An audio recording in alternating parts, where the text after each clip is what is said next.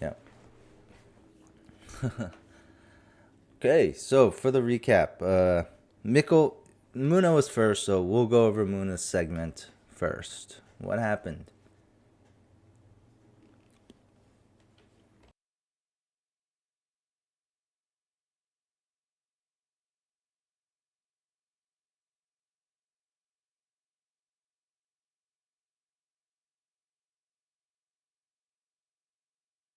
No, he said shabbily squibs, and then that's canon now.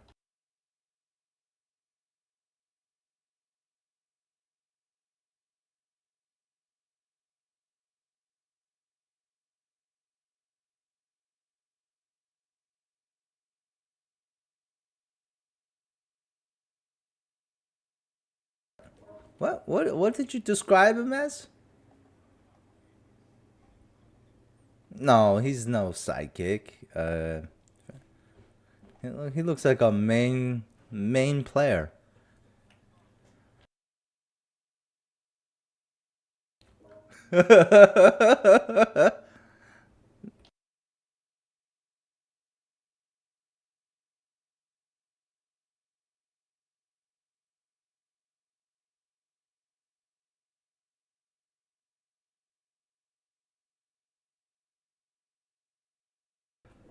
Which you do bring up a fair point, Jacob. In the real world, muscles do equate to charisma in a way, but whatever.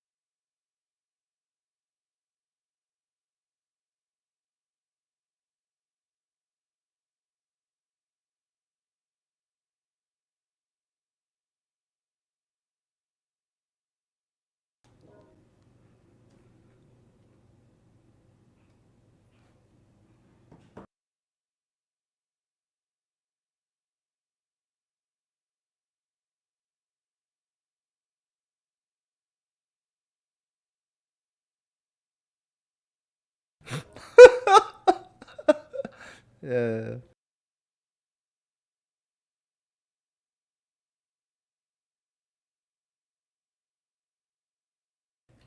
My dad.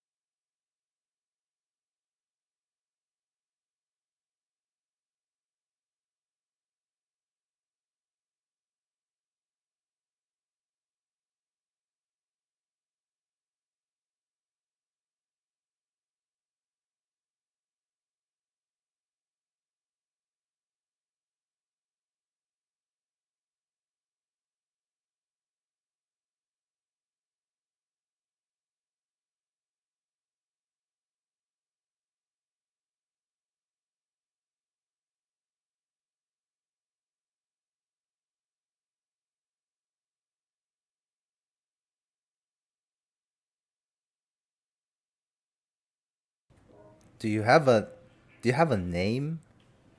Do you have the names on hand? Let's go from the Wait, hold on. Let's go from the people who already been killed. The lower rankings. Okay. Okay. Hold on. I will reimburse that knowledge again. Um, two two of the lower. Okay, go ahead, go ahead. Who's already dead?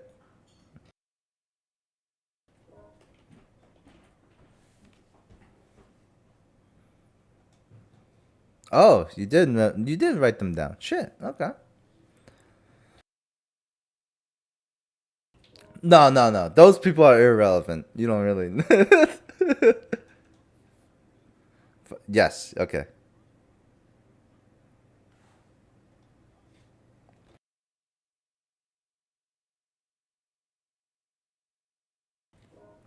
With hair. With hair. He had hair.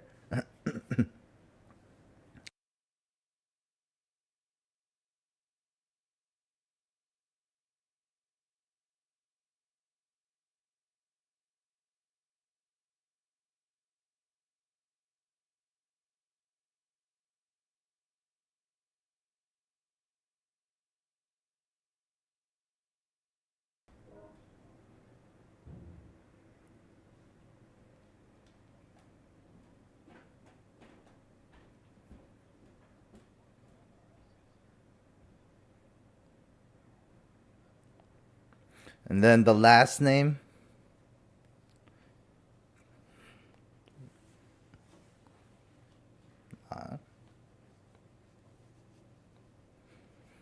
All right. Now, which if Knox was like smarter and I feel like he would start like this would be intriguing for him, but I don't know if this is going to like come across. But no, no one knows about this yet. No, no, no. Oh, okay.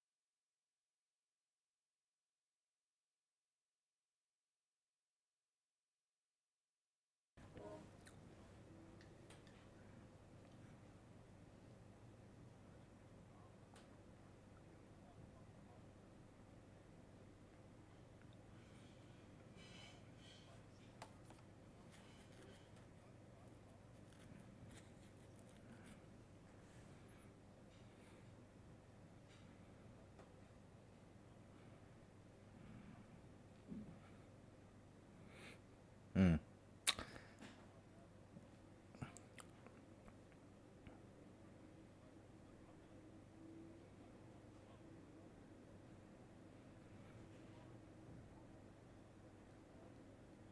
Not poison, sickened.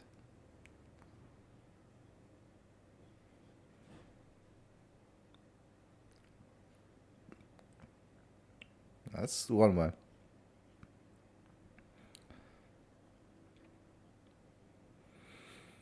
Mm. All right. Two things I'll add there, Mikkel. Thank you very much for the recap. The first thing, the very first thing, I think you took great notes. That's great. The first thing I would like to add is, well, actually, one thing. I mean, I guess like you all knew, like, she she probably would have killed you if you were somebody else. I think Muna realizes that, right? Like, she probably has like no mercy in her. Like I think she made it clear it was generally your background, the reason why she came out. But I essentially I think Muna gets the idea that if he declines, like there isn't a no, like oh, no, oh okay, like let's just all be cool and chill. I'll see you around. I think you've got. I don't know if you picked up on that, but there's really like a she's not really giving a choice. The second thing is Skuga. Do you remember like how Skuga reacted to all this? Yeah.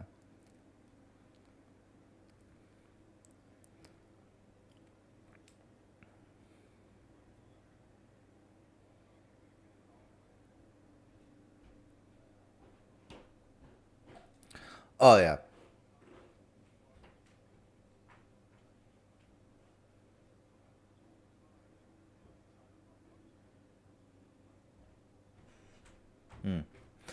It was also Skuga's reaction towards the her deity, pretty much Zan Kuthan. Yeah, like it's almost as if like so Skuga is like more ancient being, very ancient, right? Like he's been in the Shadow Plains for a long time, and I would say like something along the lines of like he has like very strong feelings against the Prince of Darkness. But otherwise, a great recap. Thank you. Then we went over to Briar with the pale orange Ioun rhombus stone. What happened?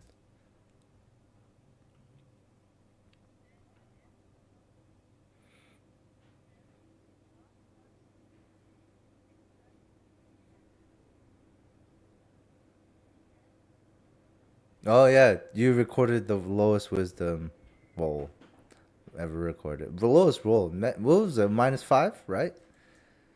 Yeah, yeah, that's pretty low.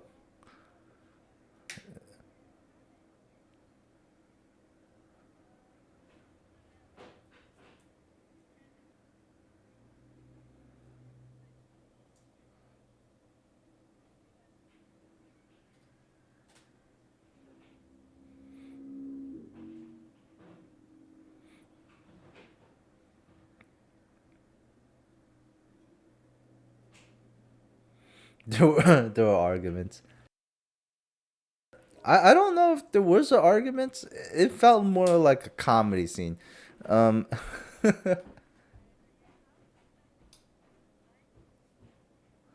he knew, right? Like he realized what was happening because that was an item in his possession. So he's probably like, "Oh shit." But I think knowing that, that's a really cool. I didn't even think about this, but you have like a wealth of knowledge in this having Afric on your side. I mean, comparably. Oh yeah, you know what? But he's not a nerd actually. So you're right.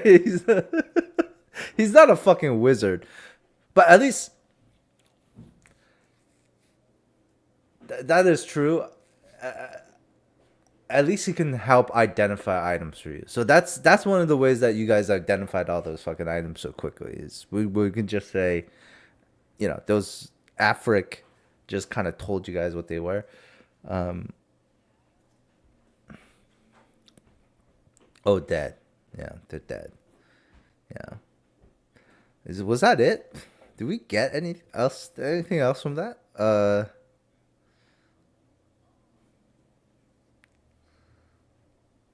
Oh yeah.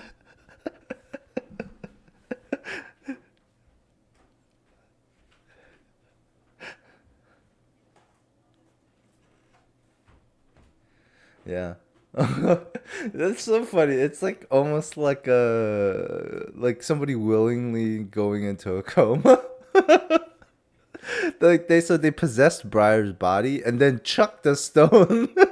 that, that was that was actually the reason why.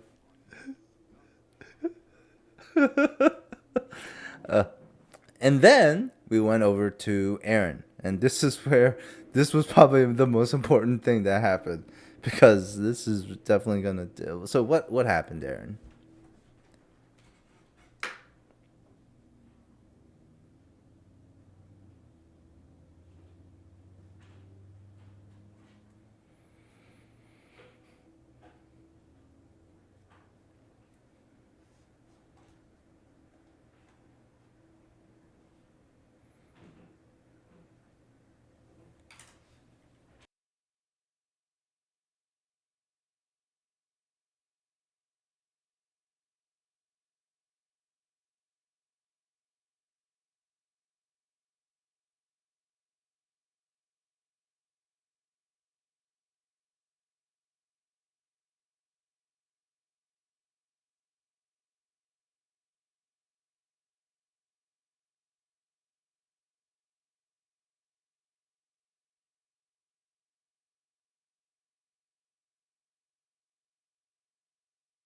Okay, yes, Aaron did mention exploring and meeting other people.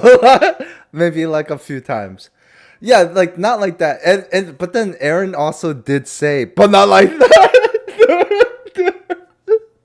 Which we all know Anae knows. We all know Anae, and then we know like that's probably what she meant as not like that. But coming from Aaron, it's just funny. He's just like the second time he says, "I want to. We want. I need. I would like to meet other people, but not like that. Not like how you're thinking." Um, but anyways, yeah,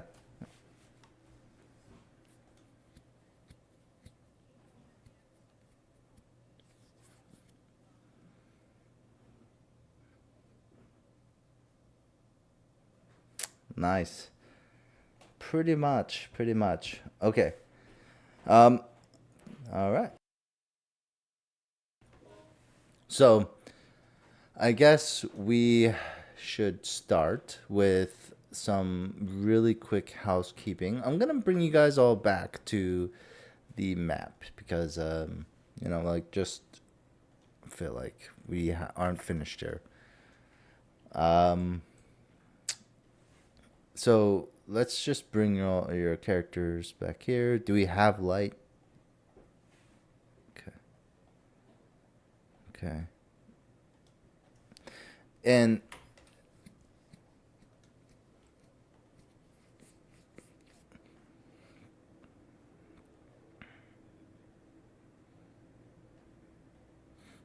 okay. We will update it soon. So okay. No, I mean I'll put the new token in. All right. So really quickly, it's just the hold on.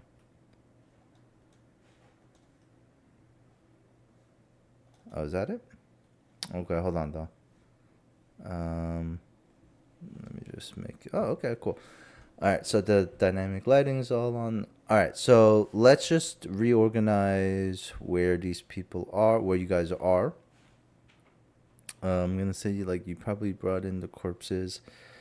Just put yourselves around the thing. Also, healing. Like whoever has heals, give them out to people, and then whoever needs healing, make sure you guys build up your HP to what you're looking for. Yeah.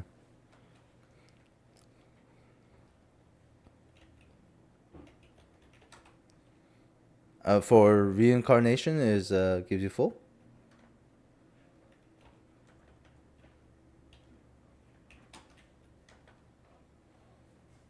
Okay, good, good, good.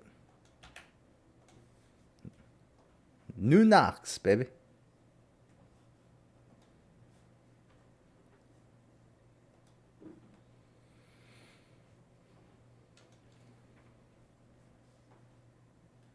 Well, put it out again. Yeah, I don't even see the person the token.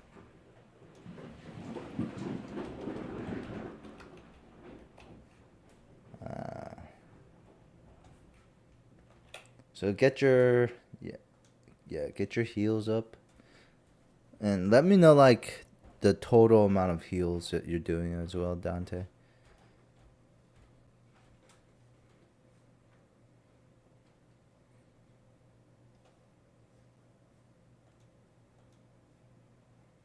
Does anyone else need healing?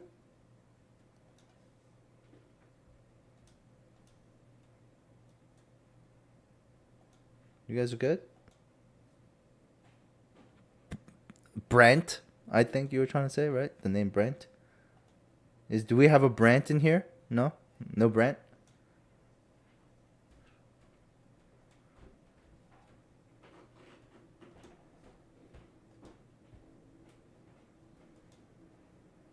Brandis.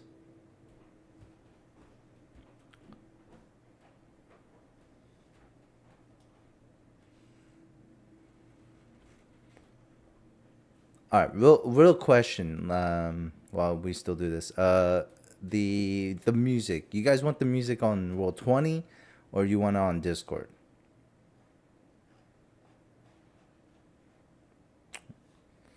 Okay, you guys are all about control. Oh, he's talking. Okay.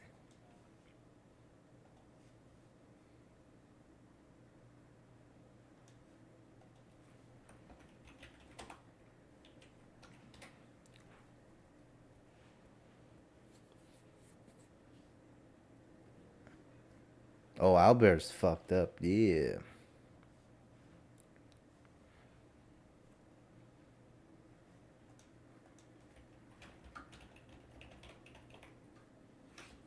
Why?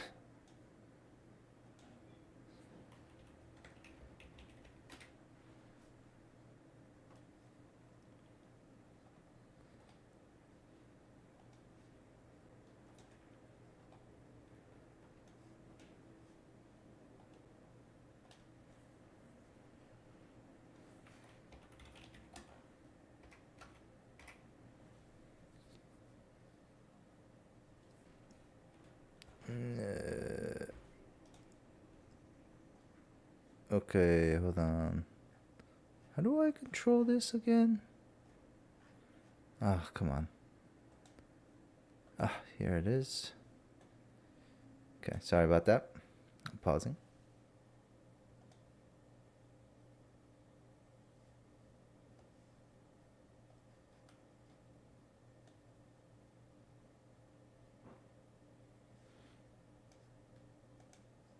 All right, you guys done with the healing? Everyone healed up? Okay. Everyone's standing that close to Aaron? I didn't think you guys were standing that close to Aaron when we were talking. Oh, as a group. Interesting. No, no, no, no, no. It's totally fine. I mean, uh,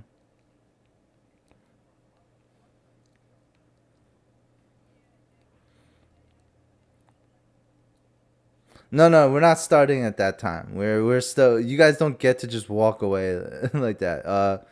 But but uh, it really doesn't matter where you guys start. Um,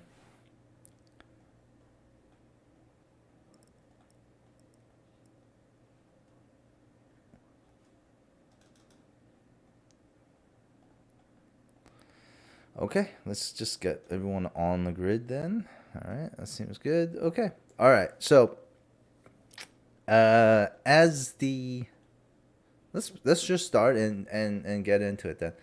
Um, let's see. Should we just do like an initiative? Probably.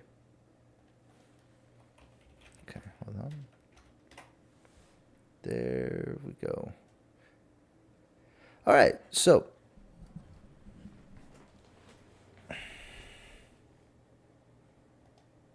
yeah, just post it. Um,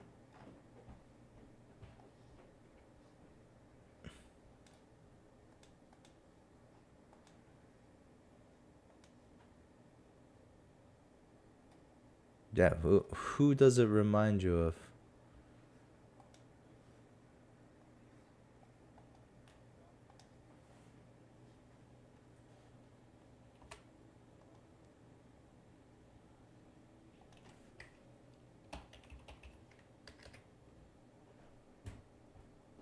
Okay, there we go. As the siren's call blasts out, it's a single note. That it's a single note that pretty much echoes and reverberates. It's not a unpleasant sound by any means.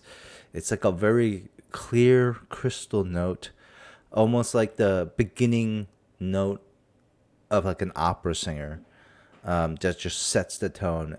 But it's more of like the enclosed space where the voice bounces off and then comes back stronger for a moment.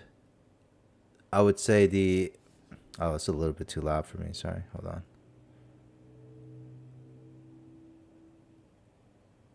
I think like 20. It's got to be in the 20s for me. So it reverberates out. It's almost like this applying layered effect as it comes back and hits you. For a second, like I think all of you would like imagine like migraine, headache, like just all that. But again, your ears actually absorb it, as if it was pretty healthy for you. Your body eats it up, and all of you need to roll initiative. We rolled the saves, and you all failed. However, I have incorrectly thought of the abilities that she has currently. So, this is what's going to happen.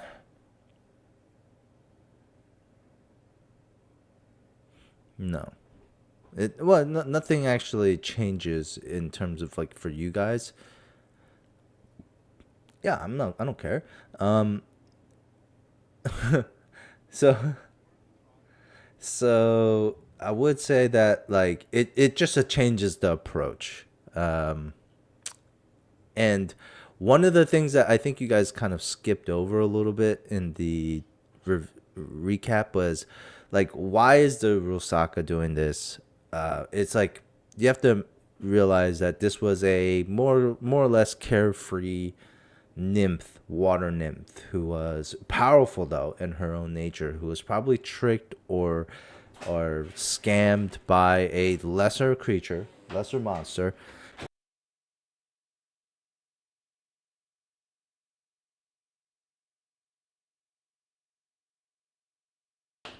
Okay. Anyways, who was tricked probably, or like she was more naive. After how many years of this, you're now seeing like a much more cynical and jaded nymph. So she says, "Follow me." That's what the beckoning call does. So every round that you guys are under the spell, you are forced to move towards the Rusalka. For Aaron and both Briar, who start within her area, I do think I need a save from you guys.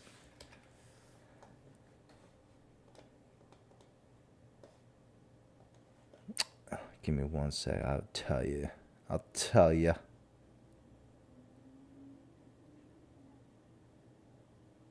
Oh, never mind. There is no save. You guys just start out dazed. So you guys are now dazed, which is you just take a overstimulation of the eyes. Okay. Uh,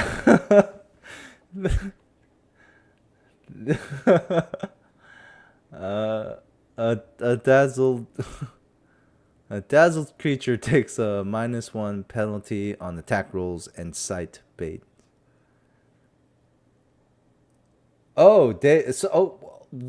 Sorry, that was a crazy moment. I thought I just mixed up dazed and dazzled. I can't believe they have both. All right, so dazed, you're dazed. That's actually a creature is unable to act normally. A dazed creature can take no actions, but has no penalty to AC.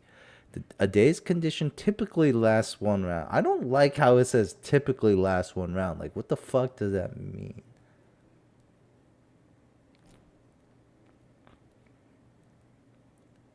And then I don't like that, but it's um.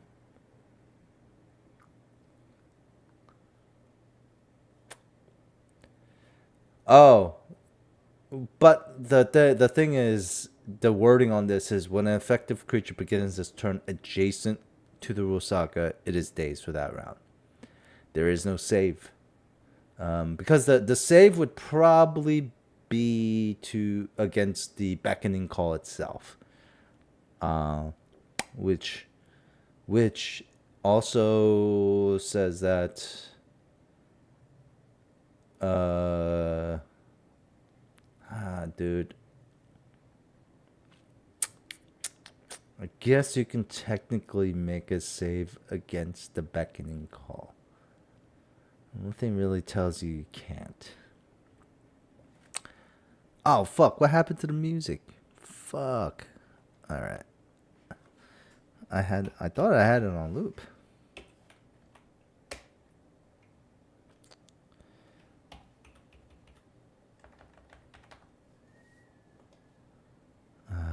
Okay, so how do I?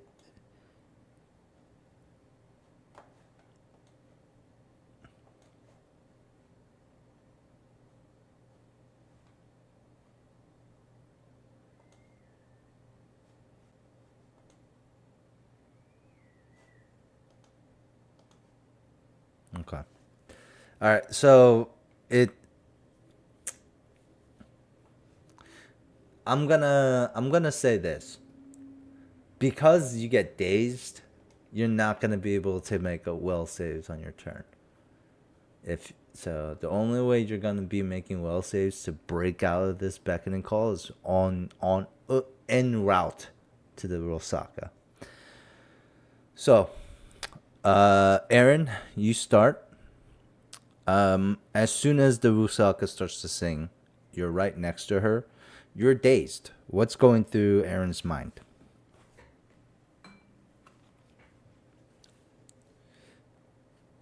That I mean, you're not like a vegetable. You just can't act normally. Like the you're enchanted.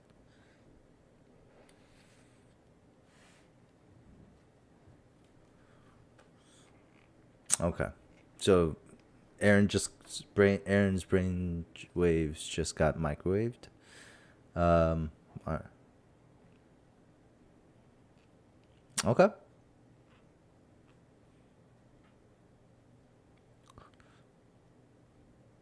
Briar, you start second. Oh, actually, the Rusaka goes next after Aaron, and you're going to all see the Rusaka. One of the, I guess she had to pick. Aaron would be one of them. One of her hair. Would you guys allow me to modify it just so that it can include one more person instead of just leaving one person out, or or what?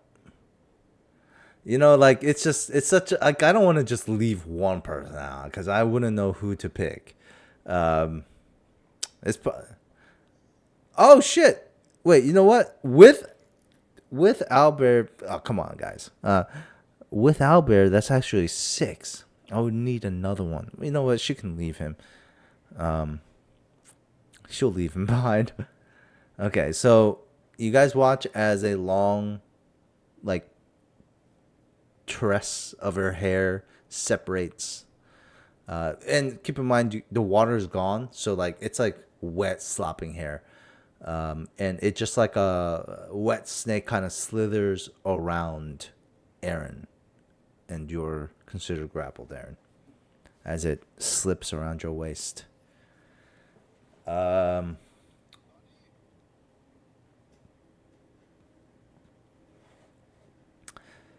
can she do that multiple times? How many times can she do that? Let's see. Yeah, she can only do it once. Yep. So you guys watch as her hair wraps up Aaron. That goes to Briar. Briar, you're dazed. What is going through Briar's mind?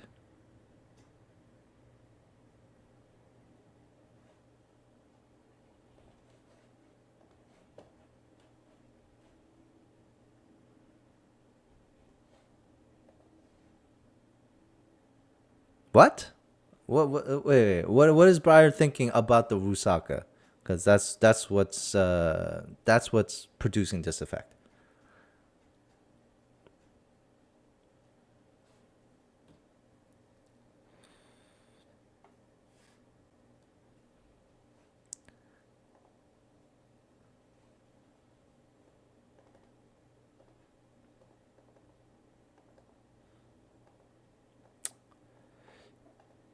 Is it like just does Briar like the music of the Rusaka? Does Briar think the Rusaka itself is pretty like Aaron does? Like as a physical, maybe it's emotional. Like you think the Rusaka's your mommy that you never had. Like whatever it is, you know what I mean? Like just you are enchanted, right? So it's up to you. Yes. Okay. It's a one note song, but it's wonderful to hear. Okay. Who is next? Well, I mean, it is literally a one note song. But Muna. Oh, it's just that. It's just that. Ringing off the walls. No, technically, because she could do it for a long time.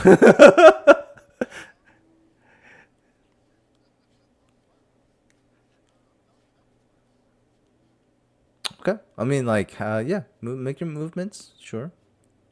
You are actually too late. You are dazed, Muna. What is going through your mind? And I think that's what the initial will save was for. I mean, I asked you guys if this is how close you want to be to her, like, and you were like, yeah, it's a group thing. I think they moved your body. That's not too far from her either. Uh,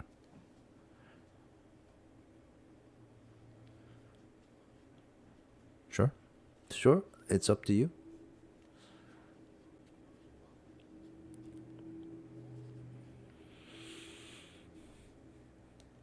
Yeah, just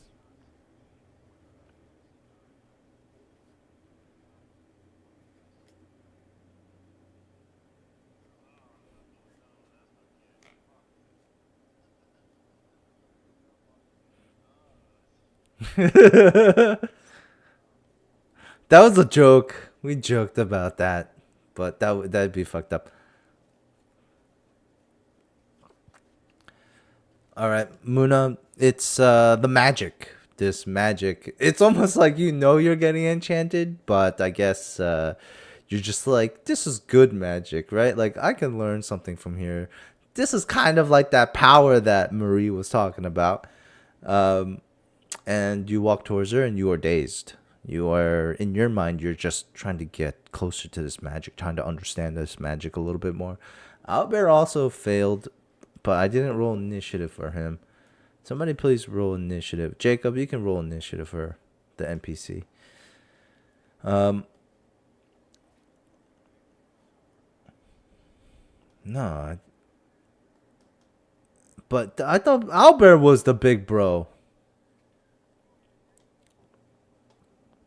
Owlbear won like a contest against you guys or something like that to determine that, right? Oh yeah, oh, yeah, that's what it was. He had the bigger scar. That's right. Yeah, yeah, that was right. That's right. With a one initiative though. Okay, so who's next? Knox, you're next.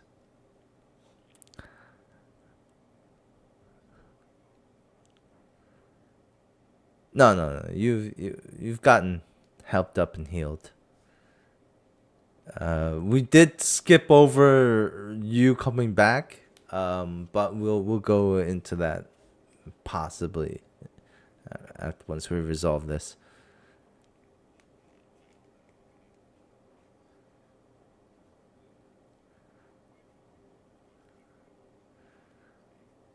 Uh huh.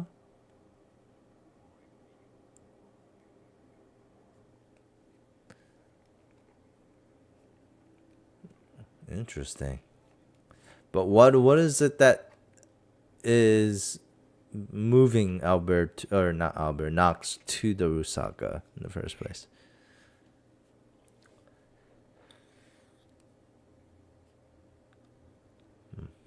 Yeah, it has. No, she doesn't. She's absolutely stunning. She's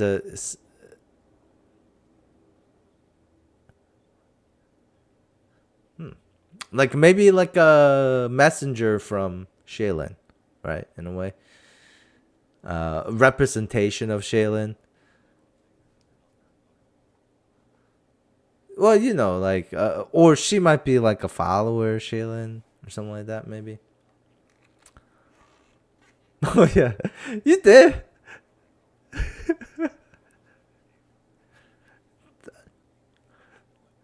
Did she not mention like I'm Shaylin or anything in the dream? No, no, you're right.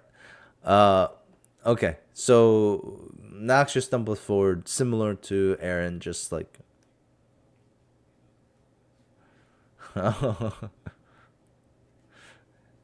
Yeah, that's true. Albert failed, so he's gonna go around this way. Nox, you're dazed. Muna dazed. Albert dazed. Leonard, there's you actually have to make your way all the way around, or not really necessarily, but in order to squeeze in here, you well, you still have. Well, yeah, I mean, so you're gonna have to. You have some. What is Aaron Leonard thinking when he's moving? This is like ultra flank. If this spell gets fucked up, she's in not the best position at that point. Then, uh,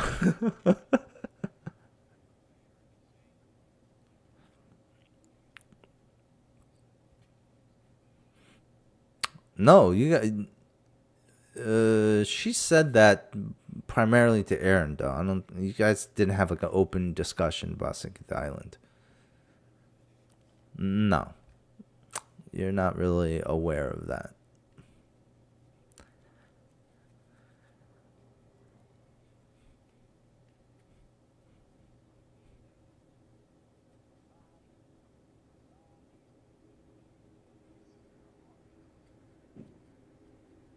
Then I bust up at the gun. I take my gun out. I said, "Hey, whoa, man, you don't want this problem?" That's literally stupid. All right. So all of you have gotten there. All of you are dazed. I don't know what the fuck to do here. After I think like a couple of rounds, she's just gonna grapple all of you with her hair, which is like almost like fiber cords. You know, like they're super strong hair. So she grapples you all. There must be a chance for you guys to.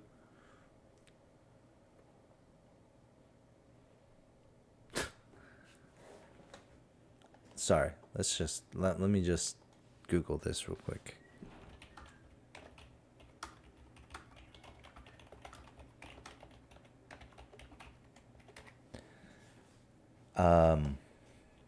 Okay. Let's see. What do I do to give you guys some saves here? Does any of you guys have like any feats that do anything for saves? Like, for instance, improved Iron Will.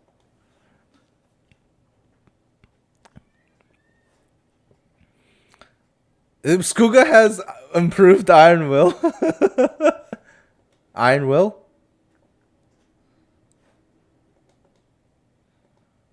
Oh, but oh wait, why are we talking about Skuga, bro? He's not even. That would have changed things, but or Skuga would just gotten his ass sent back to the shadow flames. Either one. But no, seriously, like I'm trying to figure out like what is up the what's the rules with saves again?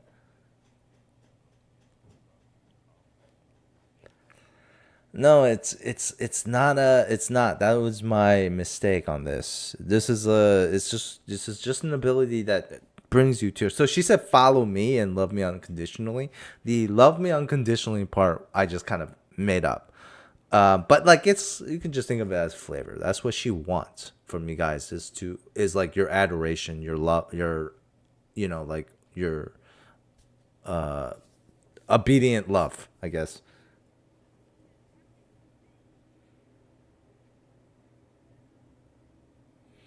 Yeah, like this days thing, I'm trying to figure out like, do you roll saves on days? I mean,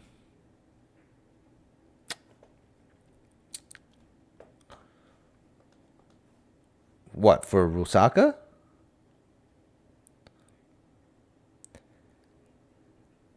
Well, how it reads is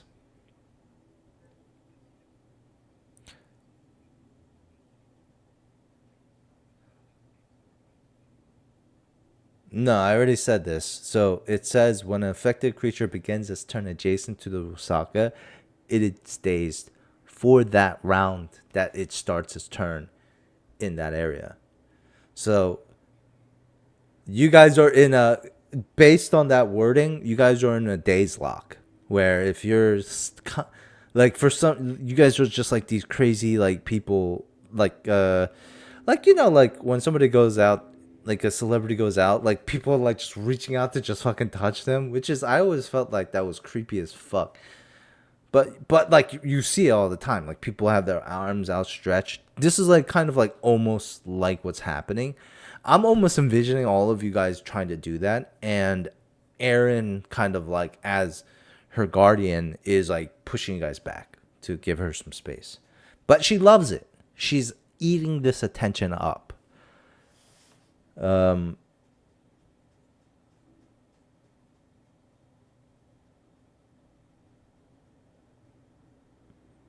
and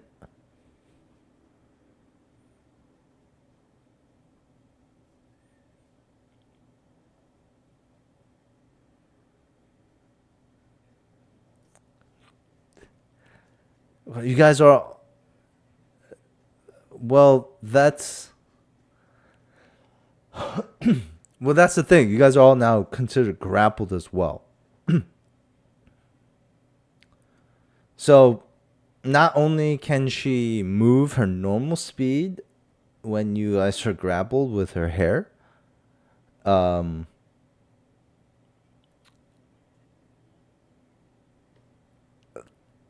hell yeah, bro. There's nothing that says that she has any reason to stop. It's a magical effect. The issue with this is, yes, because it uses actually her charisma, and also the grappled in it. The lifting part, the moving part, I would say is,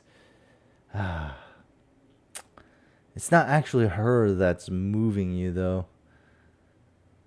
It is her hair. It is hair that it's her hair that's grappled you. That's why all the checks are charisma based as well.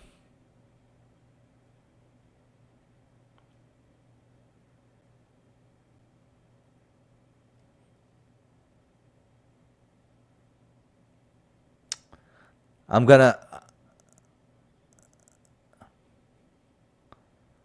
Well, no, but I would say if she's grappling a medium single creature, that's kind of the whole point of the hair, and the reason why she can also, it's five, and and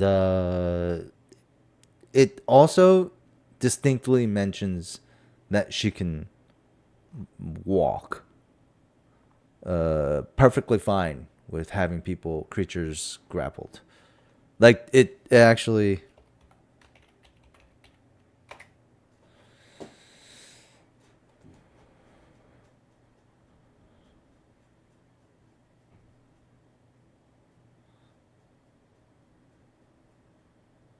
Give me a luck check. I'll give you a 5%. I mean, I'll give you a 25. That's a good idea. I'll give you a 25% chance for that. So no, you can do roll d20, d20 or d100, up to you.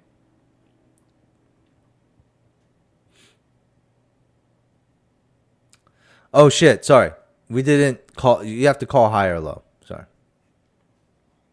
Oh. Oh, okay. High. All right. Uh, is that what you guys have? I'll play it like that. That's fine. I mean, yeah. If it was,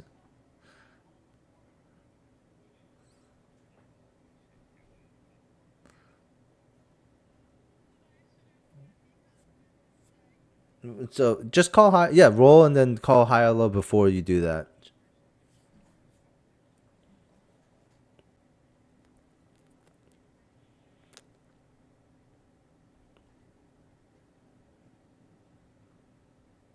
Something like that. Yeah. Yeah.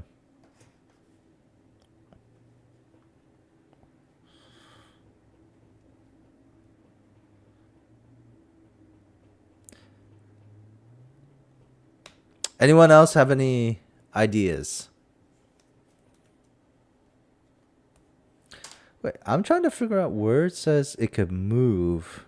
Because you're right. If she can't actually move, then there is no point of this.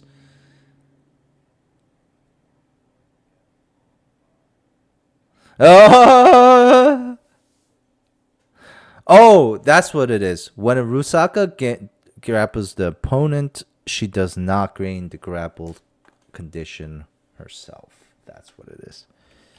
Which when I read that, I was like, that's very powerful because I feel like that was like the only way she's going to ever be able to move you guys.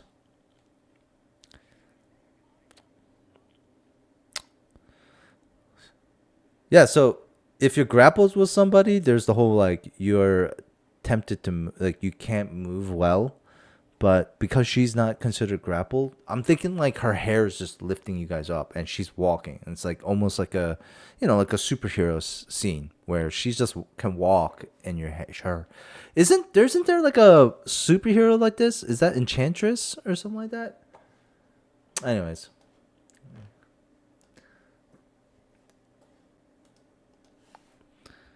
ah, I think it's Enchantress from the Suicide. Yeah, Rapunzel, Enchantress from Suicide Squad. I think was like one, but anyways.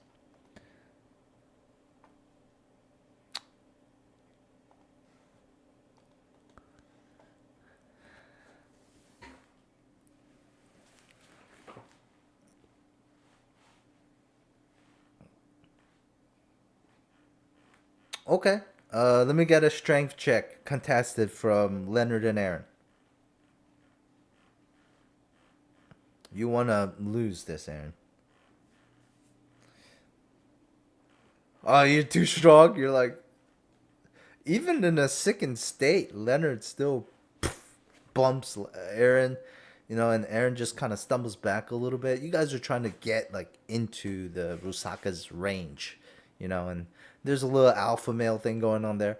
And then Aaron, you bump into Briar, who is, I guess, maybe smaller than you.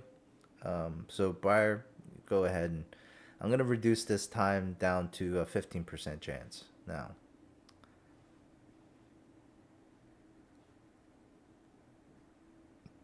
Low, low, low, low, low, low, low, low, low. It was closer, but no cigar. All right. I'm gonna just start saying she's gonna start moving, y'all. She's gonna start moving, leaving you all behind, leaving Owlbear behind here. Who's gonna follow? I guess Owlbear is your. Okay, okay, sorry. Let me just figure this out here. Just to make it fair, and give you guys a shot here. Um, can all of you, including Albert, roll me a charisma check? Or Aaron, you're exempt because she's going to take you no matter what. But she has to leave one of you behind, and she just wants to know which one it's going to be. And it's looking like Leonard. That's advantage. That's even better. Great. I'm glad you mentioned that. Briar, you get an advantage on this. You don't want advantage, by the way.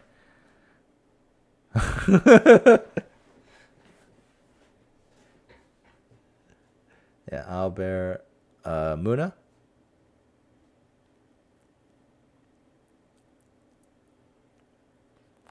All right, Leonard.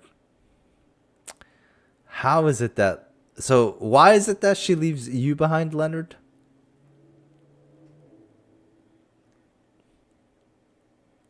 Oh, it's got mascara running down.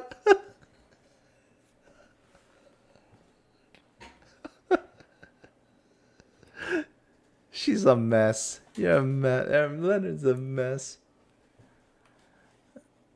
All right. So she's gonna take everyone, but not Leonard. So Leonard, she's gonna make a full like just movement action, and so I'm just gonna like just have her.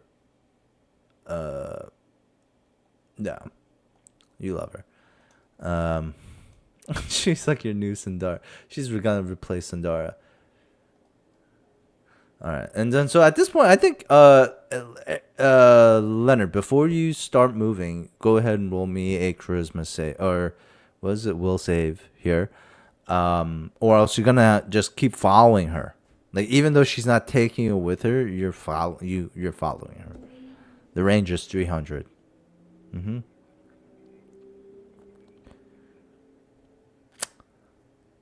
No, does not mention that. So she does take us. How much is a movement again? How many actions does it take to do a movement? One for full speed.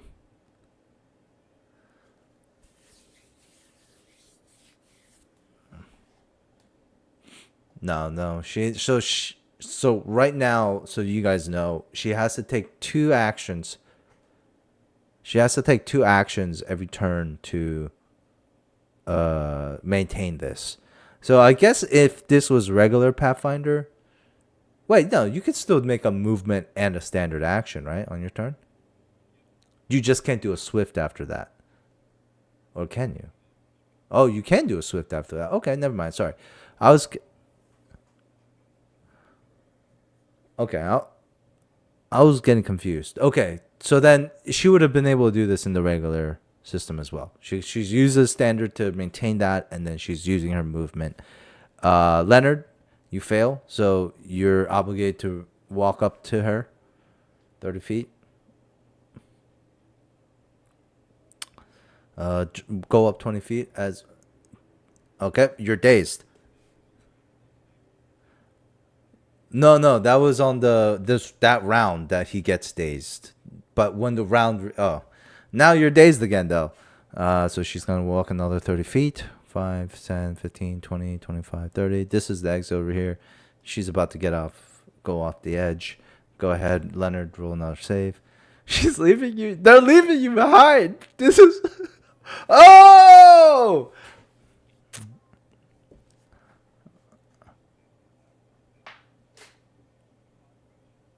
It is. I mean, but do we? I think we always honor that DC 20. I mean, nat 20s, no matter what type of roll it is.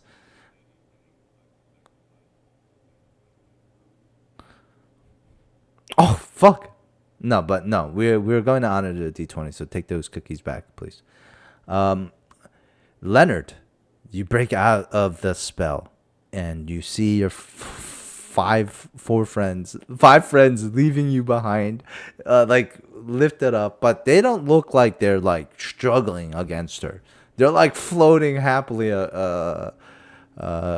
her. What do you do?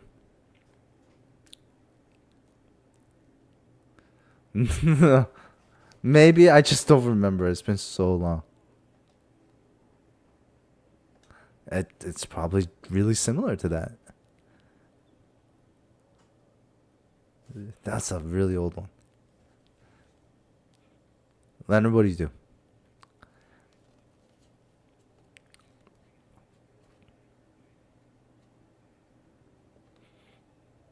I probably because you broke out of it, you probably realized what's happening, but you also probably realized like that is insane, and the fact that she has so many people like that, like and I think roll me like a like an arcana check or intelligence, anything or appraisal, like anything that's intelligent base. I will, or or perception, but the DC is going to be higher per perception.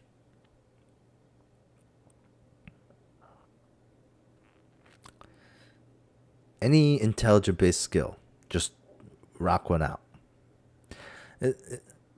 This is always why it's not a bad idea to level up skills, even though you're not. It's not in your 13. Okay, I would say like on the 13, um, whatever just happened, that shit is crazy. She's probably very powerful. You're like, oh fuck. It's not on the level of Malyaz where there's like no, you're not even gonna try it. Like she doesn't give off that aura, but she had like you're in a pretty tough position, I would say. And death it's like death is it could be an outcome if you play this wrong.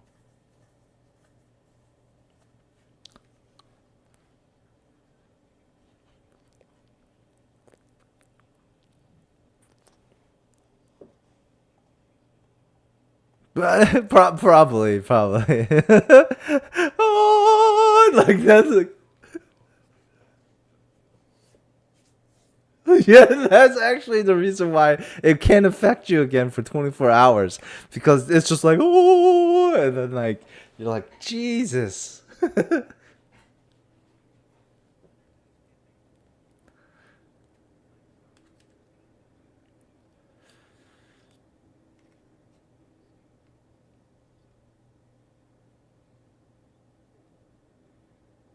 Mm.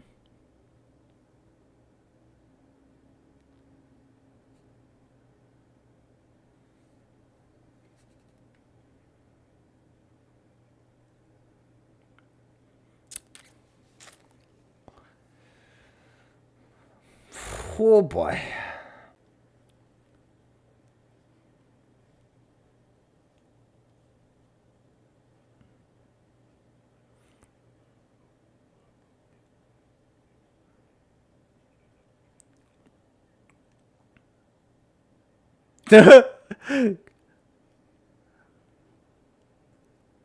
No, she's walking with 2 feet, and she definitely. There's nothing that tells me that she can't be not. There's nothing. It does it say on the.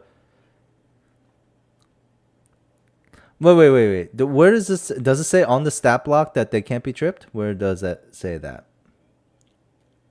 But where does it say that for Merfolk? Is it like a racial thing or what is it? She's not a Merfolk though. She's Fey, so she. I think she.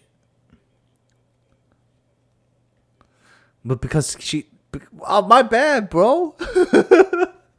But yes, she probably can transform into fin and legs, like Faye generally can. So, sure, you can trip her. This is a hostile act.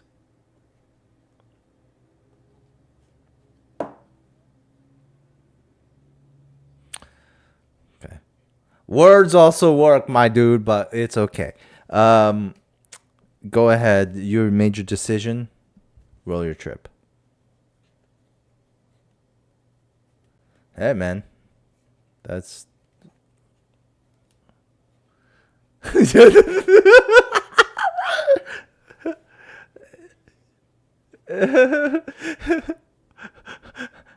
Hey, whip. All right. So on the 13, that's a miss. I'm gonna say that's such a. That's I'm gonna tell you that's even worse. Um, so so uh, so I'm gonna say that's so far off that she doesn't even notice. Um, she's not even gonna turn around. You're like whip, and it just cracks. But she's singing, and she's a kid who just got 5 new toys to play with. Can't wait to get home to play with them. So she's gonna make you guys kiss and shit. It's gonna be crazy. Um, she's gonna play with you like dolls with her while grappled with her hair. Um, you know how like you never made your dolls kiss before. Okay, all right. I used to have cars, and I'd make them kiss. Uh,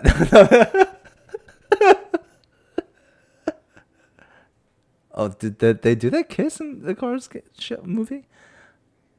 They have babies, right? What are the baby cars? What the fuck? Like little bicycles? Uh,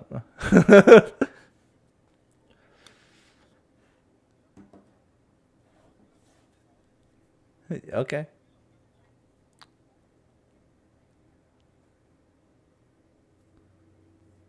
They just put on top of each other? Yeah. They're just on top. I'm pretty sure I've done that. And so, anyways, Leonard, you whip, whoosh, goes out. It rings, and she just like slips out of here, whoosh, into the water.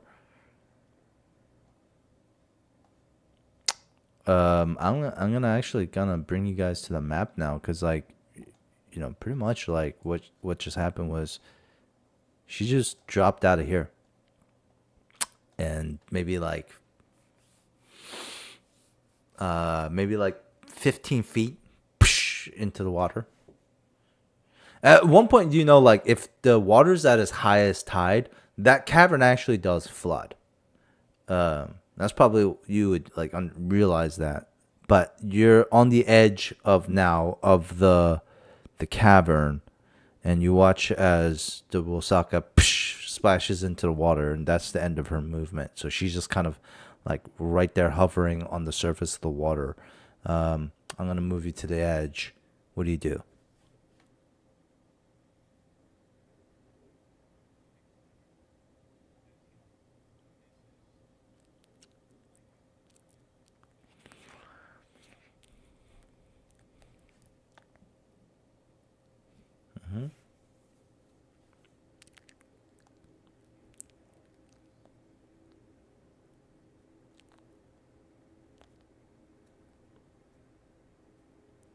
She's right underneath you. That's what it gives up.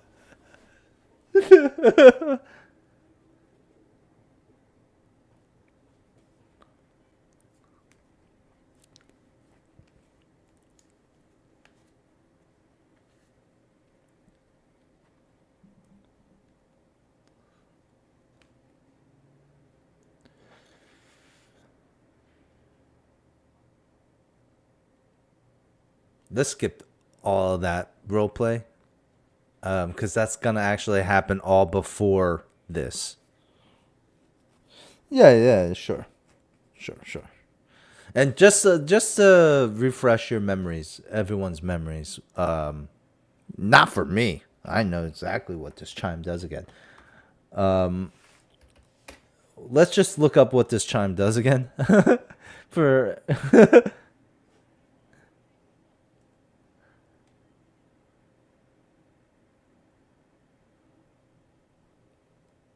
God damn, what's up with these resonant tones?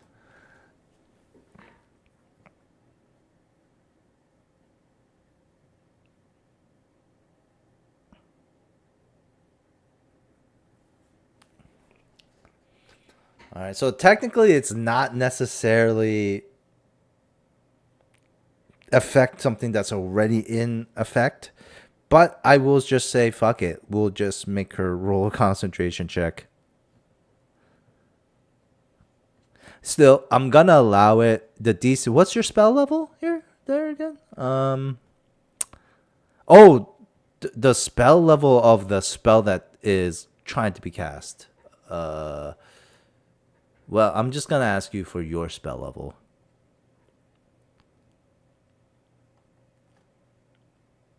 Because this is not a spell, so she doesn't necessarily have a, or maybe like a suggestion. What is the spell level for suggestion?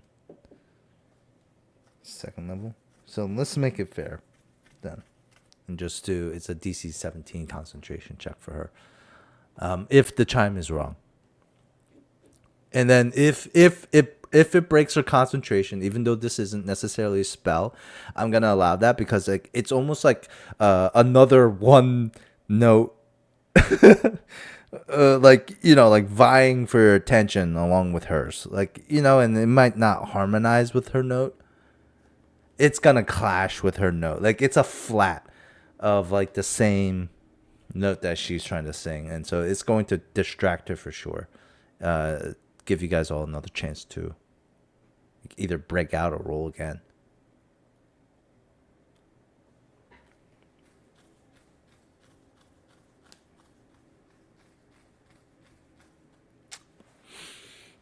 I guess in an indirect way, yeah, sure.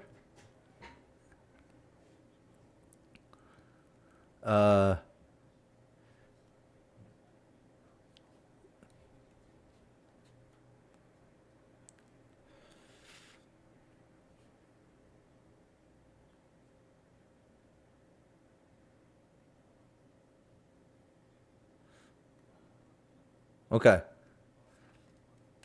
okay, okay. So I need you to be in the scene with me here, Dante. Leonard is about 15 feet above the Wusaka right now, right? He's on the edge of the cave, and she's in the water. And obviously, everyone else is in the water. The tresses, her hair is like spread out like a spider. She jumped down.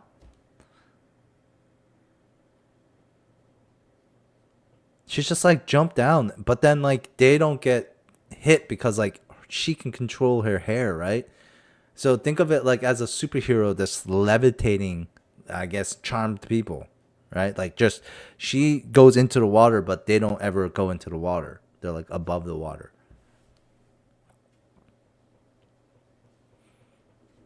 Oh,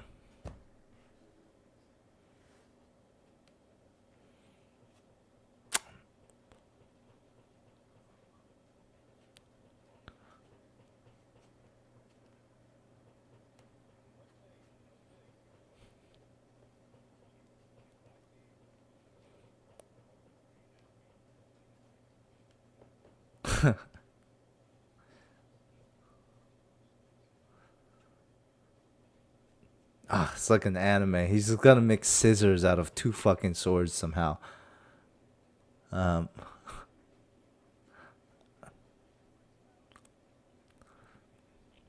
oh, do you actually have a sword? Oh, I didn't even know. Okay. What are you gonna do there, bud?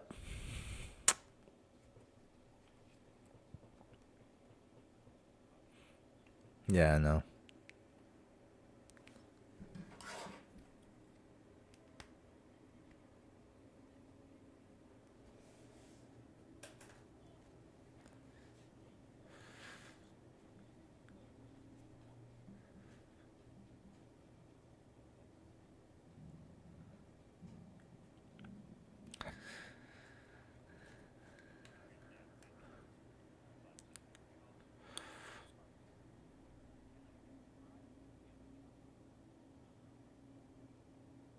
You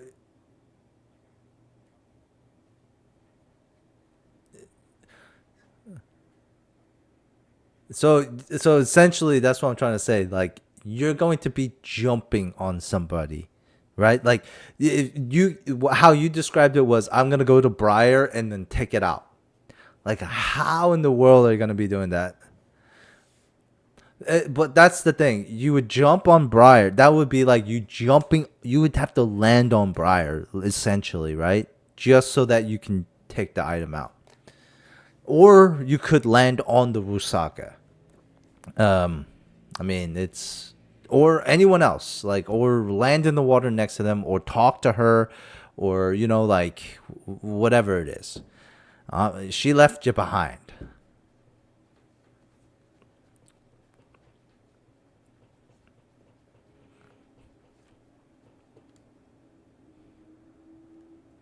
If you guys want to help him out and give him ideas too, you definitely can.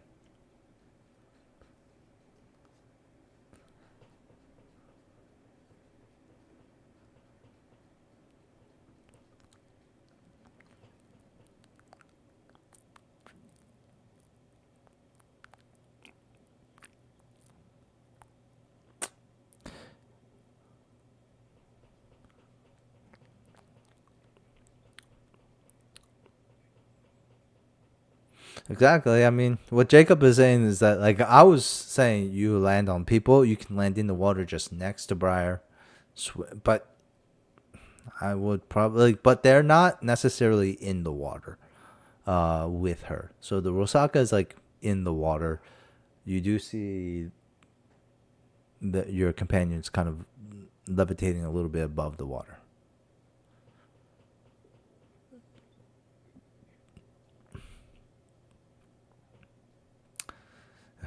That would be pretty cool. It's like you, as you're jumping down into the water, you whip, and then you just whip Briar, like just huge gash across Briar's face. It's fucked up.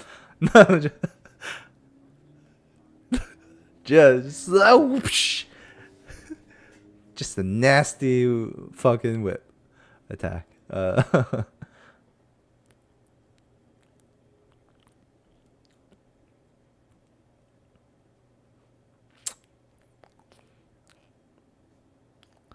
Ah, probably not. Miss.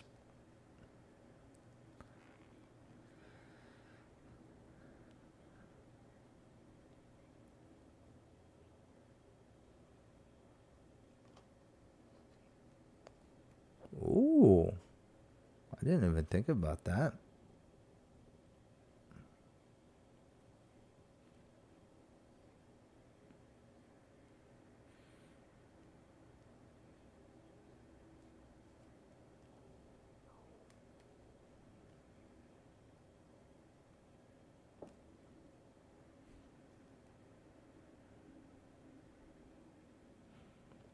Now,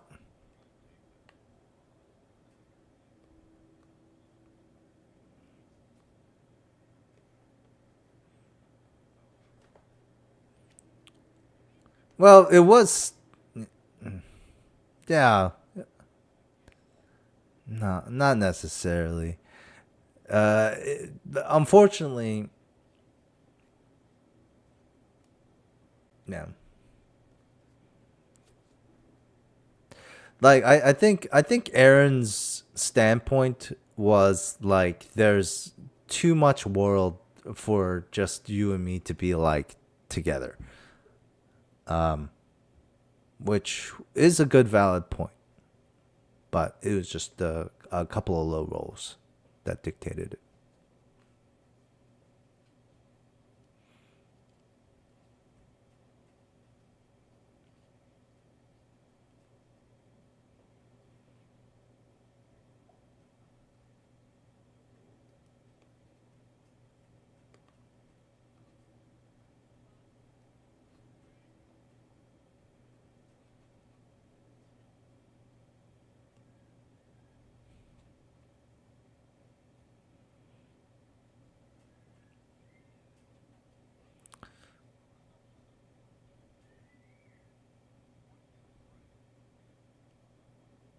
Yeah.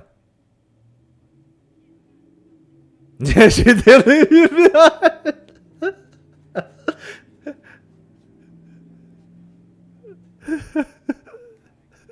So there's a little bit of hurt. That's why it doesn't affect him again because it's a little. There's a little bit of a sting to this, Like he only broke out of it because I think you know this too. Like,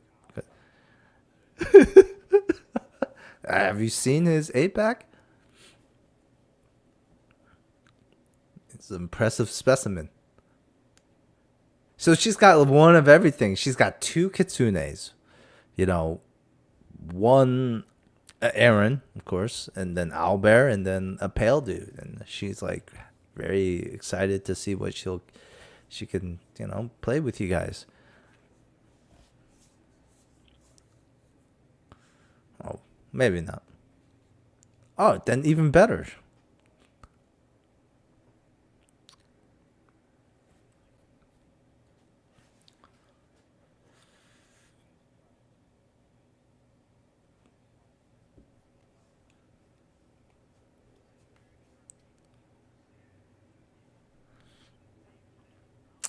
Well, hold on. I do believe we should go over some context of they did kind of talk about saving each other, right? In the last one, I think it was mentioned, And how that kind of played out was like, yeah, Aaron did save me, but I also saved him because he was gonna die. Like it was like we saved each other. You didn't hear that because you weren't here for that, but so just in case you want to like change how what you're saying or adapt it to that, because you would have heard that, I think. If that changes it, then great. If it doesn't, then just let me know. We'll roll with whatever you just said.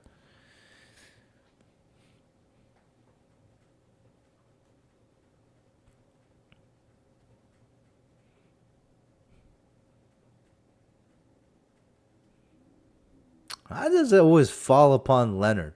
How does this always fall upon Dante? Jesus.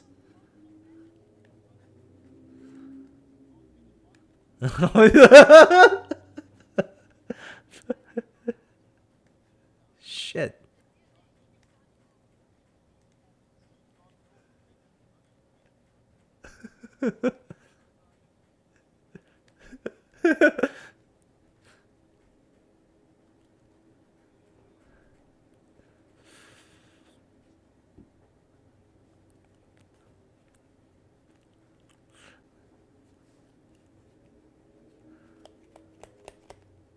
All right, let's start with this. Is it gonna be like something physical that you're gonna do, or like I mean, if I was you, maybe since I'm not gonna charge you like actions for talking, I think talking might always be the first option in this case, and then taking an action afterwards if that doesn't pan out.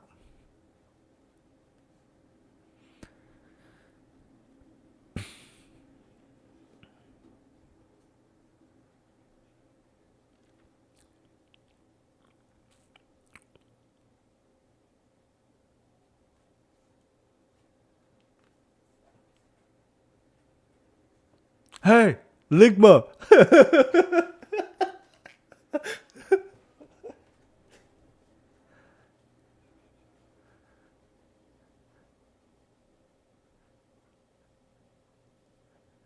All right. Okay. Hold on.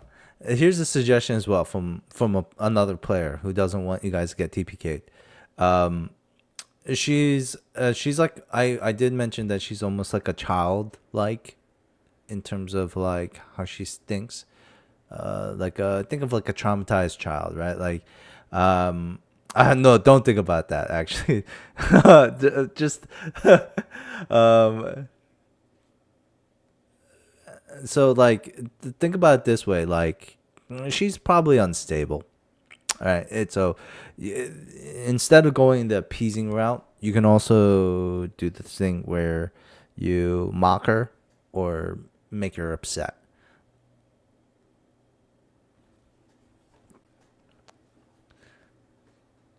Or yeah, or something like that, where I feel like she would have a less chance of succeeding against something like that. um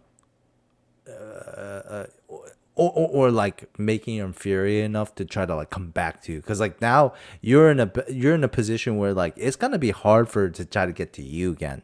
Like it's easy for you to get to her, yes, but if you think about it the opposite way, it's she's like how is she gonna get to you again if she needed to, if she wanted to? No, that's fucking scary as shit. And she's like, "What?" She just drops everyone and like just Doc Ock's up there. That's fucking scary, Leonard. That's fucked up.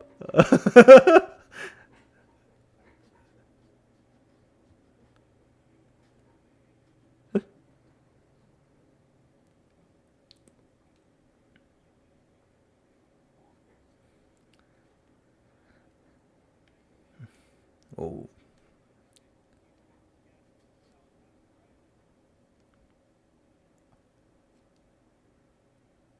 yikes! That's pretty hard. Huh. That's a pretty. That was a burn though. That's actually pretty true. Uh, let's roll. What is that? Oh, possibly. What?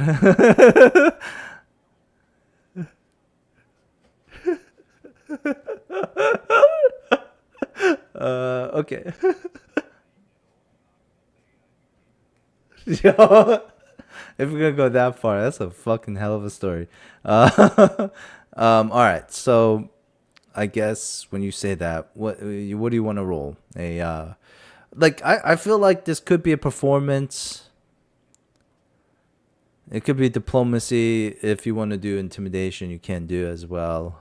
But yeah, you can also just give me a diplomacy roll here.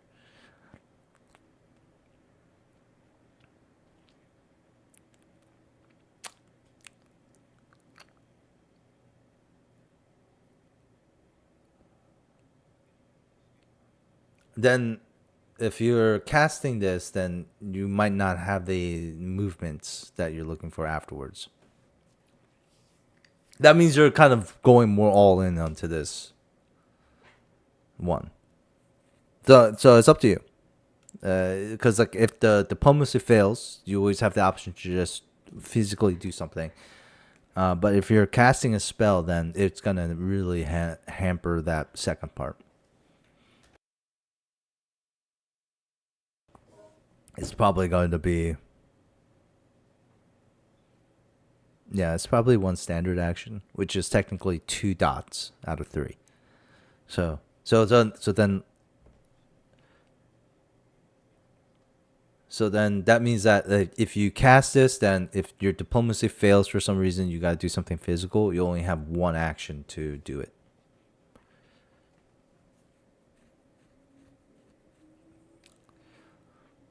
Okay. All right. I'll roll a contested check for her. What is this? Like a will save, right? You would probably say. Like for her, it's probably a will. Jesus, why is damn she is so technically on paper she has a high will. But I'm gonna say that's probably pre-trauma. Post-trauma, I'm gonna say her will is probably much lower than that. So she has a +7.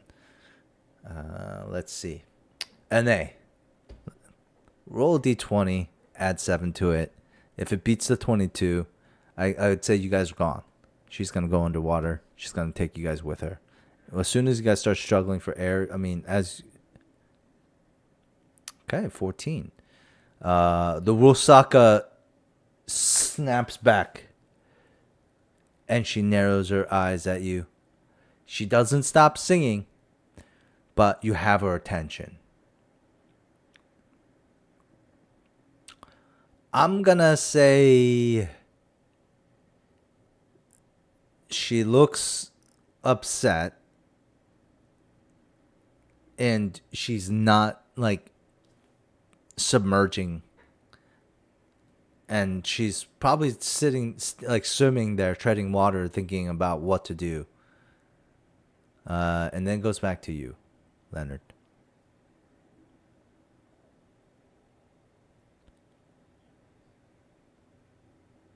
Yeah.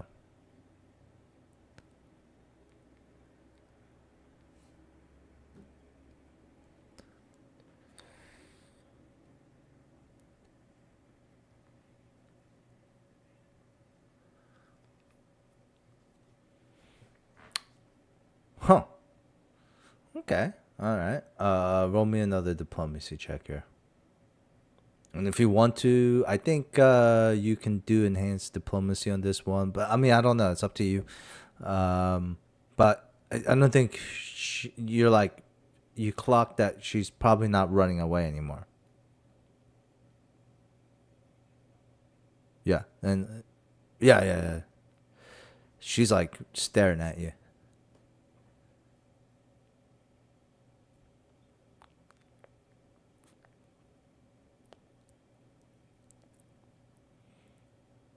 With the +2? 14. Okay. Um, it hits weaker. Uh, I still think she's going to just. She's not going to make any moves yet. Um, and on this one, this next one, it's like make or break. You know, like roll high. Like it's almost like neutral when we're in this middle ground. It's either you roll high or you roll low. So you can go ahead and say another thing. And I might even give you bonuses based on how savage you're being.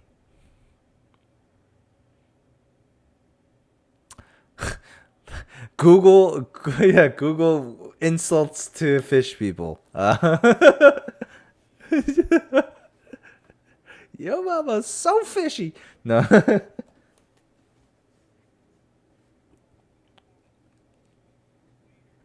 Oh. She's gonna just start throwing your friends at you.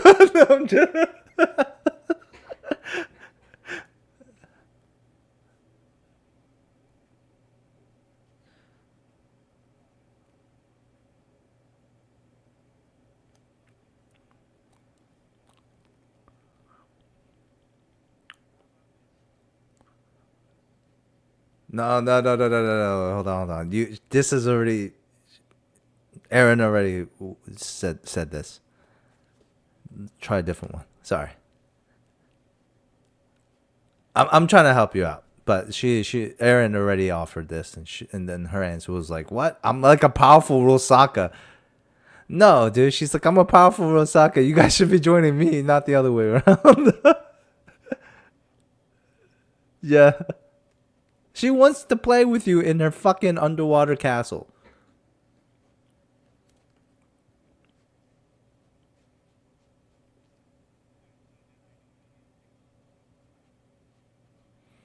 Well, yeah, I mean, yeah, generally.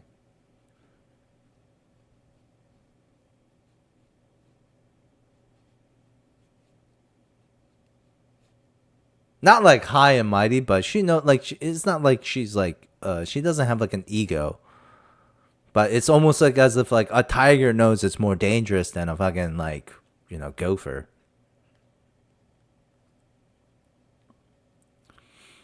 I think like in the confidence scale, if you put them in the same room together, I think the tiger's gonna win out.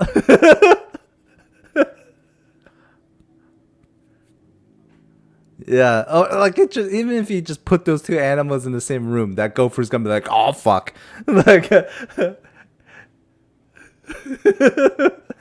the tiger's probably gonna be like, oh look, here's a toy, like.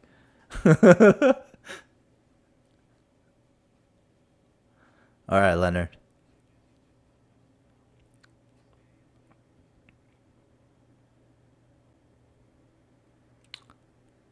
I've seen dolphins prettier than you.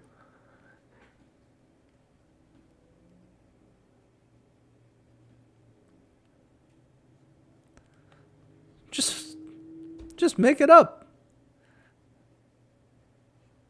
Maybe they're jealous about dolphins. Your ass is as big as a whale. That might be a compliment, though.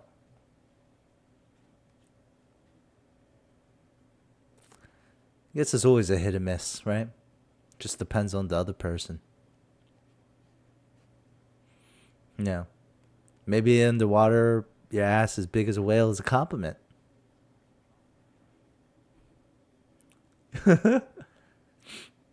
Arr, you got that booty. Uh,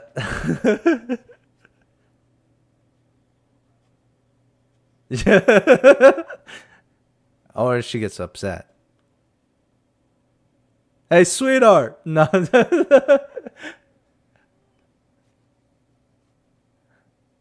I get called. People call me sweetheart, and I'm like, yo, dude, I'm 35 years old. Welcome back. All right, come on, Leonard. I'm gonna have to give you a time limit here.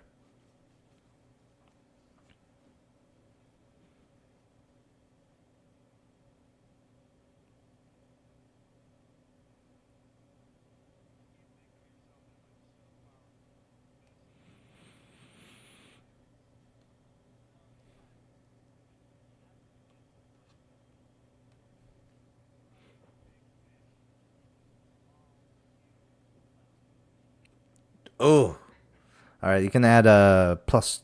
I'll give you advantage on your roll. When you say reject pirates, are you referring to your own crew? Oh, okay. All right. You guys might be dazed, but you can hear what Leonard is saying. Okay. All right. Roll. No, just advantage, and then you can do your enhanced diplomacy.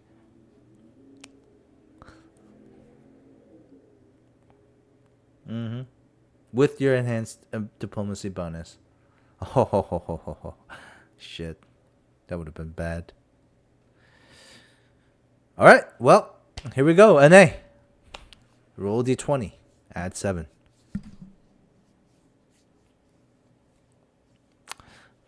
Okay, so this time she's gonna let somebody go. The 5 people who are including Albert, right? The 4 of you including Albert. Roll a charisma check again. And the why did you roll advantage in the first place? Yes, she does like that.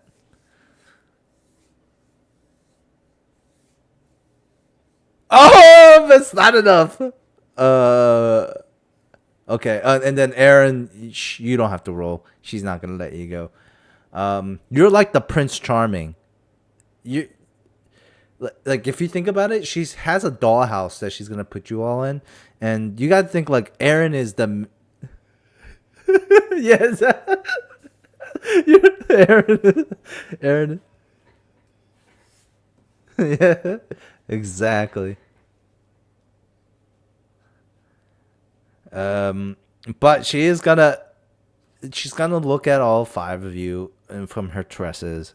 She's gonna like choose Leonard's or Aaron's behind her. She's not gonna even choose between him. And then she just like she looks at the 2. I guess she looks between who's rolled lower, Muna and Briar, and she's like, and then she just lets go of Briar. Briar, you're let go of, but you're still. She doesn't. Yeah, yeah. She doesn't like chuck Briar, but so Briar, you're still next to her. But I did say she was 15 feet away, and she has a reach of 15 feet with her hair.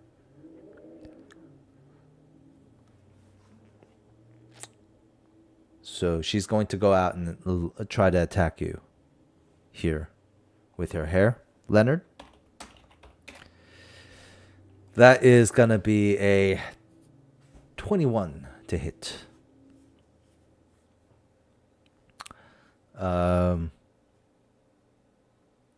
You are considered grappled, and you take 2d. And I'm just gonna say she like moves a little bit. So, Briar, you don't.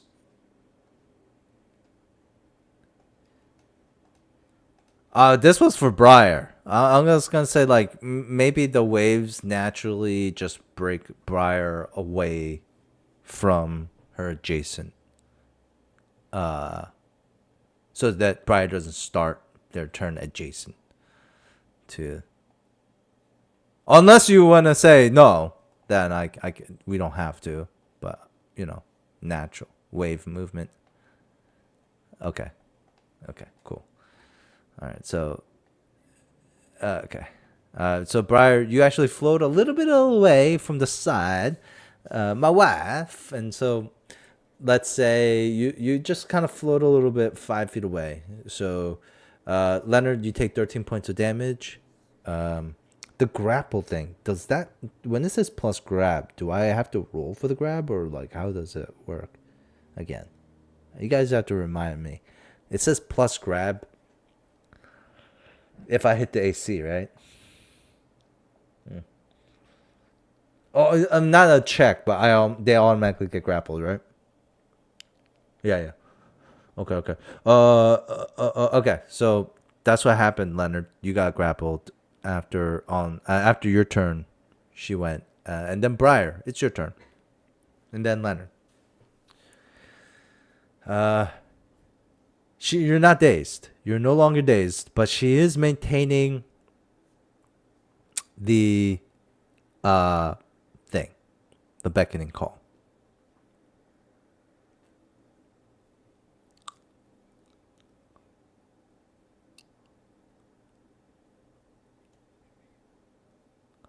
Fuck it, man.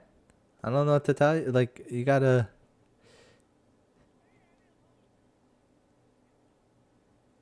Yeah. Ah, fuck. That was close, wasn't it? That was an 18. Fuck. Well, I will say, maybe you're a little hurt because she dropped you. You know, I think that's pretty reasonable to say, right? Like she kind of just like left on Briar. I'll give you another roll on your will.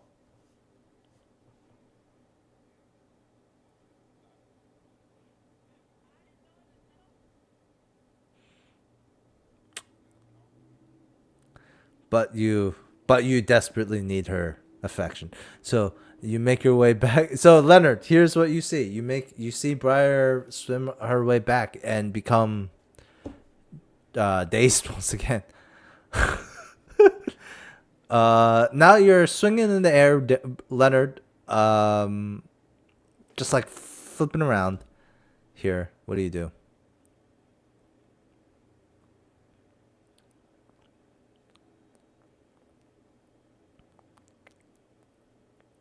Oh, really? Okay. Sure.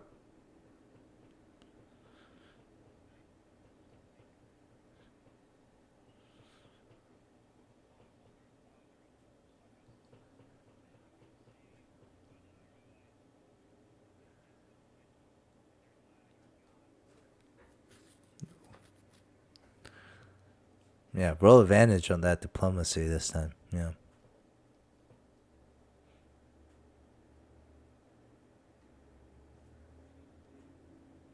Ooh. Ooh. Nasty. Ooh. Was that with the plus two? Or you didn't have the plus two for that? Okay.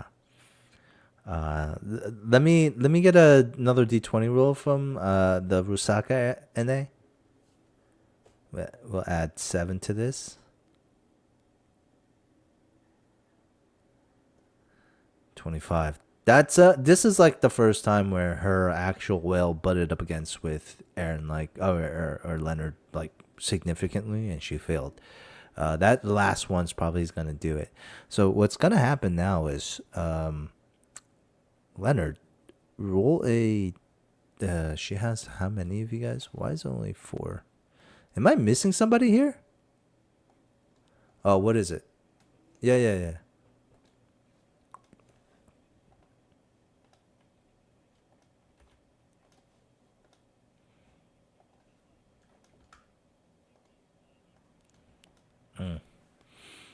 Okay, that's probably what that tipped the last edge. All right, so Leonard, because of that, um, she will drop her beckoning call. It it takes a standard action to maintain the effect, yes, but she also does get 1 plus additional round when she ends it. So she's gonna end the beckoning call, right? Um, so this is the additional round that she can use it for free. She has 3 actions now. Um, she will use. You are grappled. You are grappled. So she's going to let go of. Um, roll a d4, Leonard. Did she let go of Briar already? Yes. Oh shit! This is not good for Leonard. She's gonna let go of all 4 of her companions. Let's go of beckoning call, but it does last for 1 additional round. So on their and everyone's next turn, they're still going to be technically, if they're next to her in a 5 foot adjacent radius, then they will be dazed. But she's gonna let everyone go, and all 4 tresses are going to go after you, Leonard.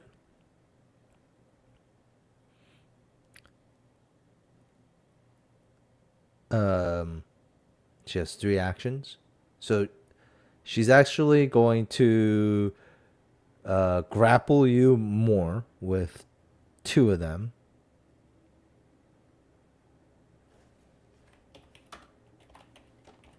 So she's gonna hit you with 2 of them.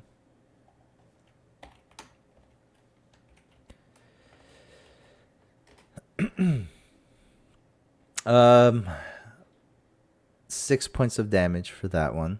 I'm going easy on you here.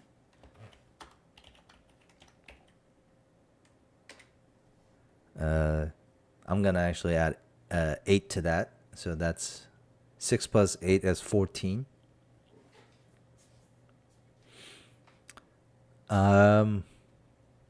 You're at 11.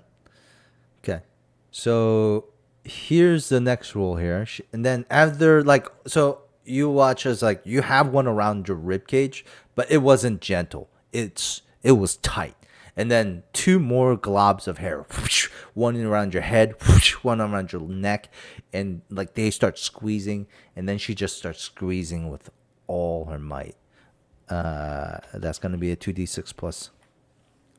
Yep, and that is exactly 11 points of damage. So isn't there a rule here? If you hit 0 or something, you're not down, but you're staggered or some shit?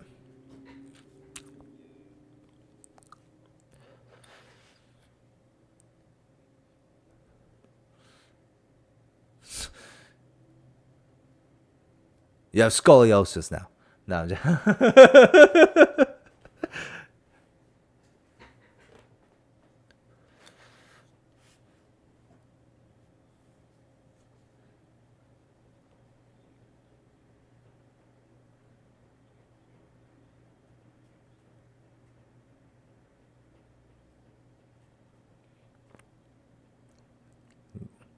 Yeah, you're conscious. It's only when you hit exactly 0, I think.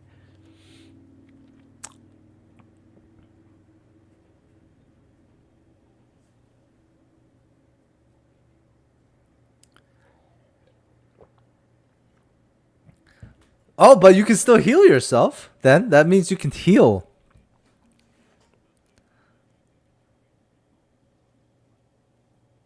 Oh, what? Wait, so it specifically says if you try to heal yourself in this state, you die, or you just go.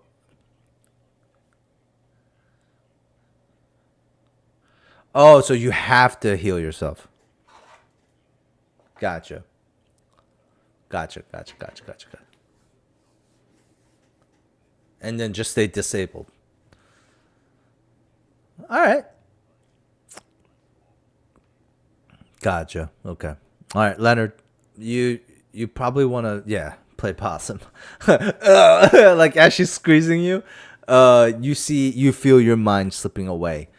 All right, everyone, roll me a luck check, including Briar, to see if you float far away enough. Just a d20. No, I have the number in my head.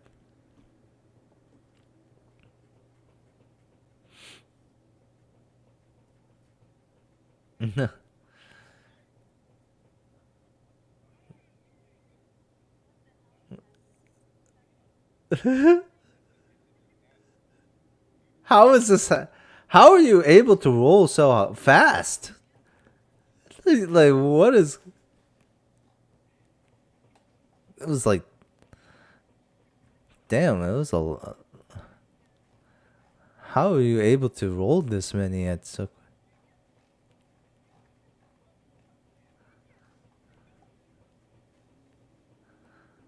What button was she pressing? What button were you pressing?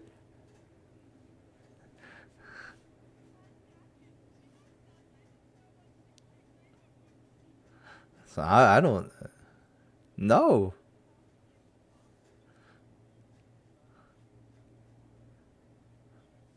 It's okay. It's actually the opposite. Briar's the only one who floats 5 feet away. So Well, the number was 17 before that happened. So, Briar, you float away. You guys, you're no longer affected by days. Everyone else has one turn. You see, Leonard is dying. He's like completely smothered. Like you're like, is that Leonard? Yes, because you see his feet. But like he's smothered, and you can see she's intent on killing him. What do you do, Briar? You're not dazed, by the way. Oh no.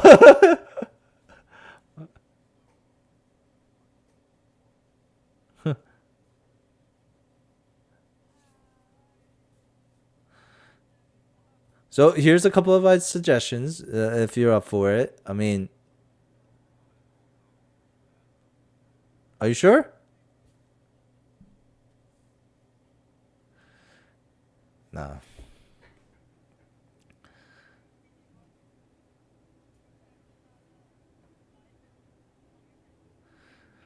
All right. Give me a diplomacy roll. No.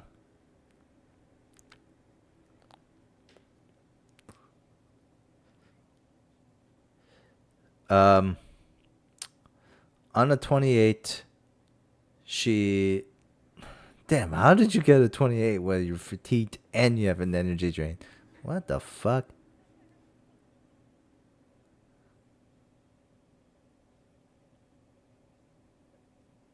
Doesn't the fatigue do anything to these checks? No, that's the energy drain. What does fatigue do?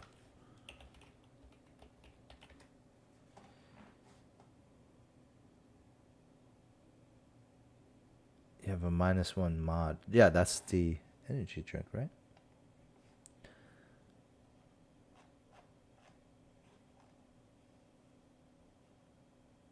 Oh, because it's fatigue is only for strength and dex checks, not for charisma. That makes sense.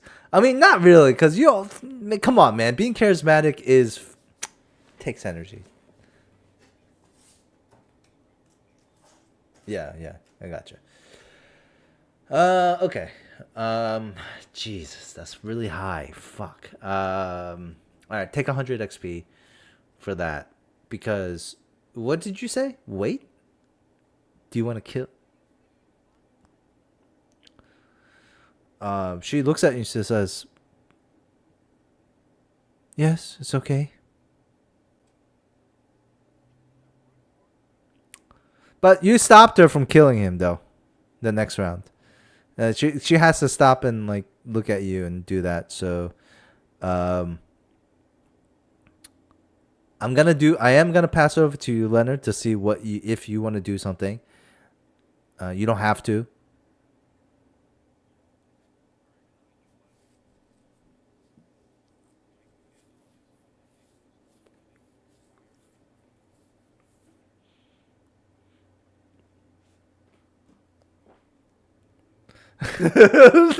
You are dying. You are being strangled by a hair right now, and you don't see anything. You're in like a hair sarcophagus, pretty much. Like a hair. You're like a mummy wrapped in hair. So yes, you play dead. Then I'm just gonna go into the turn order that I see. You guys all start adjacent to the Rosaka. However, I should warn you again that it's not. She is powerful. What do you guys do?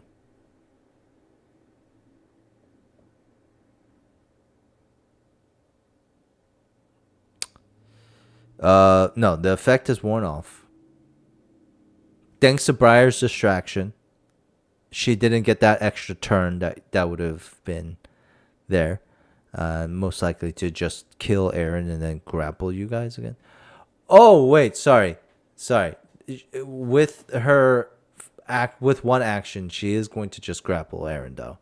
But this time, Aaron, you do have but the way she grapples you is not with the attack, but with just the simple grapple action, because she's not trying to hurt you when she grapples you. So this is a grapple check contest. What is your Are you gonna take it? Oh. Uh, well, if you say it like that, like you get me excited, bro. I mean, uh,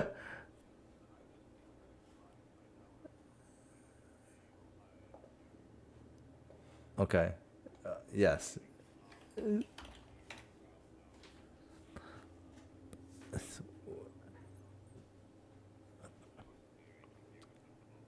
Okay. What's your CMD there, Aaron? She rolled a 5.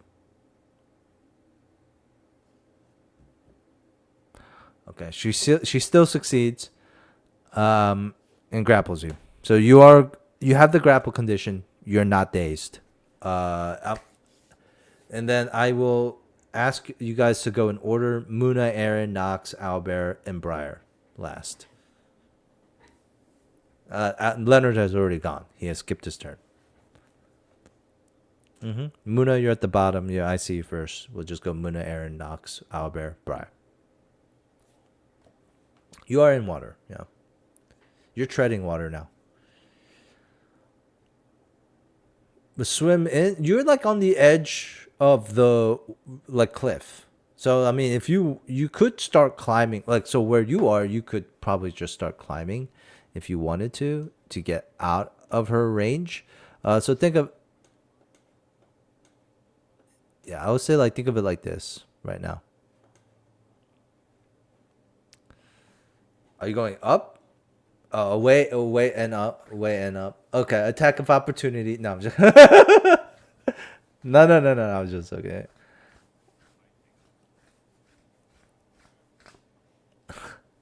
Hey, where are you going? Warship. Okay, so you just swim away.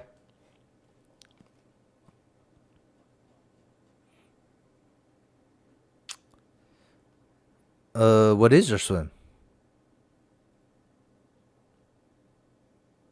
Oh, then you can't move 30 feet, my friend. Move 15 feet away.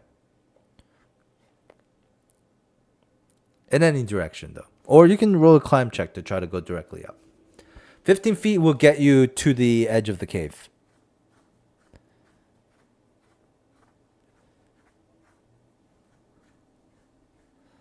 All right, so 15 feet away. All right. Wait. 3 actions. How does this? Okay, yeah, you just do 15 feet with all 3. All right, so that is it for Muna. Aaron, what do you do?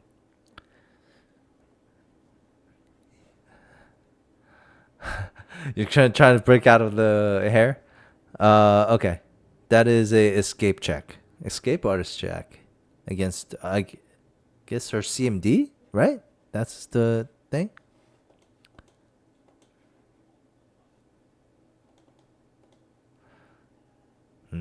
That's a. You guys are nerds. Plesiosaurus, nerd.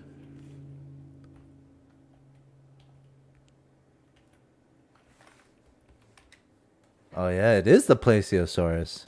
Shit, nice, good call on that, Jacob. The fuck you just have that? The Plesiosaurus isn't the main character in that movie, is it? Oh, I got you. Damn, you just had that shit locked and loaded. Plesiosaurus? Damn. All right, anyways, all right, Aaron, that does not is not enough to break free of her hair. It's very tough hair. Yeah.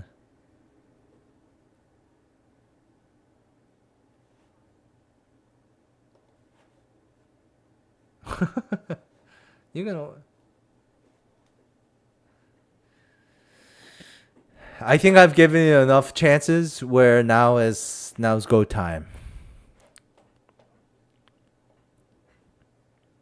Yeah.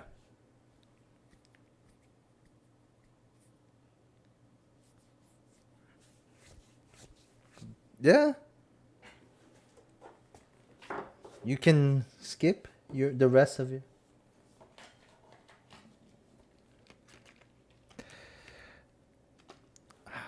how do you say it? I'm gonna need more than that. What is it like? Is it? Are you being earnest? Like, are you being desperate? Like, what is the tone? Okay, so that's gonna be a different role. See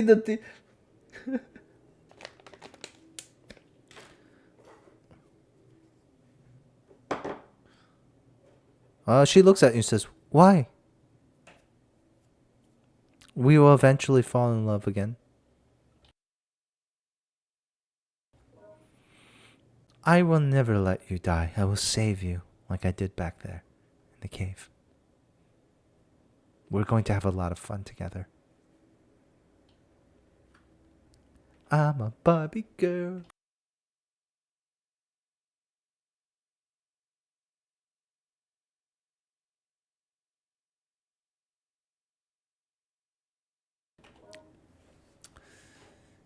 Give me something, Aaron. I mean, Aaron. It's not about charisma. It's like life and death situation. It's like you're in a life and death situation, and possibly what you say can save your life. What is Aaron gonna say?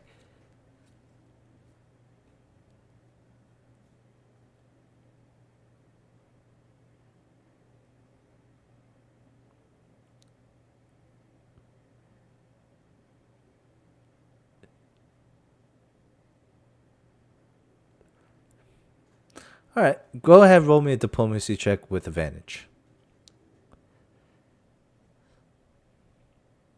Hmm. Okay. Well, this really has nothing to do with your diplomacy score. Uh, like it's just really low rolls to get go. All right. Um, yeah, she's just like, nah, you'll be fine. We'll be fine. Just kind of brushes off your words. Knox, what do you do?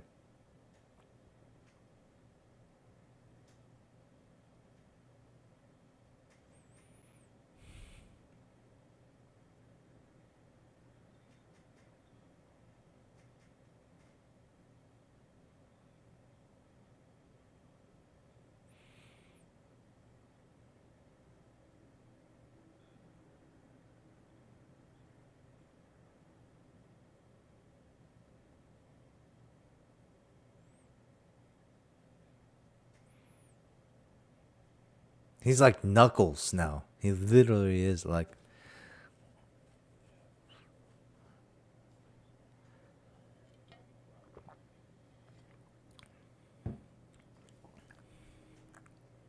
ooh, dope, dope, dope, dope, dope, dope, dope.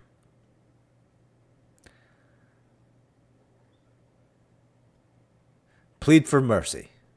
Beg for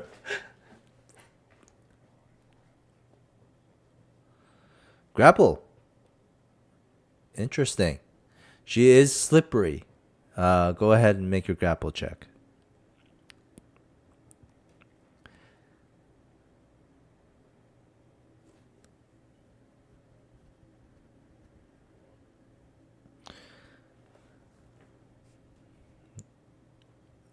Again, the four cookies don't generally give you a guaranteed 1d4. Shit, I forgot what I wanted to do for the numbers. Hold on. Give me a sec. Give me a sec. It was gonna be out of 100. One was gonna be 1d10. Then B. 3, 2%. No, I'm sorry. I just don't have it ready.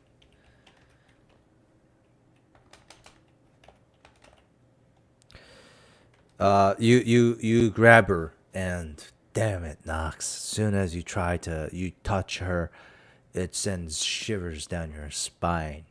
Her supple flesh. Um, there's no way you can ever physically restrain such a magnificent creature. Even though you're not technically under the effects of beckoning call, you are still in the presence of one of the most beautiful things you've ever seen.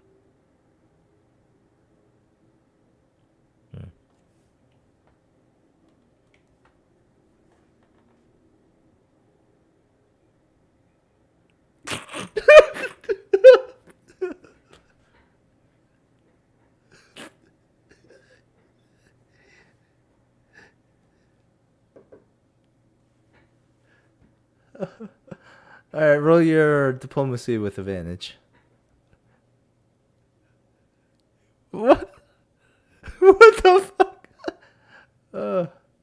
What? That's a -1 without even being that one. Ooh. Wow. Why do you have energy drain 2? Gives you -2 energy drain 2 instead of 1? All right, I'll reduce. Let's raise that. Let's reduce it to energy drain 1. I didn't know that because then I would have actually done the resurrection instead. I didn't know there was a harsher penalty for reincarnation. Okay. Nah, I mean, no, that's not fair. Okay, so she just smiles, and it's almost like it backfires, and you just like feel like maybe it's not such a bad life to be on the water with her, you know. But like, so she said you say something about like it being ugly, and she says, "Nothing I can do can really be that ugly. I turn ugly into beauty." And she winks at you, Knox.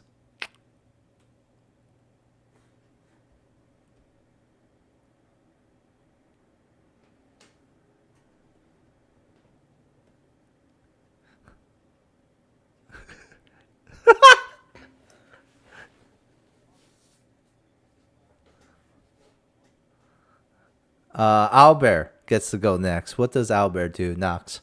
Or Jacob, I'll let you take him.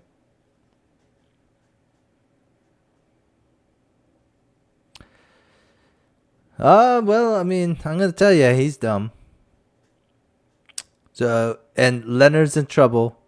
Leonard's in trouble, so I think he's gonna try to break Leonard out. How would he do that? Like, how would he help Leonard get out of the hair? Like I'm actually asking like mechanically, like how would you help somebody get out? Like what would the check, right? Like I'm trying to figure out. Mikkel, how does somebody help somebody get out of a grapple in Pathfinder 1?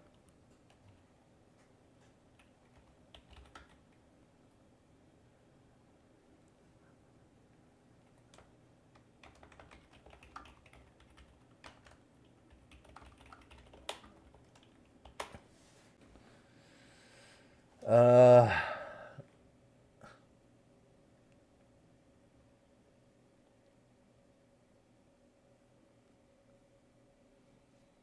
mm.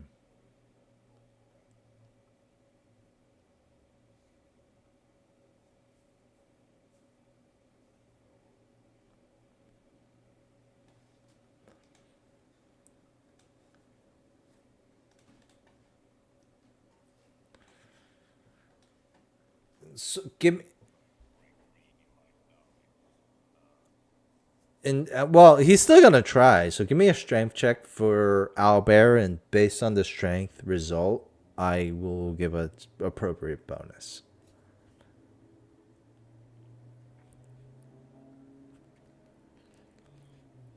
Mm-hmm.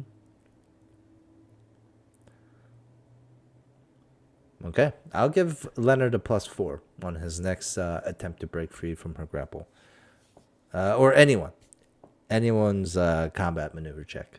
Next combat maneuver check. Exactly. Briar.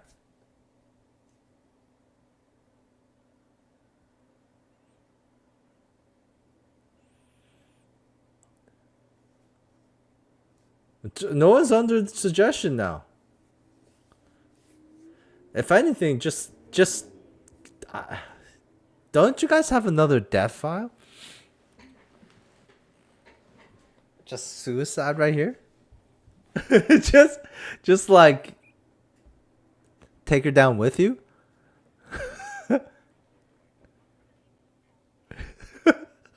Just mutual destruction.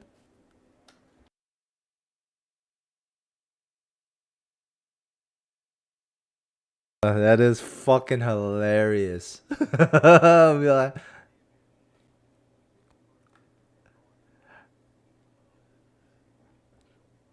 that's your new goal. Why? Oh, again, that was. I think that was just like a thing that Knox and Albert just made up in their own heads.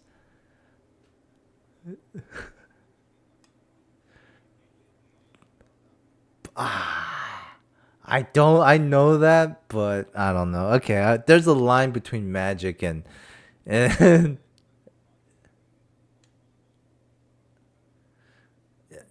I mean, yeah, but what he's essentially saying is the magic is like a genetic code, and saying like we shared blood. What? Yeah. Well, we'll see. We'll see. We'll see. We'll see. We'll see. Maybe. Maybe. Uh, it's just like, can you imagine this world where things are just so fucking abstract, where you're just like convincing a magical item that you should let them open it, and it might work.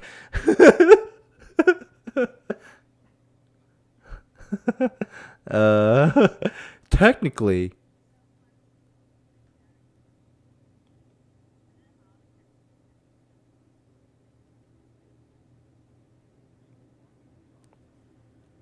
yeah, it's a bard essentially. Yeah, just high bluff, constant deception.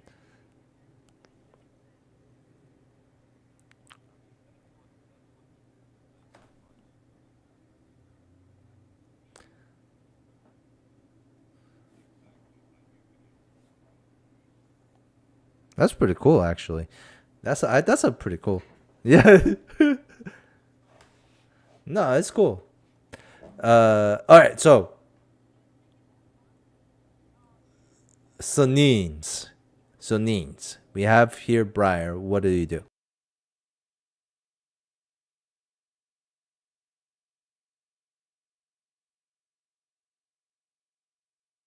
Well, hold on.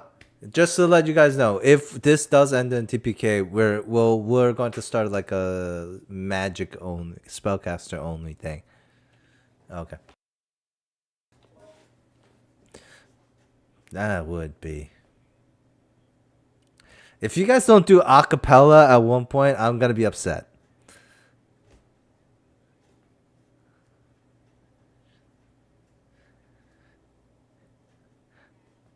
Okay, I love that as long as you guys stay very low level, and I mean I completely love that.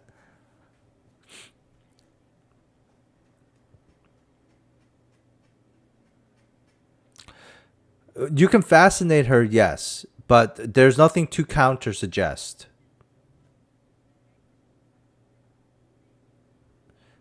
Oh, yes, yeah, for sure.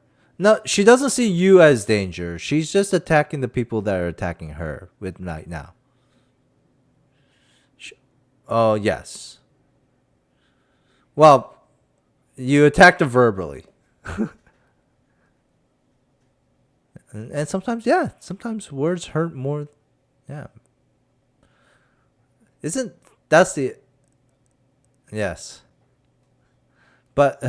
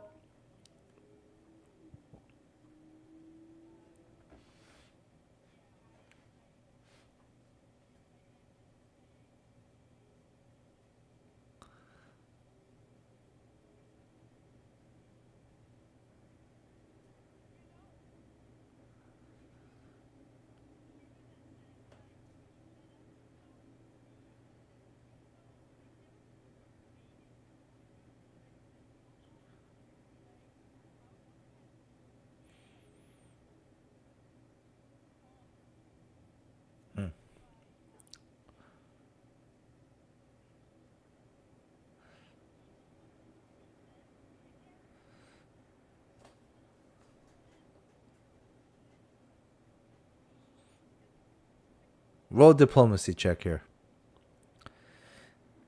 Uh, she is wary of you at this point, and now I'm gonna have to roll for her, and I'm gonna give her. Mm, mm, mm, mm. She has succeeded from me by 5, and I guess at this point she thinks you're mouthing a little bit too much. She's like, yeah, and she didn't like how you started it with, "Don't you also want to live too?" It's a veiled threat in a way. Um, so, so what she's gonna do is she's actually going to attack you, Briar. One of the tresses comes off of Leonard, right? So there's 3 wrapped in. There's 3 wrapping him. It's cause like of your fault as well that she let go of all of them. In a way, because like I think there was like a diplomacy check in there, and she's like, "This is the second one," and you also rolled really high in that one as well. So she's like, "Wait a second, is this person like tricking me right now?" And so she's gonna attack you with it. Um. Oh, 2. Oh man, let me tell you. Wait, what's your DC? What's your AC? Oh, she hits. She definitely hits. And that's and you take 10 points of what is this? Bludgeoning damage, I guess. And you are grappled.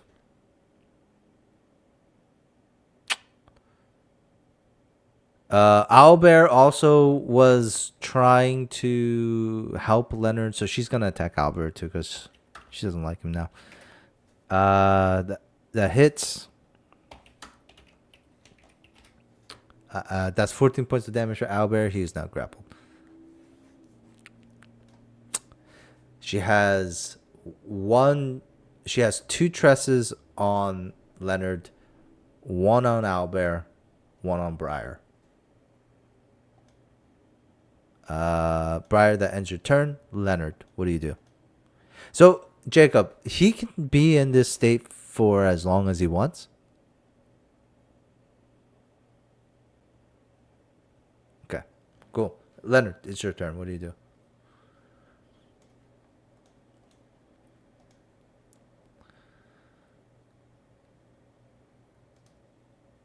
Uh huh. Okay, Leonard, it's your turn.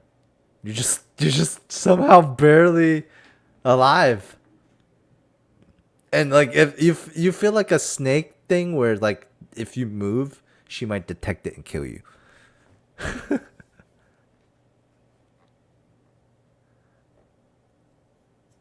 Do you want to say anything at all or no? To your crew, to anyone else? No.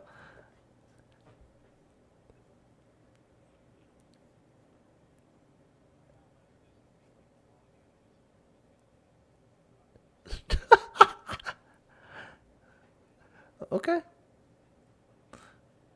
Exactly. Yeah, yeah. That's actually a good point. So there's 2 wrapped around you, but if let's say she needed to wrap 2 other people, then she would technically have to drop you. You're right. Okay, then that goes back to Muna.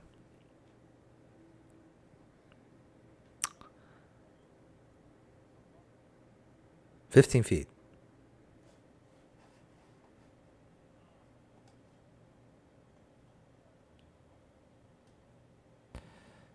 Uh, so does that mean that she can have an attack of opportunity on you? Unless you have something else that prevents that?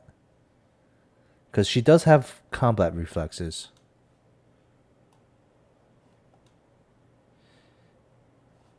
Yes. And she has a really high dex, so she can actually make quite an amount of attack of opportunities. Wow, this is the first time I actually have a monster that can do this. Okay. Well, here we go. What's your AC? It's 12? Ah, shit. She definitely hits you. Um, so now I have a question. If she hits you with one of her tresses that has the grab, does that mean you get grabbed on the attack of opportunity? Oh, wow. Good thing, 11 points of damage for you. However, you are grabbed as well. So she actually has to take one of the tresses away from Leonard again. So now... So now she's out of hair.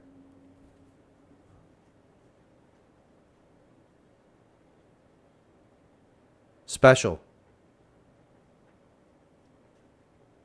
I think Supernatural's SU, right? Yeah.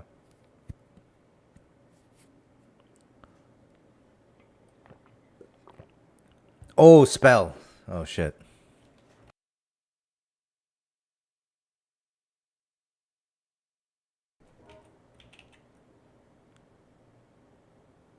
Oh, summon monster? No. Yep. So does that mean that you don't get to cast a spell? Oh, you rolled the concentration check. So what's the DC again? It's like the damage plus... Ah, fuck. I wish there was like a fucking Pathfinder calculator for this shit.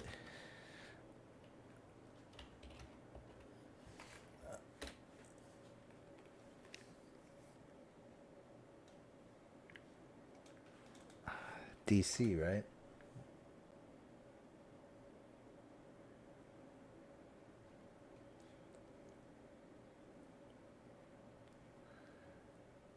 So just do just do the what is the spell?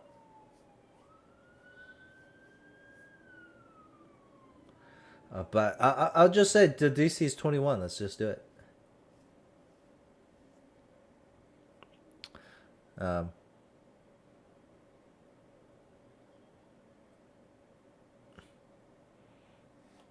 the Petrosaur is the one that flies, right?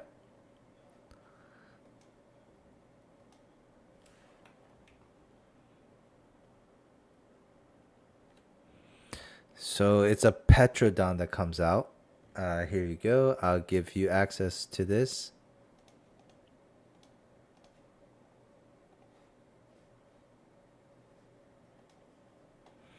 All right, so this is how big this thing is here. That's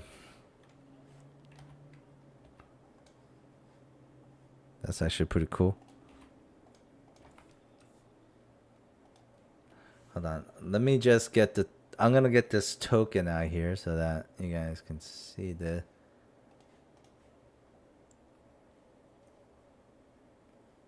There's an easy way to... Oh, wait. I forgot I took that out. No. Ah.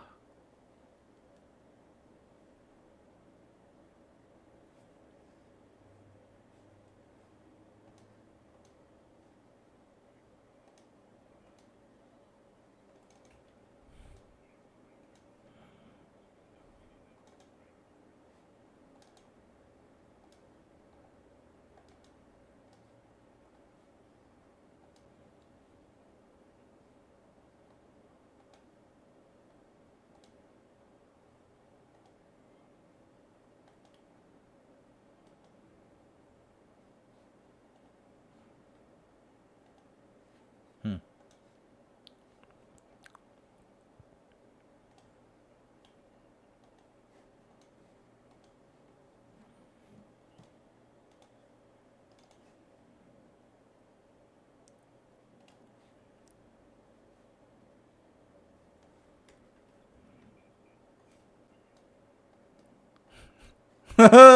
Okay. All right. So, there you go. Uh... So does it get to do it now on its turn? Okay. It does have a clumsy. What does that mean? Oh, but tight. Okay. So I guess we would just roll like What do you guys think we're rolling? Combat bonus, right? Well, it grapples you. Okay, so let's say it grapples you. Okay, you allow it. So and then it's gonna try to fly away. Let's roll a fly check then.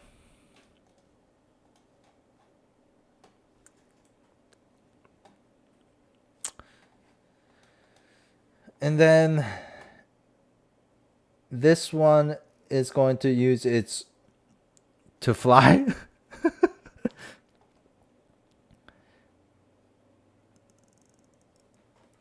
A charisma modifier in addition to a strength modifier. Okay, so I'm gonna do a d20.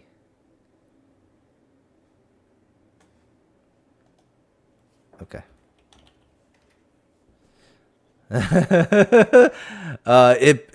The thing's just like woof, woof. It's like woof, woof, woof, and it's not even budging. If anything, that thing looks like it's about to like run out of energy and fall into the water. Good try though, very good try. You remain grappled. You're almost double grappled at this point. Uh, so there you go. Aaron.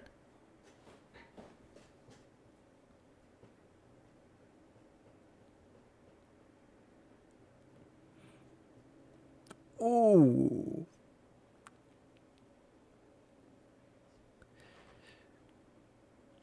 Wait, what?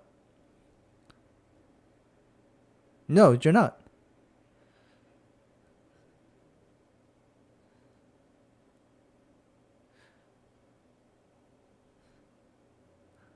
Yeah.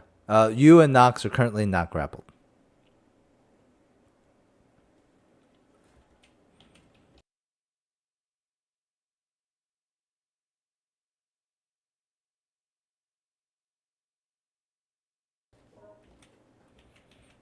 Hmm.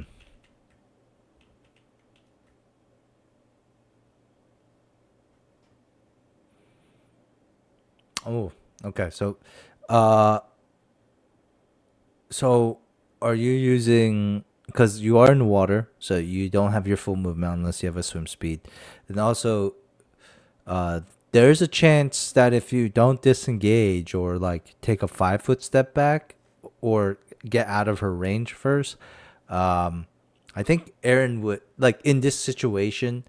Um, he still knows that he's the main target.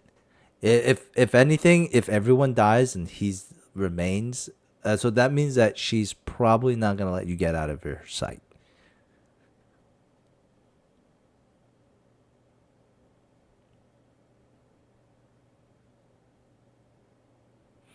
Well, then I might as well just Aaron say, "Hey, just leave everyone and just take me." Like at the same time, that's like a similar thing.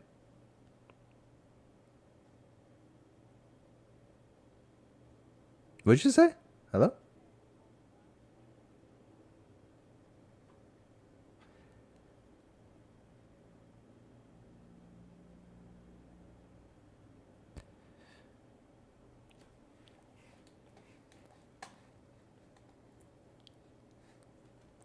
So that's one action, I think.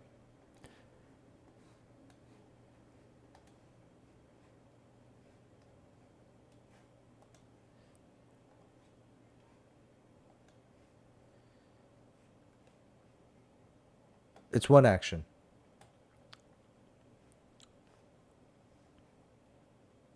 Mm-hmm. Okay. She looks at you. She says, "Where are you going?"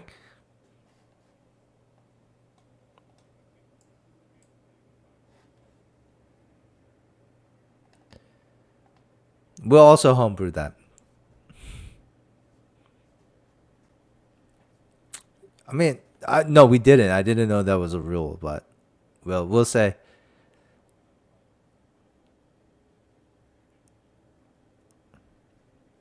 I don't. I don't understand. Oh well, that is true. We'll homebrew that. We'll fix that up a little bit. Because I feel like you should be able to. Because then you won't be able to move again after that, right? Technically.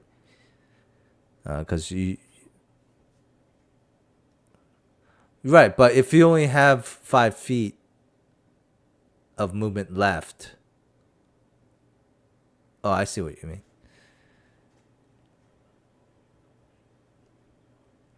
Yeah, I see what you mean. I see what you mean. I see what you mean. Essentially, that would be okay. Yeah. Unfortunately, Aaron, you're not able to take a 5 foot step back because you're swimming.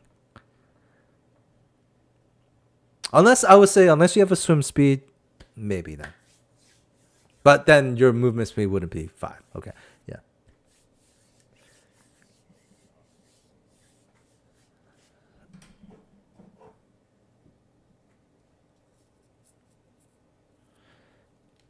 I don't know. They just shoot this bitch in the face. I don't know. Just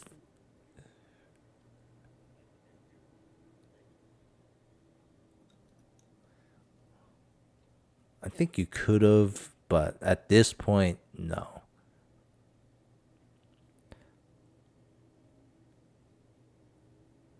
Okay, I love it.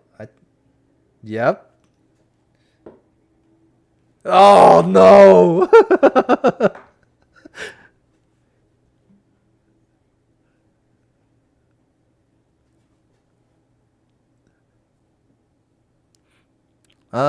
You see genuine concern and worry in her eyes. Um. Okay, roll me a performance check or a bluff check with advantage.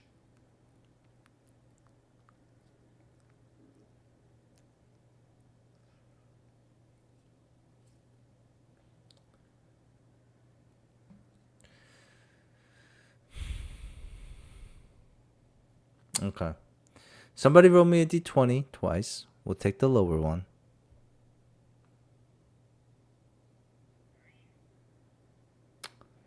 Damn, dude, that's a 16. So, uh,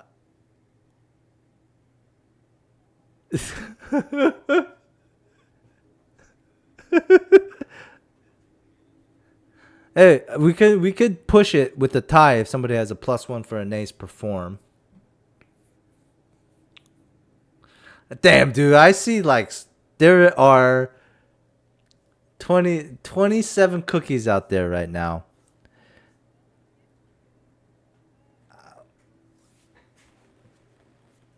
Yeah.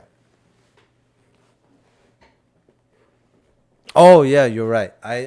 What I don't actually I don't give you cookies for that. I give you XP actually, which you can take 250 XP for. Nay, that would be a no. You know I'll give. I, no, I used to give cookies for healing, but I think for since that or did I not start giving X? I thought I was starting giving out XP for the healing.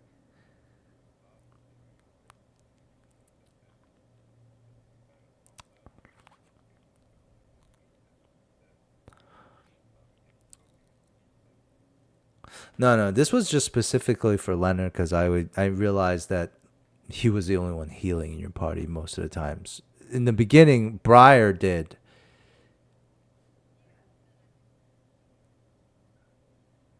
Yeah. Then when you healed Owlbear, I gave you XP. So I'll give you 250 XP for that, Leonard. I mean, I guess Muna, Jacob, and Nene, since you guys don't have too many cookies, Muna, you can draw 3 cookies. Jacob, you can draw 1, and then Nene, you can draw 2.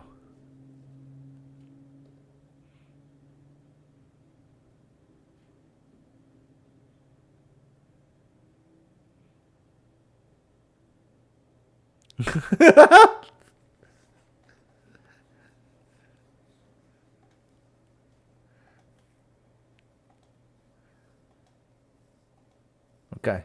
Does anyone have a +1? Oh shit. Do you want to use it for this one? Oh, I didn't see it. Are you guys not on the map with me? Oh, you guys. Uh. Oh, it's. I kind of had myself zoomed in on the where the fight was. Oh, so it's a push. So I'm gonna ask you. I'm gonna ask the roll to happen again. Uh, after at the start of Aaron's next turn. So he has a gun to his head right now, and she's staring at him, and he's staring at her, and they're both trying to see, like, she's trying to figure out, is this a bluff, like what's happening. So that gives Knox, Albert, and Briar a turn, and Leonard a turn before we go back to the Petrodon.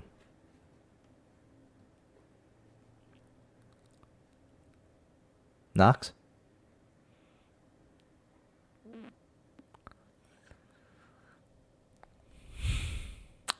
Just like hop on the Petrodon and fly away.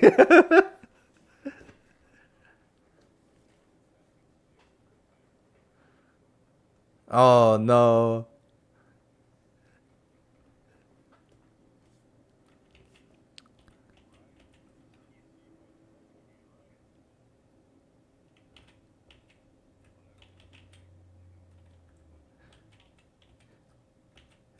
It is a trolley problem only if Knox fails a check that would let him understand what's happening. And we already have the DC, which is 16. Is this a check or a save? I think this would be a check, more of like a sense motive. Yeah.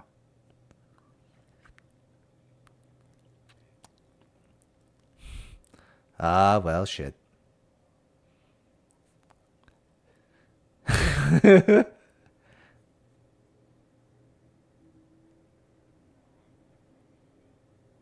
Oh, that's a disarm. That's just a disarm. Well, no. Don't, no, no. Let's not break the fucking gun. No, disarm is fine. That's like taking the gun and then breaking it in front of Aaron. That's fucked up. All right, disarm. What is the... Ah, damn, that's pretty high. What... CMD.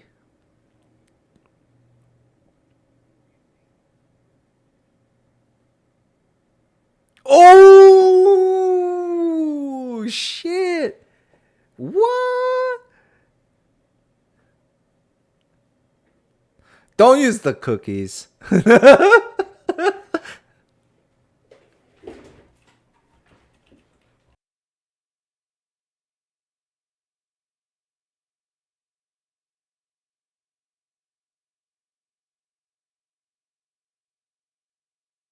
All right, so what is this? What does it look like?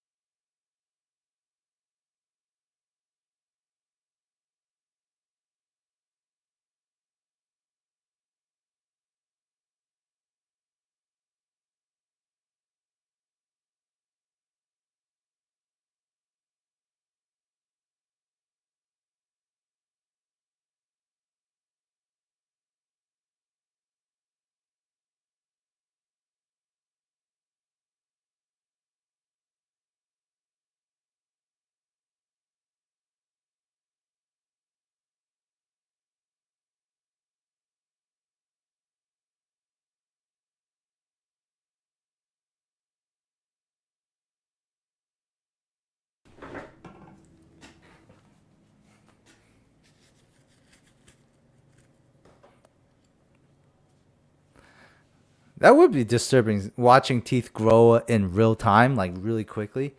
Yeah. Anyways, by the way, I don't know how to give somebody more advantage because Aaron already has advantage on perform. But maybe we'll give like a +1 from Knox. Okay.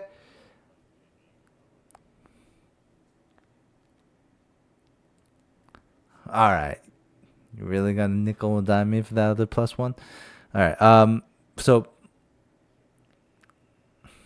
you want to get so advantage and the +2 like bonus is no. Okay. But that does also now open something up because you did mention something about the Rusaka and selling it. But when you go after Aaron, the Rusaka is very defensive about it. So what's gonna happen is, and because like she doesn't actually get a turn, it's gonna be more like legendary action style where she's gonna react to you guys and do like one action. Oh fuck! Color me silly. Then she is gonna let go of. She's gonna let go of Leonardo now. Finally, he falls in the water, starts to drown.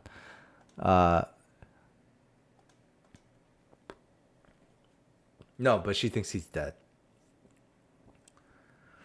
Cause he's played possum. He has played possum for 3 rounds now. I think she thinks he's dead. Like he has not done anything for 3 rounds. So in the water he goes, takes the tress out, and knocks. She's gonna attack you. What's your DC? What's your AC?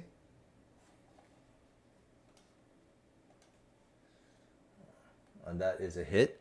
You take. I don't see your HP anymore, so I don't know how much HP you have. So you get 13 bludgeoning, and you're grappled.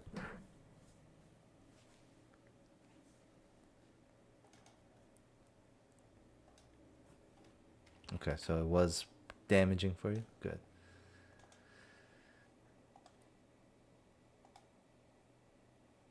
All right, you're grappled. Owlbear, he is still grappled. He took damage, so he should actually have 4 HP left. So I'm going to change that. Owlbear is going to. Yeah, you heal them. Wait, he went full HP off the initial thing. Oh, cool. Oh, cool. Okay, so that is right then. Okay, and then Owlbear is going to try to continue to save Leonard because he thinks Leonard is dead. So he's gonna resist, and she's going to show Owlbear what happens when you resist while being grappled. And she's going to, like a legendary action style, she's going to squeeze, and constrict it, which does even more damage. So it's exactly 14. Owlbear is almost in the exact same situation as Leonard. He is exactly at 0. This is crazy. He did. He did have 24, but he took 11 last turn when he initially got grappled, and then he took another 14. So now he's actually at. Well, but for some reason his HP was at 14, so I'm gonna give it to him. He's at 0. And he's disabled though. But I don't think that disabled condition is going to last long on a character like Owlbear.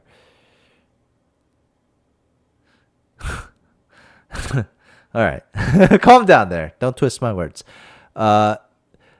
Briar, you're next. And you're grappled, Briar. She had enough of your, maybe she's like, now it's time for you to do something action wise. If you keep talking to me, she's gonna hurt you. Which is the opposite for some folks.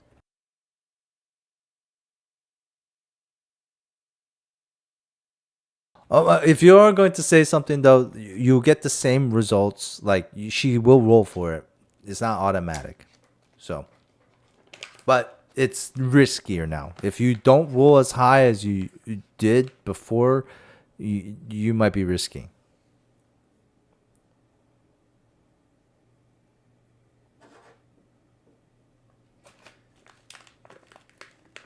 Yeah, yeah, yeah. Yeah, yeah, yeah. Oh, shit. Well, then what do you do? Aaron is gonna blow his brains out for you.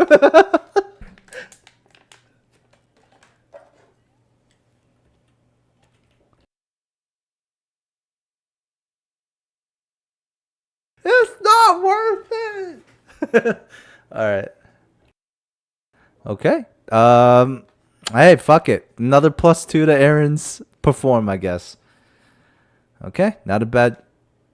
It's a +4 and advantage. My friend here, Leonard. It's your turn. I don't know what you want to do.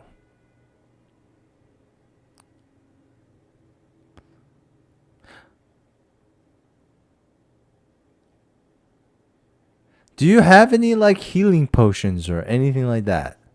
You don't have. You guys don't have potions?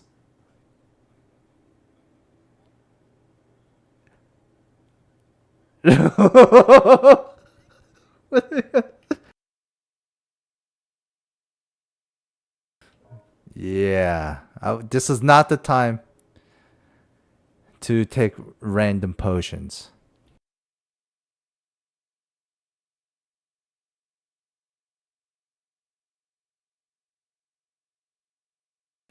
Dude, you have a wand of cure serious wounds and it has 17 charges. That's fucking sick. Like, you guys would be so. That's so fucking sick. You guys know how, like, that's a lot of HP.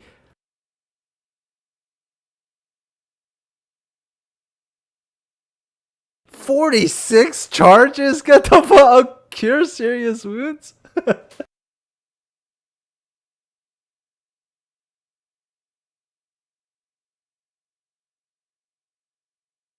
That stick has saved so many lives. You guys have no idea.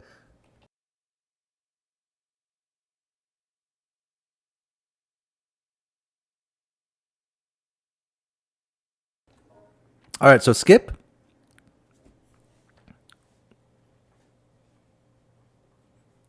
You you can if you have a swim speed, but if you're like a human with regular limbs, then you're probably, or if you're above 5 feet, at least that, which is like, you have a swim speed of 5. How'd you get that? As a sailor? Yeah, be- that's the default. When you don't have a swim speed, that's what it is. So you don't have any type of ability that can enhance your swimming. What are you planning? What are you thinking?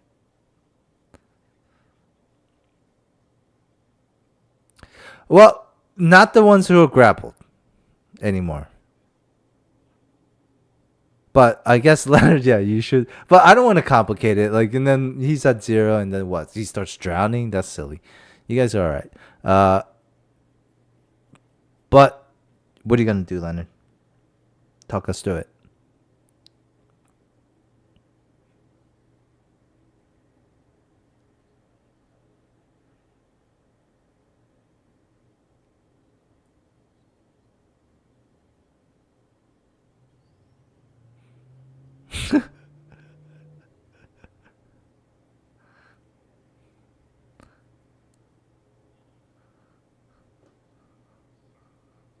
Oh, you're gonna definitely need to heal yourself, or else, or take her out with the next action because you're gonna go down then.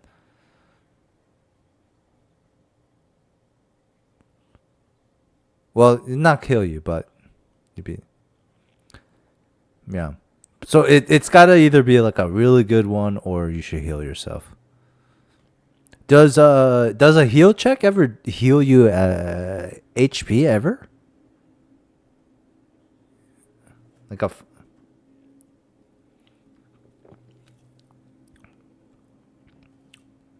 feet, right? You don't have any heal feats or something like that, right, Leonard? Don't you also have like some sort of like lay on hands type of thing, like fury or? Oh shit! Well, I have to applaud you for your. I gotta applaud you for your honesty.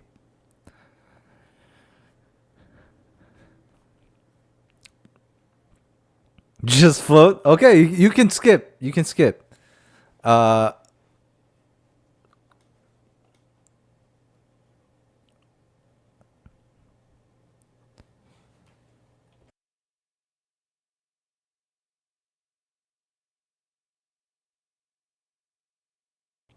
yeah.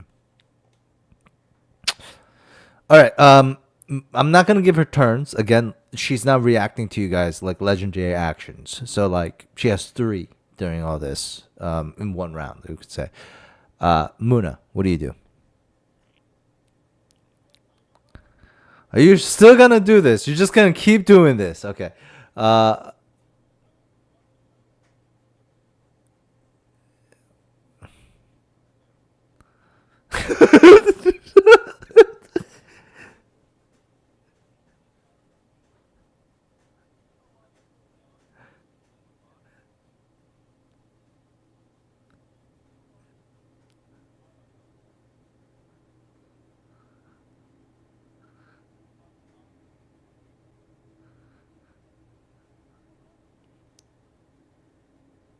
yeah.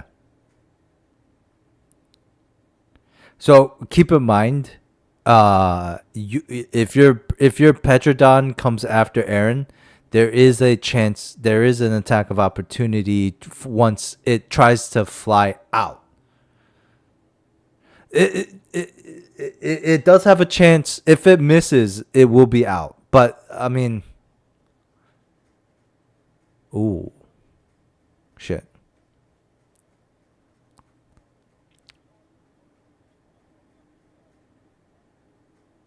Yeah, okay. You don't want to like. Let's not fuck up Aaron's plan right now. It might work. Yeah,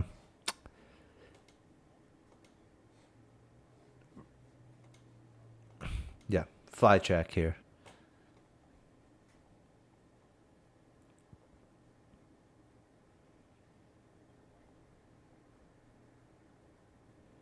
Whoa, whoa, whoa, whoa, whoa. Oof.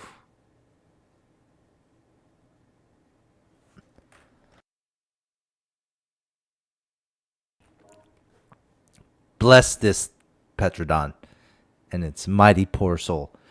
This poor soul, it is trying. It's squawking. It's trying. Whatever you can consider as dinosaur sweat, I guess. I don't know how dinosaurs actually work in terms of that type of stuff. Or whatever they do to when they struggle to show.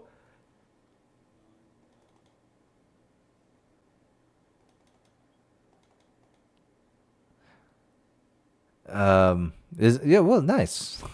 But yeah, let's just say like it's struggling. If you ever seen a video of a bird, oh, okay, well, it's weird.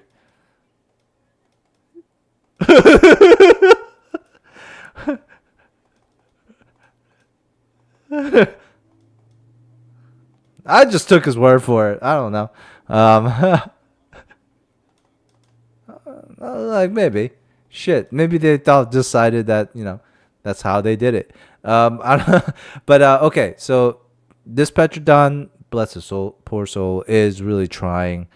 Um, shit, I was about to say something, but then forgot. I would say like have you ever seen like a bird trying to pick up something that was too big for itself?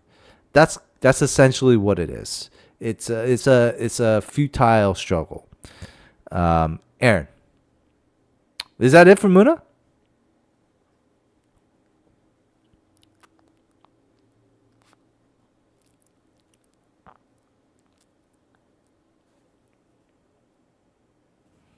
Okay. Okay. Okay. All right. All right. So Aaron, you have the gun to your head. You guys have given each other some time.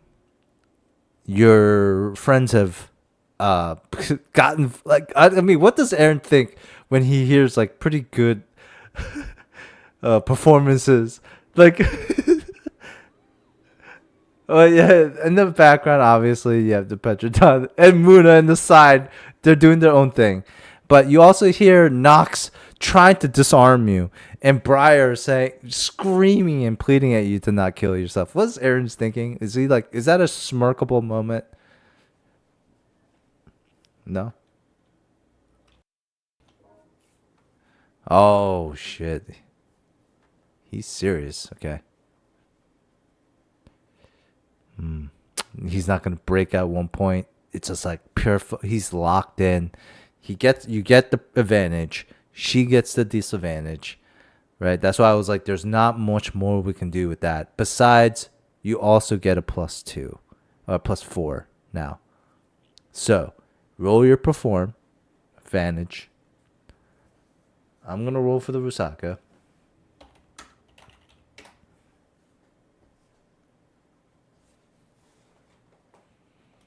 Okay, I'm gonna take the lower one for her.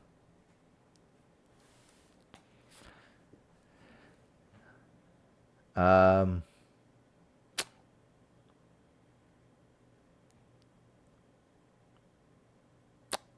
shit. She, yeah, she's gonna laugh. Looks at you. You're not going to do that, Aaron. You love me too much to ever do that. But if that's how far you're willing to go for your friends,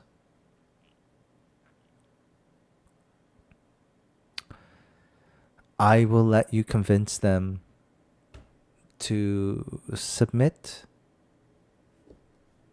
And we can forget that you even tried to do all this. We can just go back to normal. Where you all love me and adore me.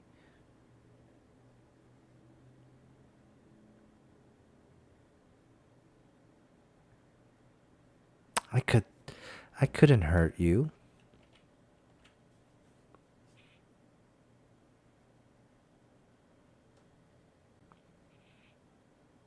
But we both know you're not going to kill yourself.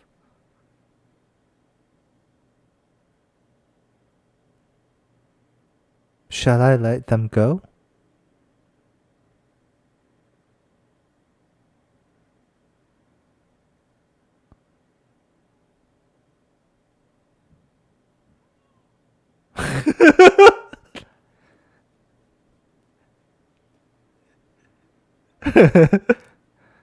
It's like those Baldur 3 scenes where there's like fucked up shit happening. Like it's just like a glitch and somebody's spazzing out in the background, and then but it's so serious in the front, and then you just see like the bear just like spazzing out.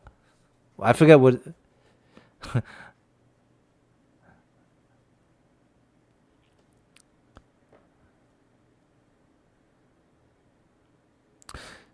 As a gesture of good faith, uh, the Rusaka is actually gonna let she thinks Albert's dead, so she's actually going to just slip him, and he's gonna float.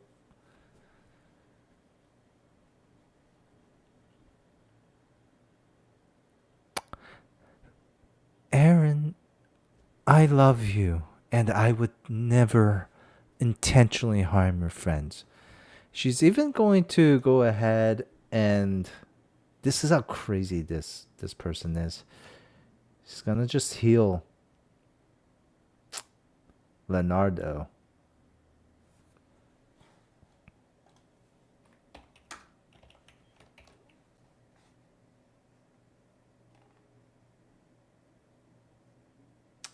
Bro, she you don't even know.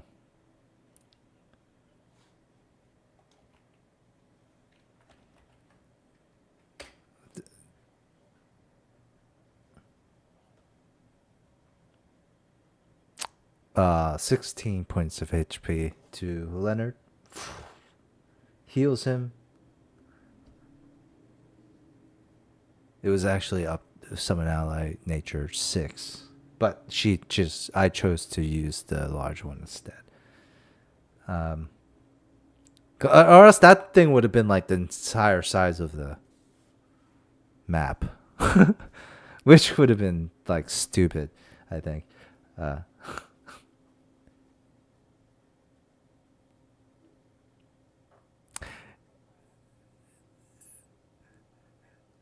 no, you're just thinking if you stay quiet enough, she might start keep healing other people. I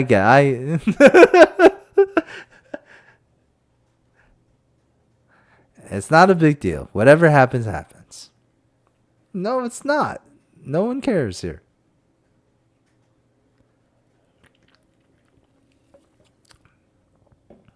Oh, how do you have a character? How do you even know about that?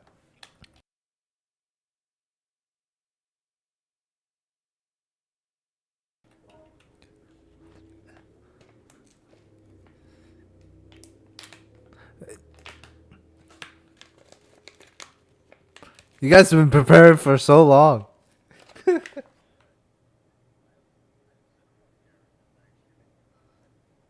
It is an awesome system. It does look really fun. But anyways, what does Aaron do?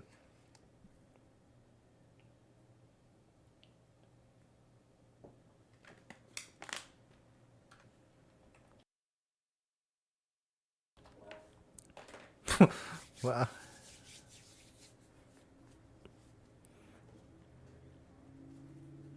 ooh,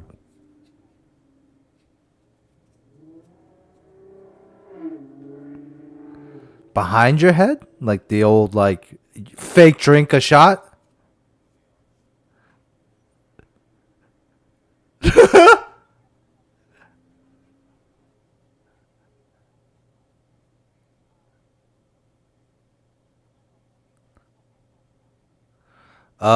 So you're gonna shoot like a blank, right? Or not a blank necessarily, but it. What kind of gun do you have? Like the musket one, right? You have an actual revolver now.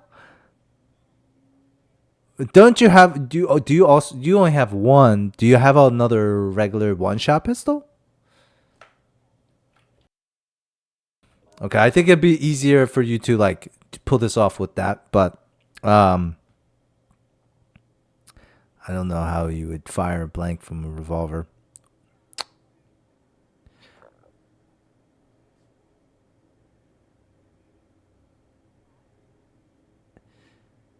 I get it. That that's scary. That's a pretty scary trick to do. Most people would hedge their bets. Hell yeah, dude. Most people will hedge their bets and like remove the ammunition with the sleight of hand somehow before you shoot it. But you're saying like you're gonna keep the ammo in there and shoot it, but sleight of hand the aiming part. Okay. All right. Yeah. I mean, so the consequence for this one is probably dire then if you fuck up. Okay. What do you guys think the like the percentage of this should be? I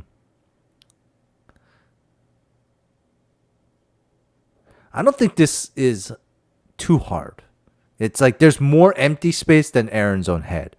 Uh, but yeah, no, but it's also you want to pull it off too, right? So the first thing is give me the performance check, the +4. So let's go. That's to pull it off, and then we're gonna do the sleight of hand too.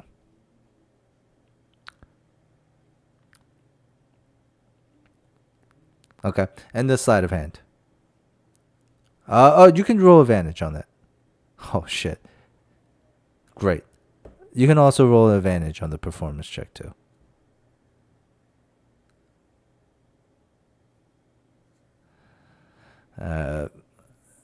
Okay. Describe this. It's not the best performance, but your death maneuvers really sell this. And what are you trying to do again? Like, does Aaron react to the gunshot? Like,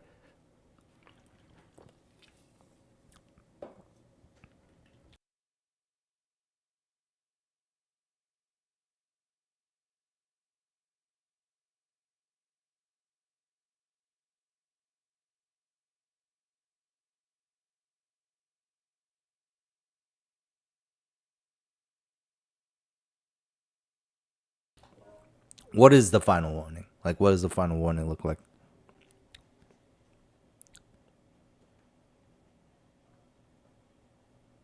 Mm-hmm.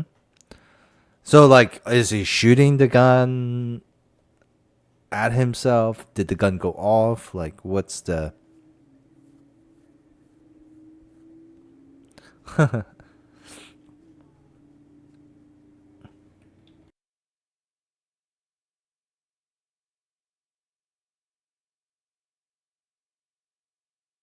Oh, you pull the trigger, they go bang.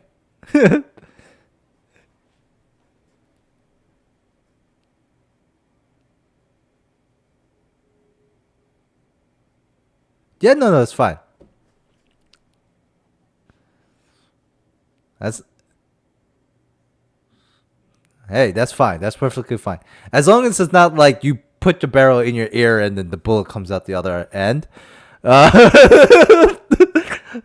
or like the bang thing, like the flag that comes out that says bang.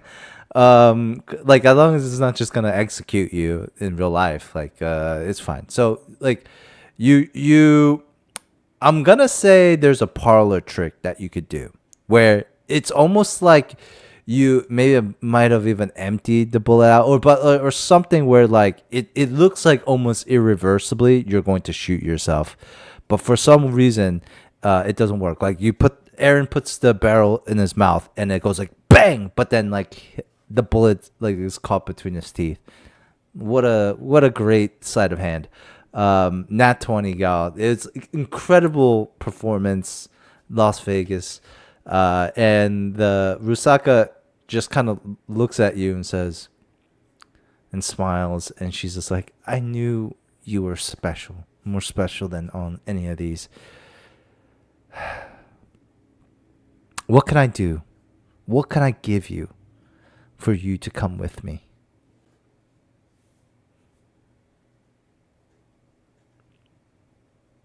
I'll give you anything.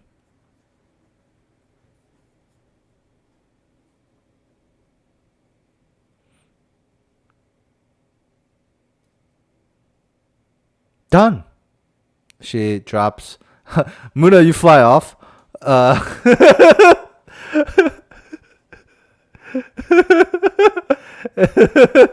you're no longer grappled.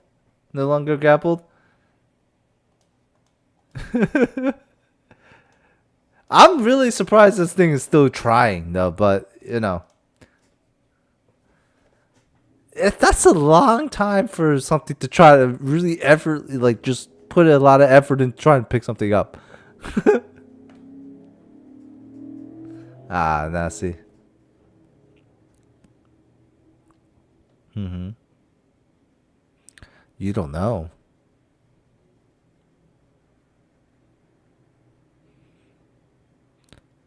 That? I don't even know where you're going with that, but okay. Uh,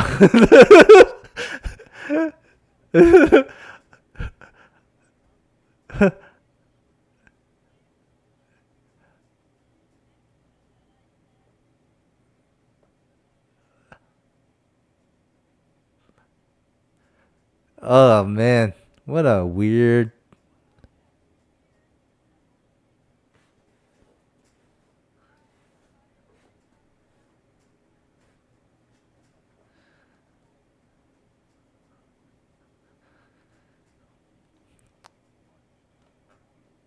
A budget.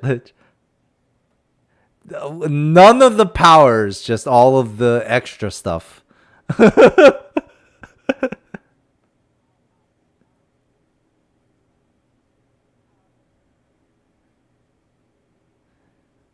Well, here's the thing. She let you all go. And I think that's enough for Aaron's turn for now. So, uh, Knox, I'm going to give it to Knox. Well, I guess Albert, he's just going to be like, fuck. Knox, Briar, and Leonard. And then it'll go wrap around to Muna at the end. But you don't have it right now because you actually went before. Yeah. So, yeah, Knox. She lets everyone go, and you see like they're locked in this duel right now.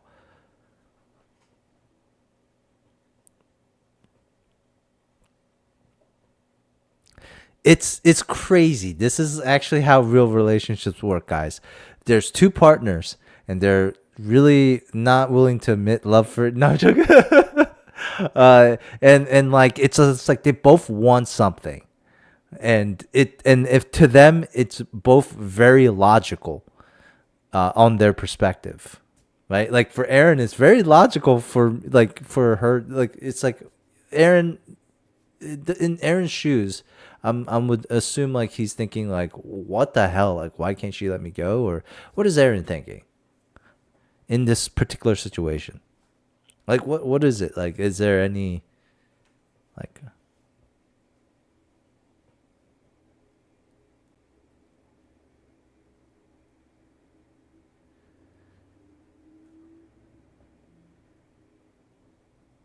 Oh shit, that's not good.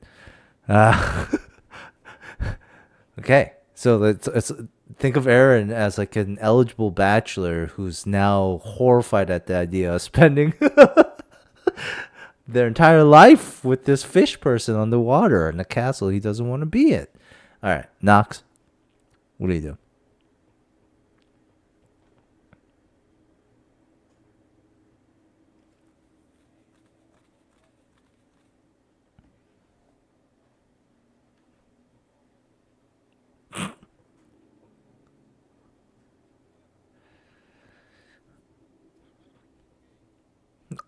Oh, you have introduced a variable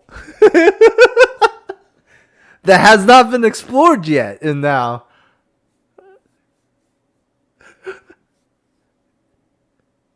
you dropped. Uh, can she? No, she just really believes in traditional gender roles. Uh, just Republicans. Yeah, she's just like the worst fucking Republican. No, no. Fuck, I don't know.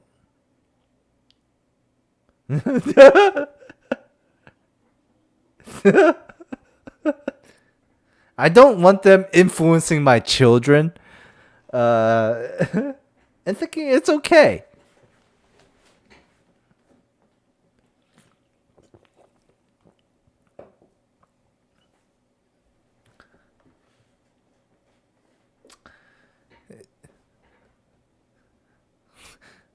It's the all right. So she doesn't have anything that lets her change her that actually lets her change her form. So that does present. I was gonna say if she had the ability to, then she would just turn into a male. She cannot. She's not all omnipotent, so she can't do it. Oh, all right, all right. Okay, so which is hilarious, by the way. The Rusaka, I actually don't know what to say about this. I'm kind of stumped here. She's gonna think about it. What you're saying here, Leonard, you have, yeah, like that's intriguing. She's just like, oh shit. She's gonna actually look at Aaron when Knox mentions the gay thing. Briar and then Leonard and then Muna.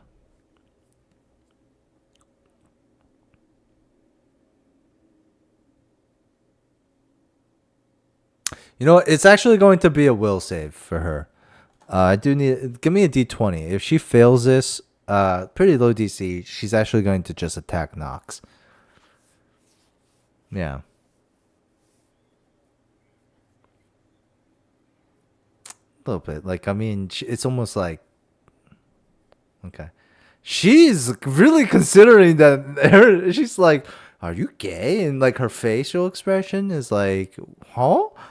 Eyes are wide, looking at Aaron like, "No way." All right, Briar. Aaron's such a bro though. He's like, "Bro, I'm not gay, bro. Are you fucking kidding?" You never catch me with another dude, bro. Uh, Briar.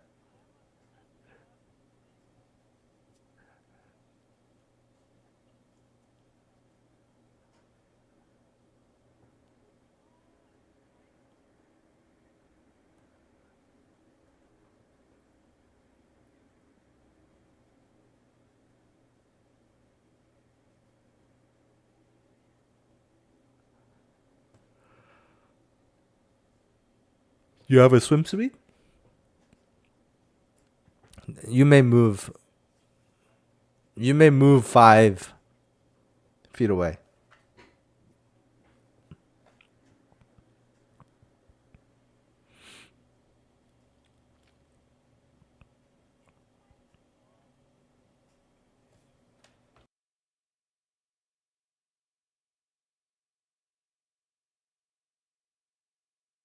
That's what I'm essentially having her do. Is to withdraw. Here.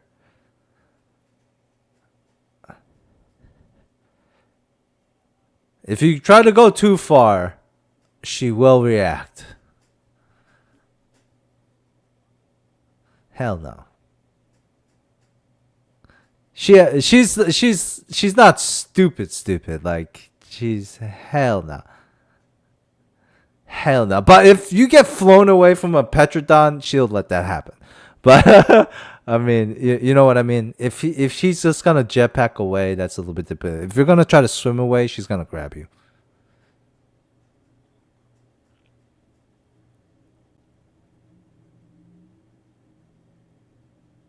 Okay. I do like if you like inch away slowly though. I do like that. Like as if the tide is taking you. Leonard. Yes, exactly.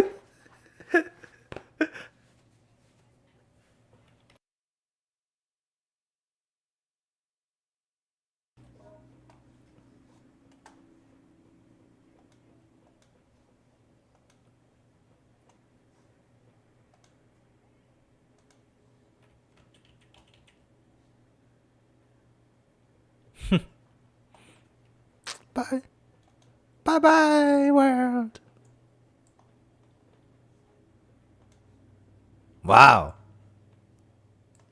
Thankfully your parents were attentive.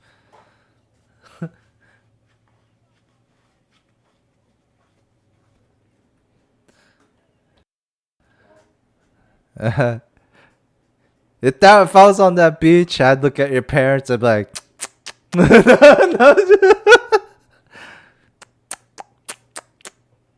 you just go.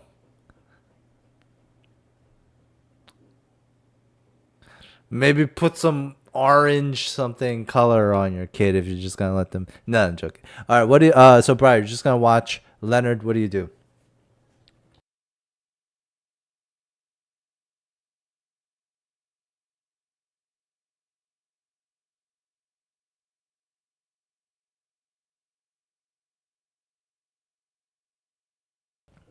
Okay.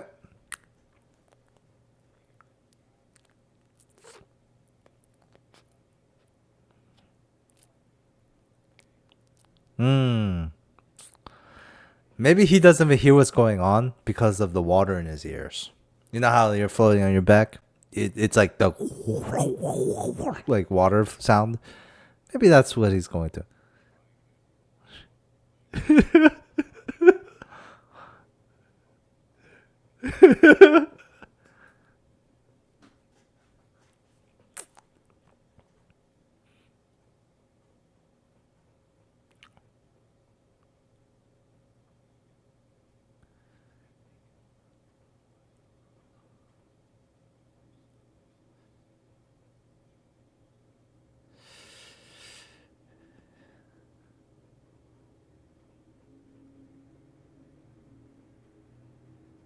Uh, I mean, roll me a diplomacy check here. Yeah, I think you forgot. Well, you Leonard wouldn't know this. So diplomacy. Okay.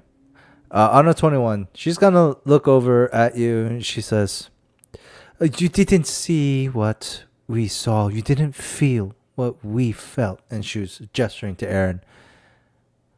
Um, I saw his memories. He saw mine. We were connected. We were bonded. And then she turns around and looks at you, Aaron. And that is how I know a part of you does want me. A part of you is attracted to me. We were connected together.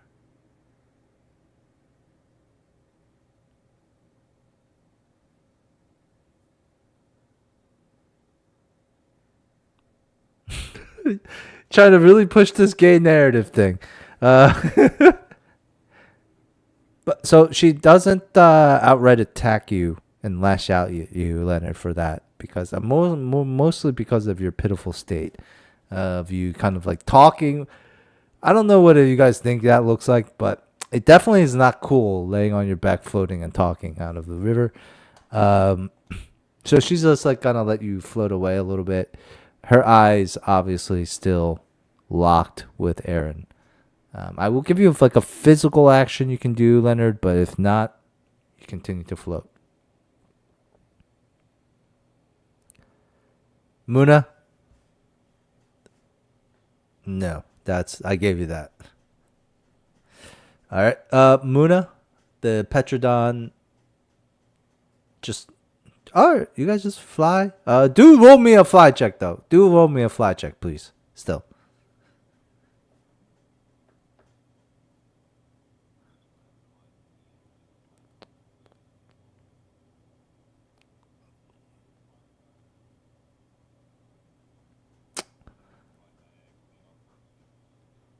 Muna, Muna, um,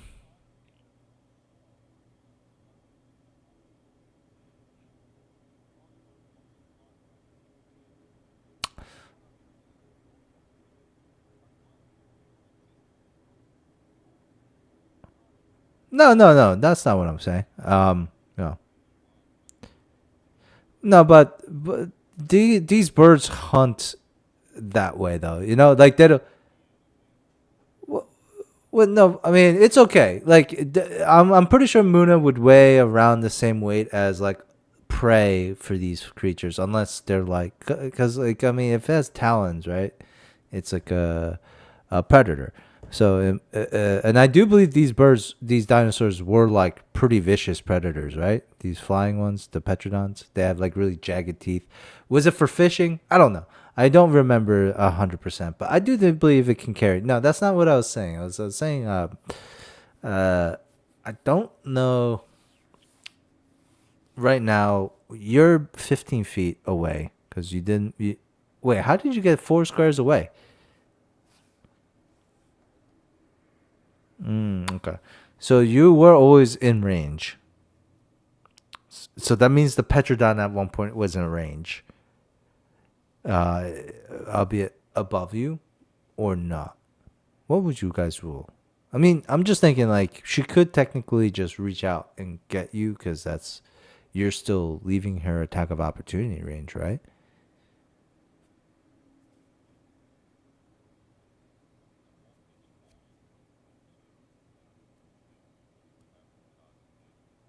Right. What I'm saying is like, would she be able to target the Petrodon?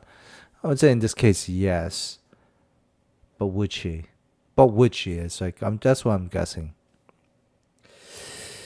I'm trying to think. Roll me a charisma check, Muna. Too high is bad.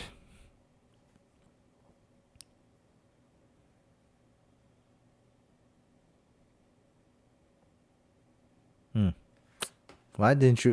It'd be funny. Well, I mean, do usually. Hmm.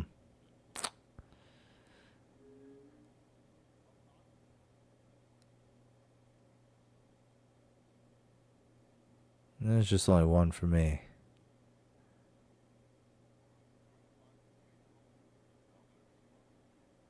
Yeah, it's still. still it would still have to be touching you in some way, right? Like to even grab you. So she could always just grab the legs, which would fuck it up. Um, like right, she only has to aim towards you and she'll hit it. Uh, all right, you know what? Fuck it. She her eyes are on actually on Aaron, and this thing is like squawking away and shit. As soon as it starts to fly up, it does. What's the speed on it? 40. All right, you got about halfway up with the Petrodon. But she did not attack it or anything. She has essentially just left you go.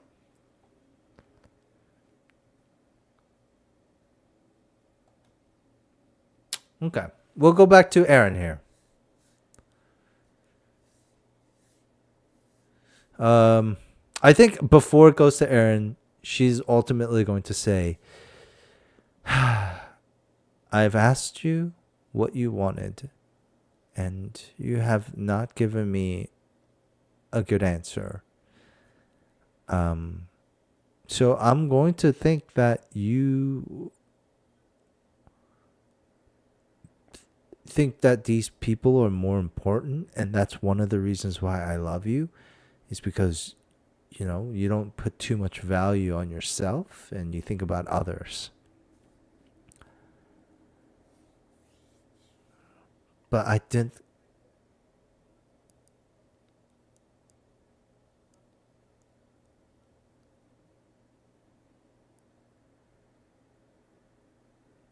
You just don't know yet. But can you deny our connection? I mean, you saw my.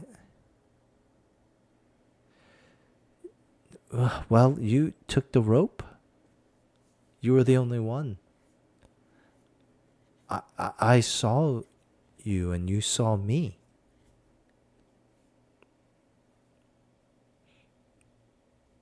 Does that not matter?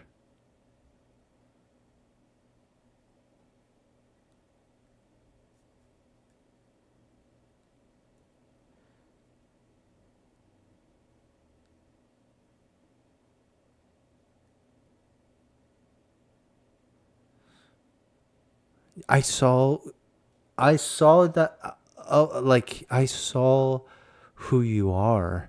I saw your mother and how much you care for her. I saw I saw your adventures. I and I saw how sometimes you would want to take care of your mother because you don't know who your father is. I I saw her. I didn't really like those memories of her. I saw your other friends, and I know how much you treasure these small groups of people that in your life. And I do know that you like to travel and you like to go on adventures. But you're not giving. What you're saying is that what's underneath the water isn't as good as what's above, and I want to change your mind. There's a whole world of adventure down there.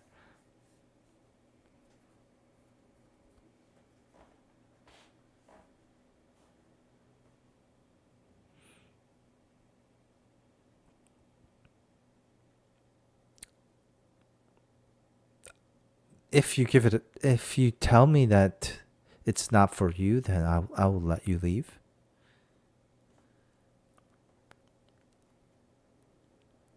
I'm not a cruel monster like Yaknath was.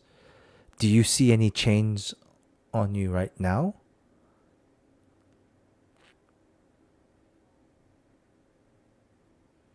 Because you, as a child, as a parent forces a child sometimes, you just don't know. And what you don't know, you don't know. I want to just open your eyes.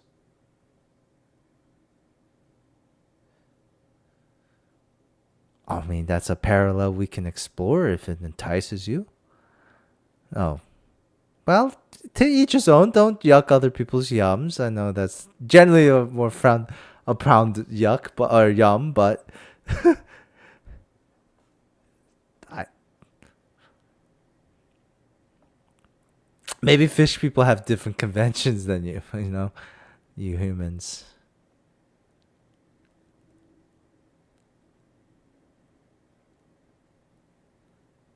What? You don't know? Like I don't know. Not pedophiles. What? You don't have to be a child. Like some incest. I'm talking about more of like ancestral stuff, not pedophilia.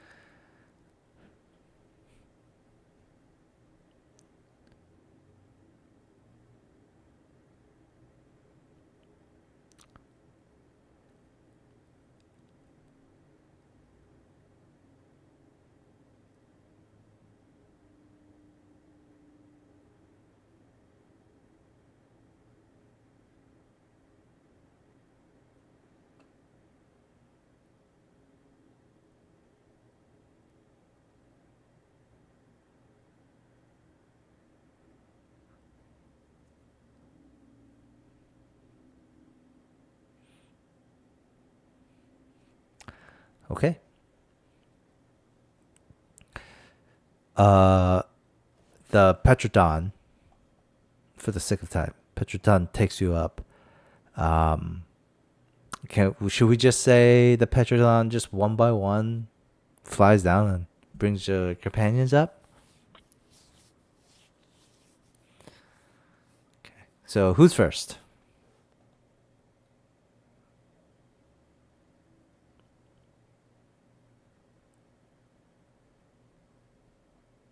Briar first?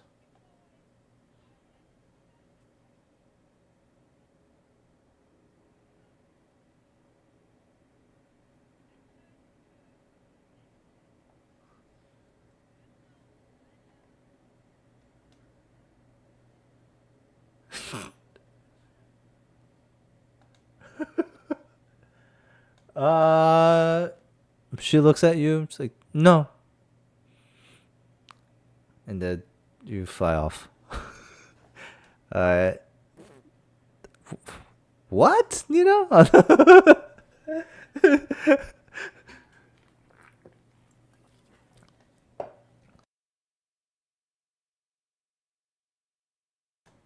Mm,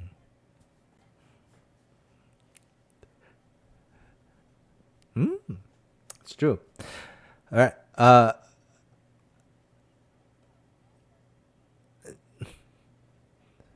Yes, I got you. I got you. Who's next, Muna?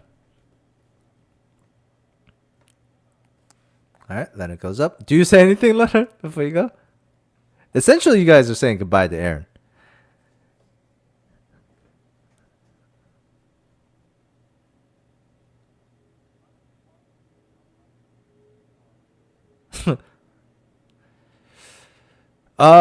You can give me whoever's on the cliff. So Leonard's already up. Is this before or after Leonard?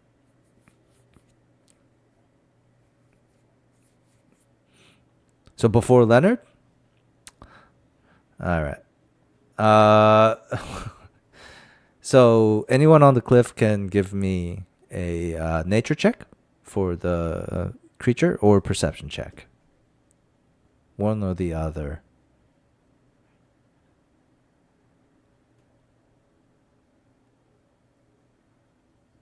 Okay.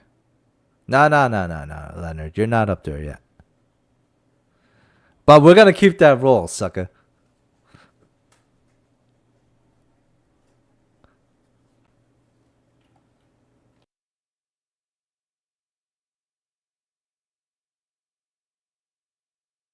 Why not?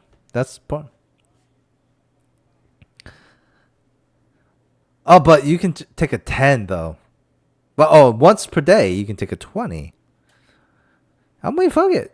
It's crazy though. I don't know about though because like all of a sudden after you did all this, you know everything about this creature, but not during the fight.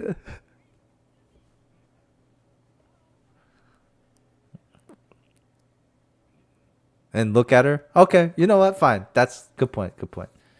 Good point. Good point. You can if you want to. Yeah, for sure. You can definitely use this. Yes. Okay. What do you want to know? Oh my goodness.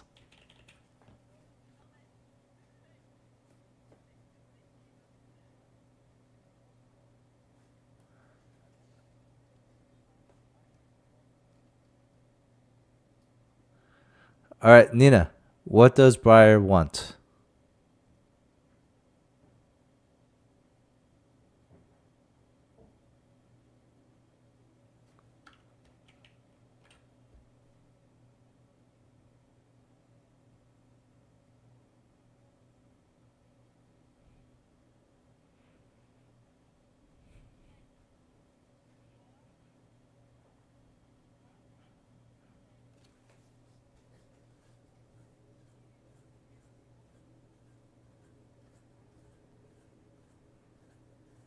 Oh, you assume right.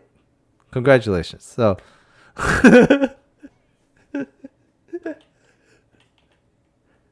yep. No, no. It's a, I mean, obviously it's a fae, and it's obviously of the water if nature. Obviously, it's an aquatic fae. Anything else? How would you word what? Oh, um, is that what you'd like to ask?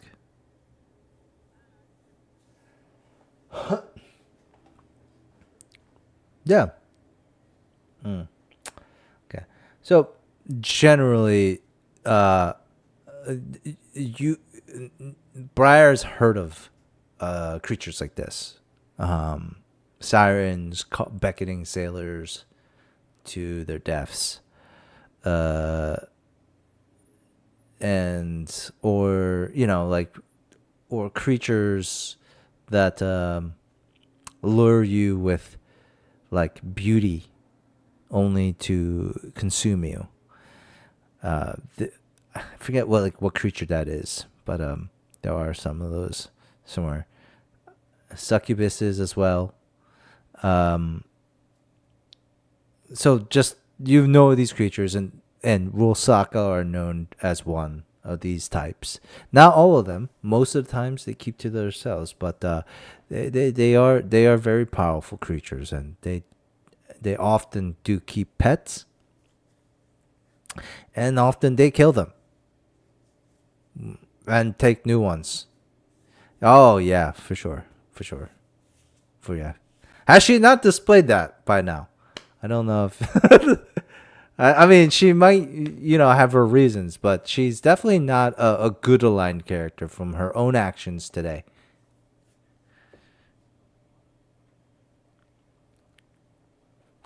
All right. So Leonard comes up. Leonard, you can roll a perception check for me. But you're gonna get a higher DC because you failed the nature check. Okay. Owlbear comes up. He's just happy to be not dead. Knox, you eventually come up. You can also roll a perception check for me, bud. What?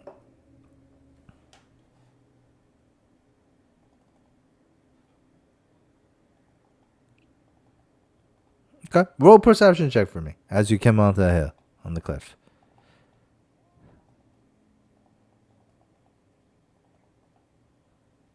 Oh, you're talking about the bird. Oh, I had no idea. I thought you were just gonna go up here.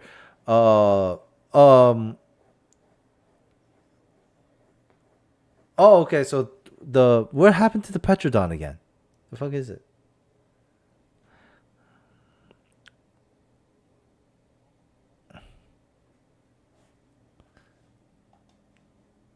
Okay. All right. Here it is.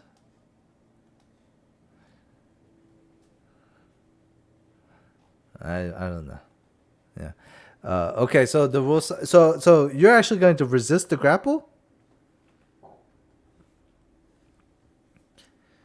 Ah, dude, I don't think the Petrodon's gonna win this, but okay. Well, I mean, just roll for it, cause like I guess the Petrodon will try to just grab you, right? That's its job. You gave it the command, and it has a 10-foot reach, so it doesn't even have to be within your range to do it. So, oh shit, that's a 26, bro. What's your CMD? Oh, we got him, boys.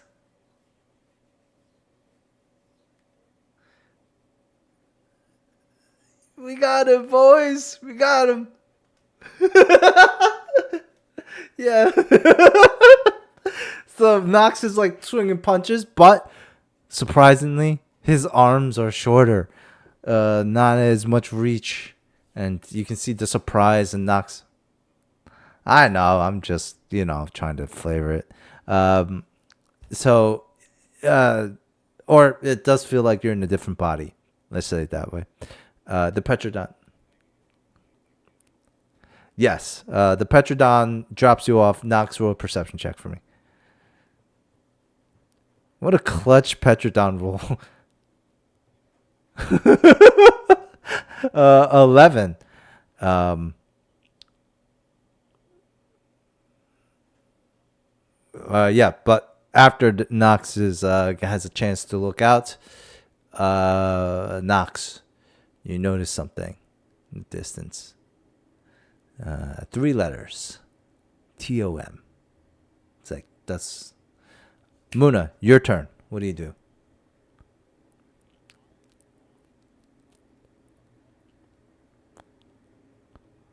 Uh-huh. Okay.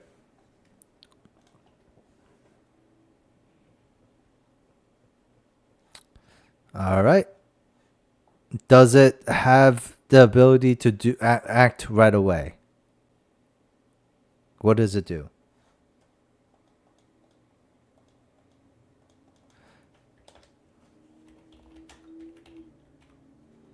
Which is...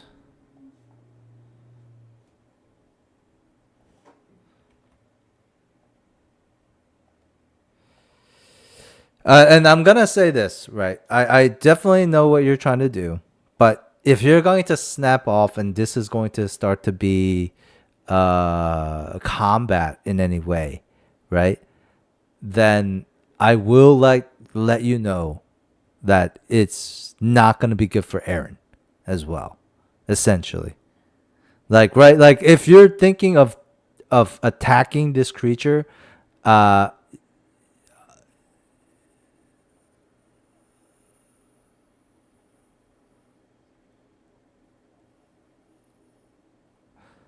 but that's still not going to prevent her from killing or injuring either the harmed archon itself, which then what is it going to do to you guys afterwards?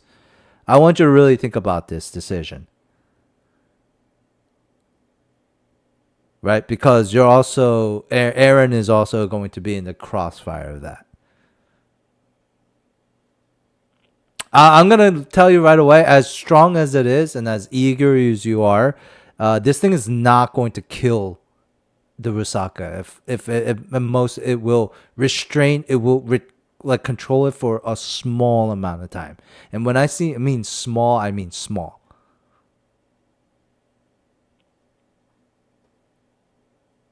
Not for as long as you think it's going to. Okay. Like I've already shown you, if you just did think about that, 3 actions it has. You can use 3 hairs, and I've shown you the damage that it could do.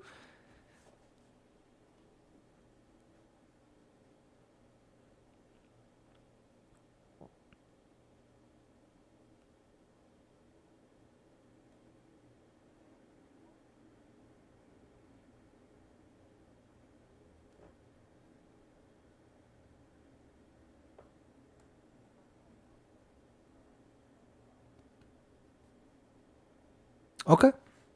I will say it does come out, and it is not, but this is a thing between the. So we are going to go back to Aaron and the Rusaka as this massive, pretty crazy looking hound thing comes out. It's like, boo, a shining light comes out, and this thing just like lands Terminator style, right next to Muna. Which is interesting enough. I'm gonna introduce something that I don't think you're gonna be happy about.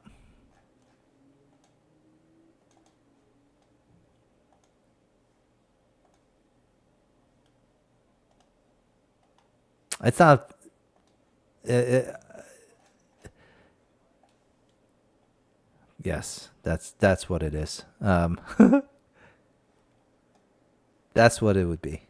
Okay, so Aaron, the Rusaka looks at you, and she is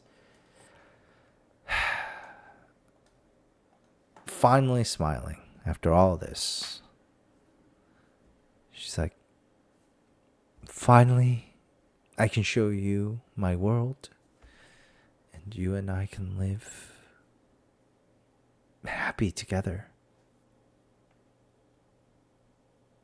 You might not feel the same way that I feel about you now, but you've seen my life, and you've seen how much love there is yet in below these waters with my family.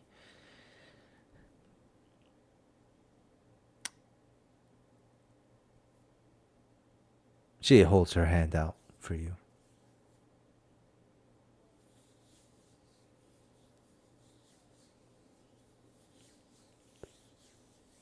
Aw, they're all looking down at you from the cliff. You can see them.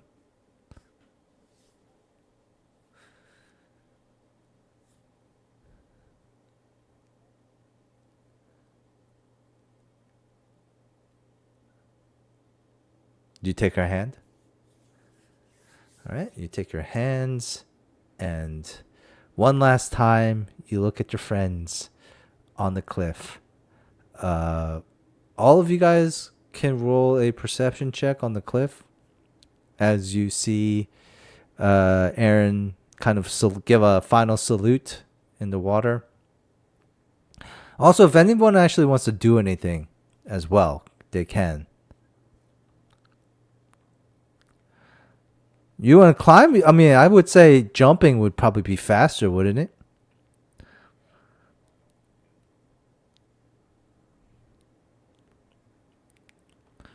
I mean, sure.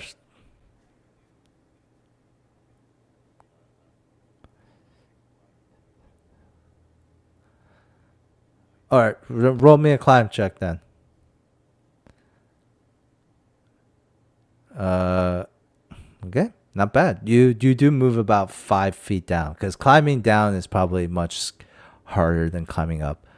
Uh, I would imagine, like, could you imagine trying to climb down a 40-foot wall?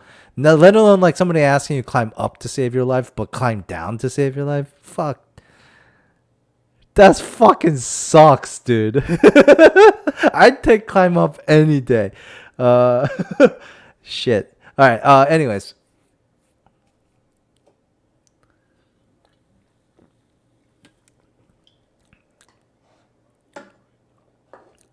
and also Knox. I mean, there's people who like would do it. Yeah, who would do it though? They'd be like, "Fuck, yeah, hell yeah." Anyway, so Knox is climbing down. Muna, you see off in the distance, um, very clearly, sails coming up around the bay. Tattered. One of the center masts have been snapped, but clearly in the like slow motion, because you've been so focused on like what's in front of you, you guys have failed to notice this. But a ship, large galley, has drifted into this bay.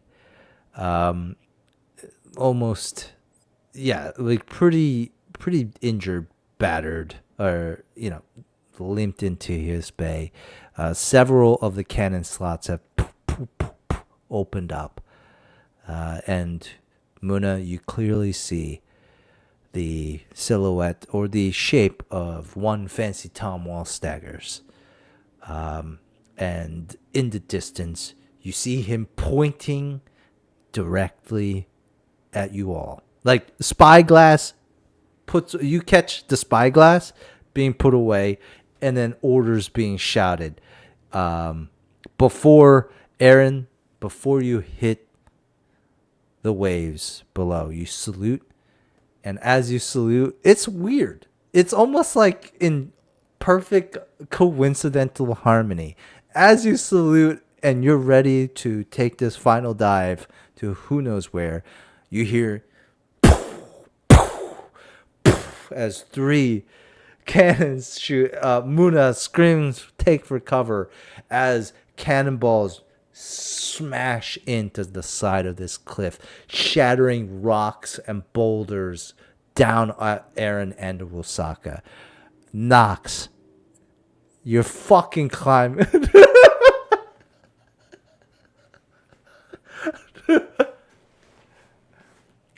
Even though I gave you that hint, TOM, right before. No, I didn't give like Nox that fucking hint. I gave Jacob that hint in a meta way. I mean, it's not like those. You know what I mean? Like,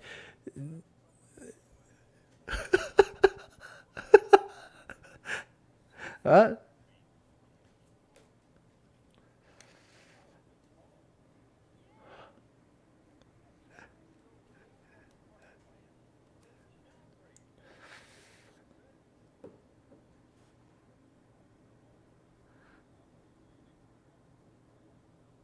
well, no, because it was his friend Tom.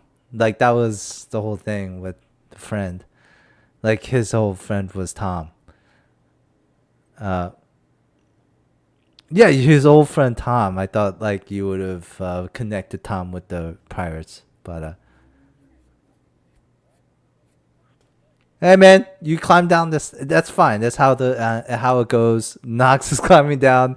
The walls get shattered. Let's see. Like if Nox gets one of these cannonballs, I don't think there's anything coming back. This time around, you just die, bro. At least that's the case. I mean, but this is some crazy. That would be some crazy coincidence. I would say there's like a I don't know, guys, 15% chance that like you would get hit by a cannonball. Um, Probably even less, but let's just go give it a 15. You call high or low, Knox, but or Jacob, but low. But so you want 15 or more, right? All right, let's do it. Okay, not bad. So with the 85, they shatter alongside you, maybe even lower than you. One shatters right here in the middle. I'm gonna ask, in this final moments, as time slows down, and rocks begin to come down. Um, I'm gonna ask this to just be like a straight D20 roll. Rusaka versus Aaron. Let's go. I'll roll for the Rusaka, and you roll for Aaron, please. 11. So Aaron, you fail. That means the giant boulder that just got blown out of the side of this cliff from the cannonball is headed towards you. And you're fine. I need a reflex save as well. The DC here is going to be 25. That's the increased difficulty of the DC. So there is a chance that you can get out of this. However, the Rusaka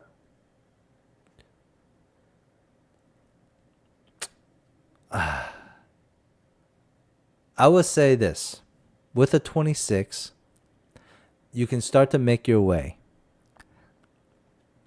But it would have the damage. However, as you swim away, you're going to feel a current kind of just push you a little bit. And Aaron, you notice that not only is so that boulder like crashes in right where you were. You feel a current push. You see up above another cannonball hitting the cliff. More rocks falling. This time towards the Rosaka. What do you do, Aaron? As you realize that the Rosaka is currently using her action to push you away from the boulder.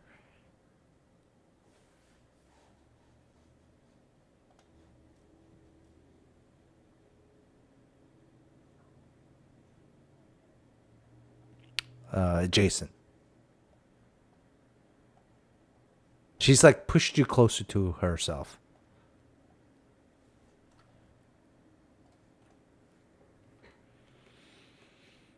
For mainly for her now. Like it's closer to the wall. Like the second boulder, the first boulder you already dodged it.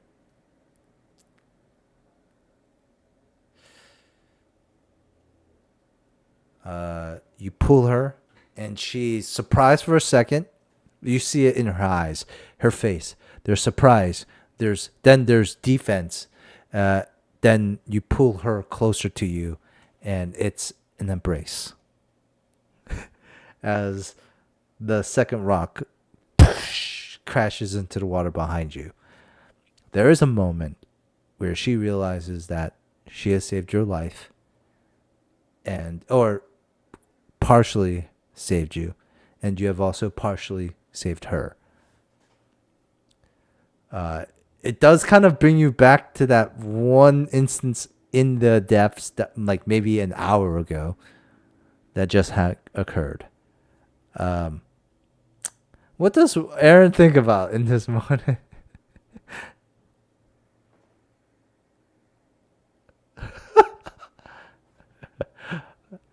Okay. The rocks continue to fall though, as the cannonballs continue to shoot out. What does everyone do?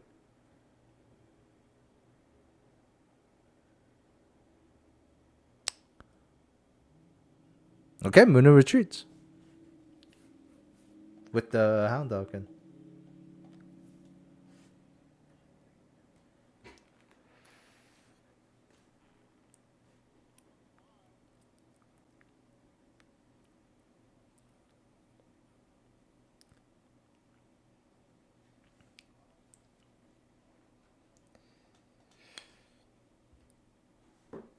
Okay. What does the rest of you guys do? Anything?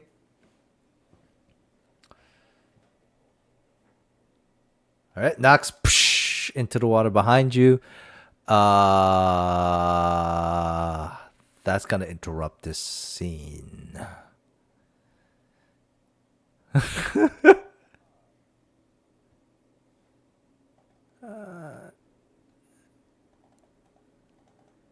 Uh, she's going to attack you.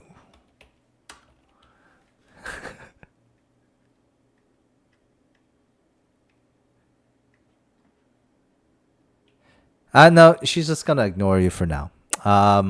She's gonna look at Aaron. Nina, roll me a d20. If it's 10 or higher, then another cannonball gets shot. More rocks. Yeah. All right. Another cannonball rockets against the cliff here. More rocks pouring. Need a reflex save now from all three of you guys. Knox, you included. Why did you just put yourself in this danger? What the fuck?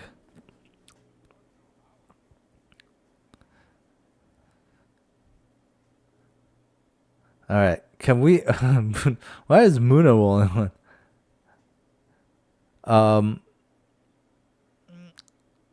The three in the water. Okay. So, the Petrodon, I'm gonna say, comes and grabs Nox again. Obviously, Yoink grabs Nox, brings him back up. Oh, you gotta make him roll again. Come on.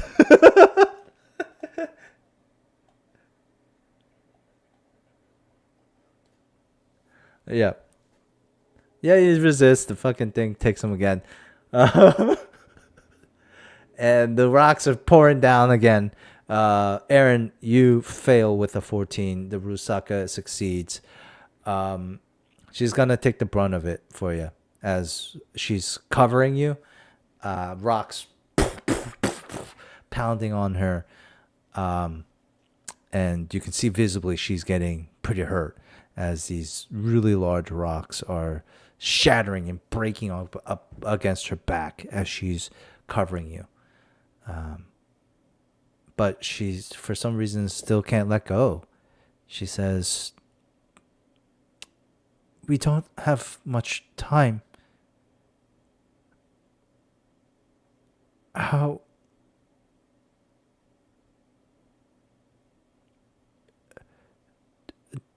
do you want to go with me still?"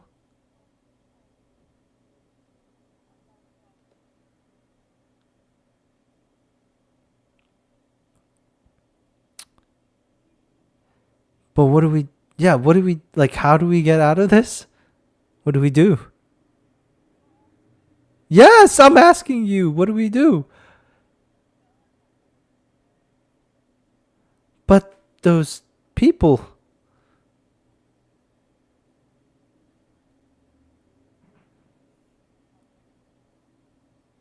the people on the ship, they're shooting at us.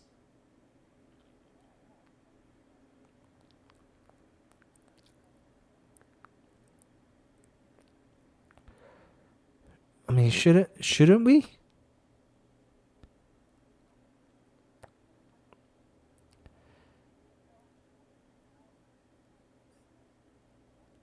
Not the right thing. I think I want to take care of those people first for shooting at us, and then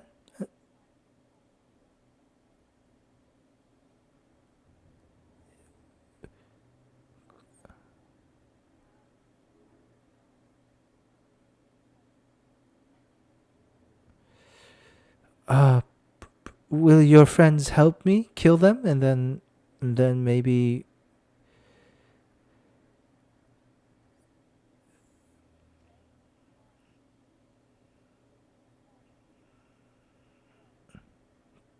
you?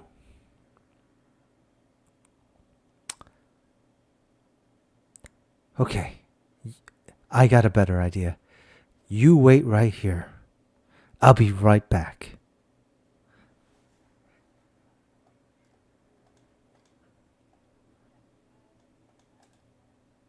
And she's going to slip down into the water and disappear. The do you pick up Aaron with the bird?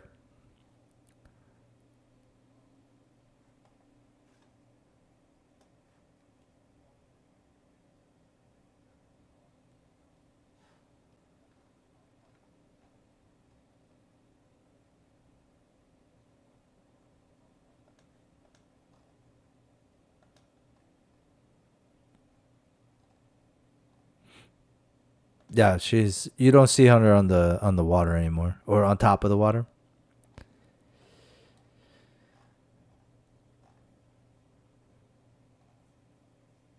Well, when she leaves, it's not like a fin or something. She just slips under the water, and it's essentially, yeah, she's gone.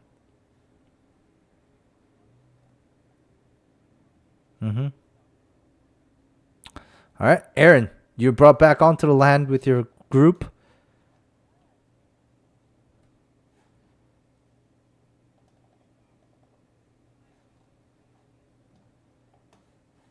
Knox is up here already.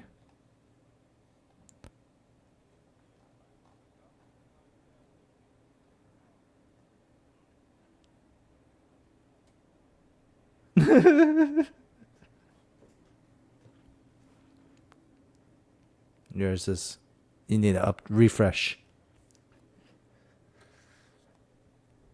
Okay. Um, if you guys don't say anything or just wait for a second. Oh.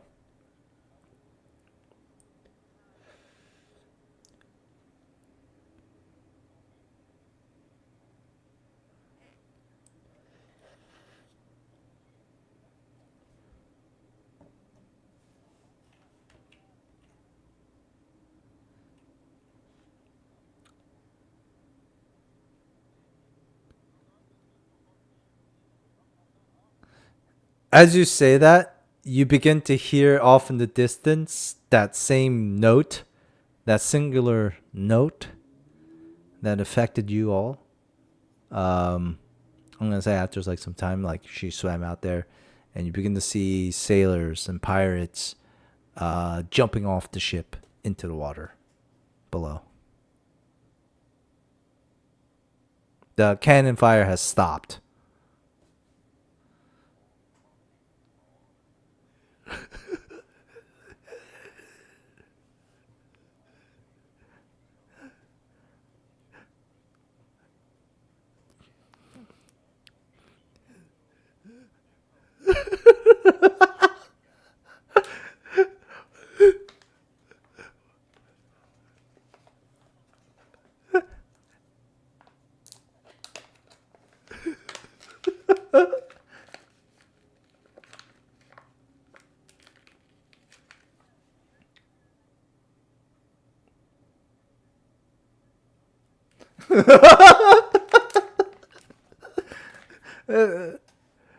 Wait, so you guys just book into the ship?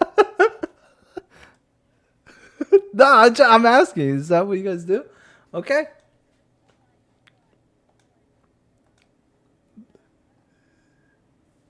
Okay.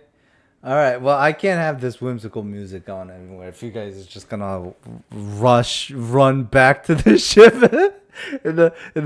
so what about the people of Goat's Head? Like you see, like people of Goat's Head coming out of the village. The sun is out. Like they're all like confused. Like what the fuck is going on?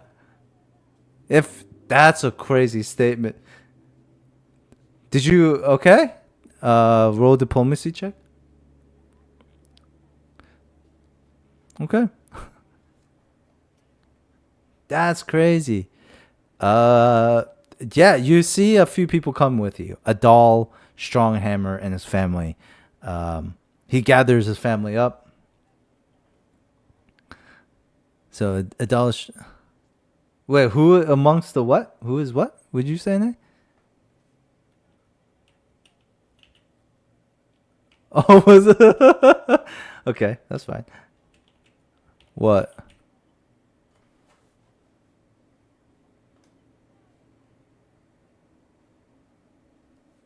Oh yeah, yeah. No, they're gonna get sunk. But it's okay. You can save some people, but you can't save everyone. And also, it's like a flooding thing. It's not like instant underwater. It'll take some time. They'll have they can. There's a chance they might survive. Yeah. At least eventually they can tread water as well too. Eventually. Okay, so as you guys make it as quickly as you can, double timing through the village. People are screaming. If you're warning people and trying to get people to follow you, I need a diplomacy check. Aaron, yours is going to get a dull strong hammer and his family. Obviously, the commotion and shit has brought out a lot of people. A doll noticing like the dinosaur and you guys, of course he's gonna rush over, and he's like, "What's going on? What's happening? Come on, children! Come on, come on!"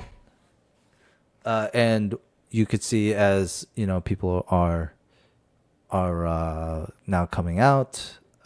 Granted, or Leonard, what are you yelling?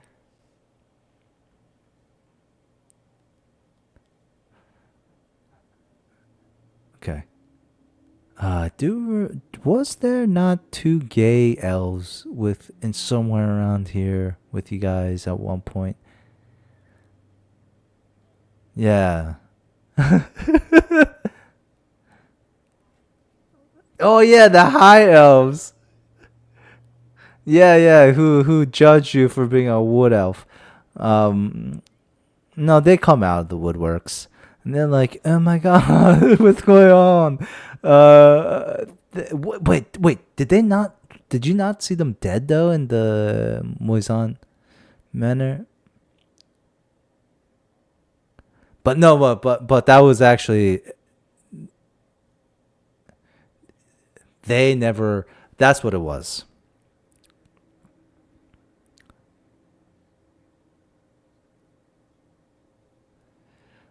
No, no. See, that was Elegana from the start. Um, the one when you went into the house, so then we don't know so yeah, these two gay elves come out and they're like, oh my god, what's going on? So they come out and follow you, Leonard. Um, so yeah, you got Adele Strong Armor and his family, uh, couple of gay elves, then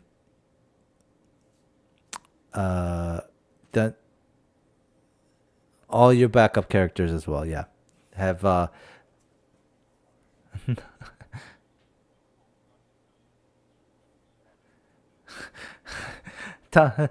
ta,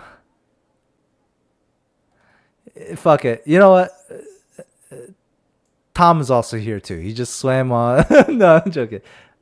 He just swam to the shore. No, I'm joking.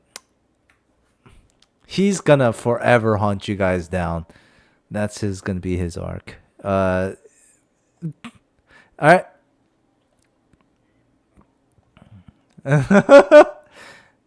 All right, and I think that's it. Really, like you see, a surprisingly number of people have either already fled, or they're just not gonna come outside. Um, yeah. You know what? Shit, Leonard. I'll give you because you rolled a 20 on your diplomacy. I'll give you a 50% chance that Omoreg from the lighthouse just flies out on a fucking broom and joins you guys. You tell me high or low. No, he's not going to though. That's not his style.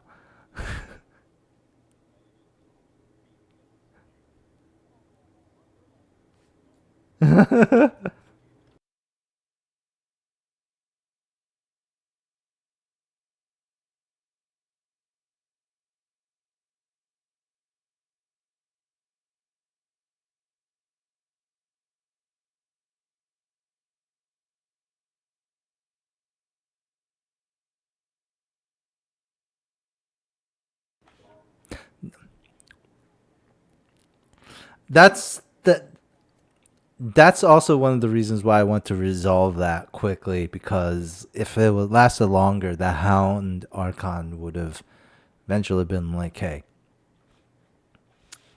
But anyways, yeah, like it's weird because like let's say it uses the circle against like magic circle against evil, right? And you're in there. Ah, hmm.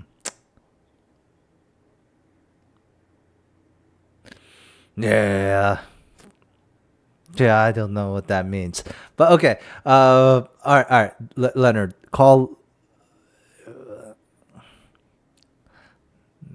nurture versus nature. I got it. Okay, so no, but he wasn't born evil, right? Yeah, Lucifer.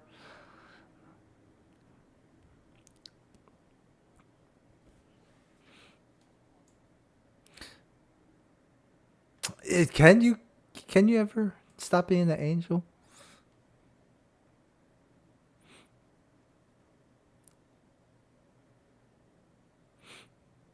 Anyways, high or low, Leonard. All right, roll your d20.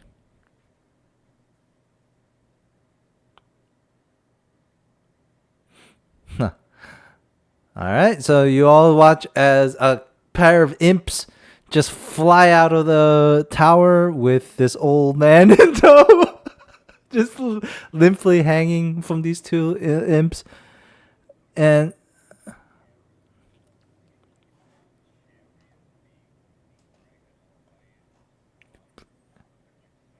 sure, yeah. Yeah. um and it's he's wearing like these really open like robes. So it's like very much so you can see a lot, too much. Um and he's laughing like a maniac. He's just shrieking as he's flying through. In case you didn't remember what old Morag looked like, it's the guy with the lighthouse hat. I fucking forgot about that shit. Uh, uh, you know what? I like this. I like this idea of him packing up this lighthouse and shrinking it into a hat and putting it on. So that lighthouse is gone. It's just like an empty spot now. He's just wearing it on his head. And these imps are like these 4 or 5 of these imps are just carrying him on his back, like as like a on the back, and or like almost like a how do you like you know how like they have like their arms spread out and like the birds are like carrying them from their arms, something like that, where he's just like flying next to you, and he's just shrieking and laughing as he's flying above you guys. And before he goes, he was like he just like I'll meet you on your ship, and he's gone.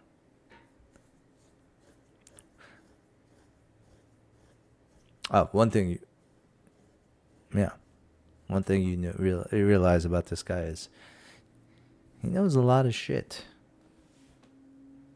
All right, so you also have African the Crystal, but he's not really much of a nerd, like we mentioned. Yeah. When it comes to artifacts, he's probably the guy you want to go to. Okay, so you guys make your way from Goat's Head, from the village of Goat's Head. You have no idea what's. Again, you're leaving Tom and his pirates to their fate without actually seeing what happens to them. Who the fuck knows what happens? And you guys get on your boat. Halfway through, it's like a half day's march to Goat's Head Island, or to the other side of the Goat's Head, from where you guys are. Um, and I mean, I honestly think we can just end the session there. Uh, with you guys finally arriving back in the general vicinity of your ship. One last thing I'll offer you guys is Briar. I mean, the father and child. You do know where their house was because they were coming out of it. So if you want to just pop in there and warn them again, or bring them along, you can. Yeah, yeah, yeah. It was always it was on the way. Okay, as you guys are rushing along, Briar's like, hold on, one sec, got one thing. You kind of veer off just slightly, because you see the house. You see like they have like maybe a few.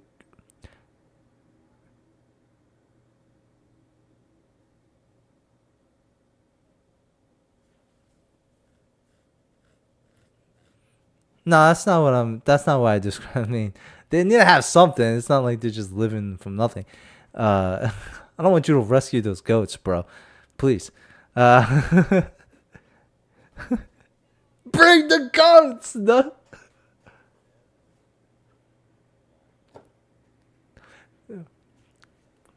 That's. I mean.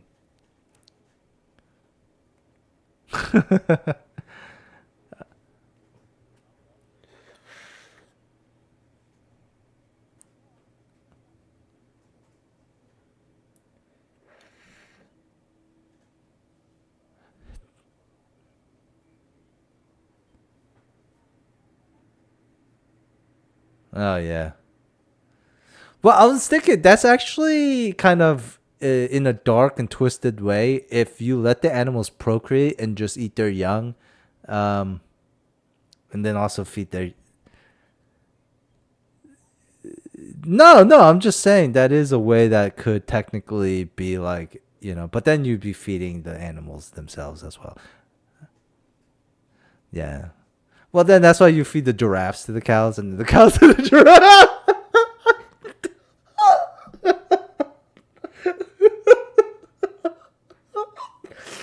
And that's why we have predators and prey. It's that's. All right, so so you guys, so yeah, Briar. I mean, your rest of your group, they're like, what the fuck? But then they're not gonna question you too much. You see that little hut? There's smoke coming out of the chimney. Okay. What? So you go to their house. You don't come back with people. You just come back with their shit. Dude, guys, I got some shoes. I got some clothes.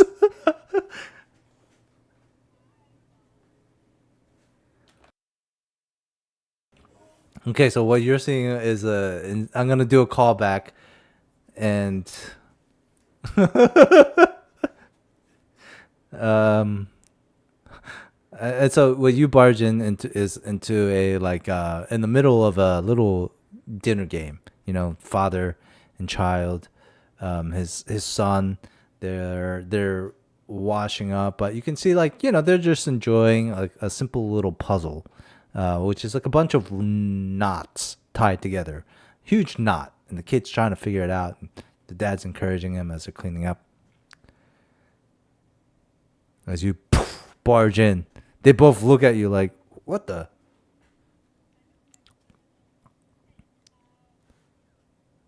It's you.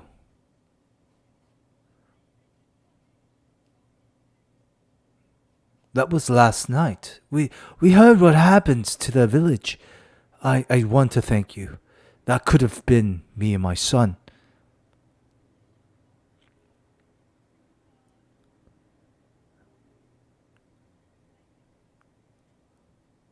It's going to sink, like in the water.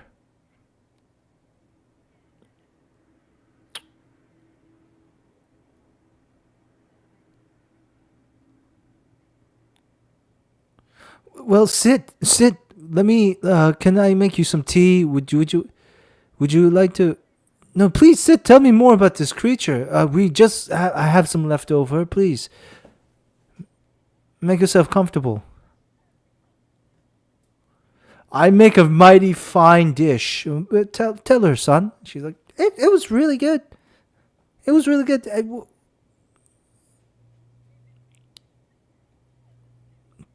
Oh, great, great. So please, he pulls the chair out. Sit. You're a guest.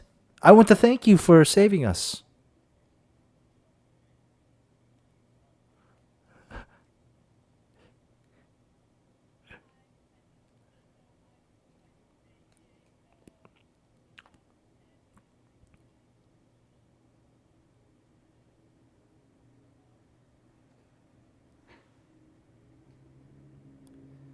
Roll me a diplomacy check. Sure. Nah, I think the taking of the hand is more of a more gentle 20. Of course, I didn't. I'm sorry. I didn't know it was so urgent. Timmy, pack up your things. Do we have time to pack? What about Brandon and Sandon and Trandon? My goats.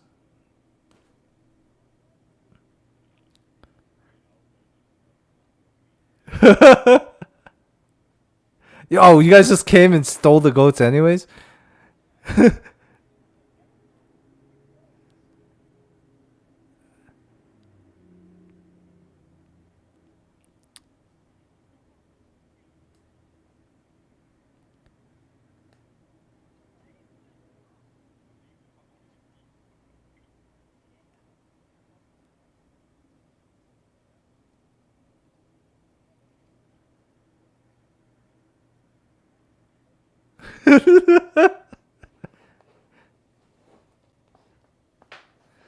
Oh, your new crew sucks. No,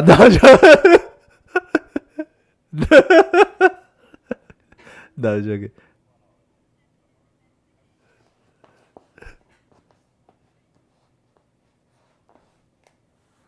All right. Well, so the two the man begins to bring his son. They ask you if they have time to pack up.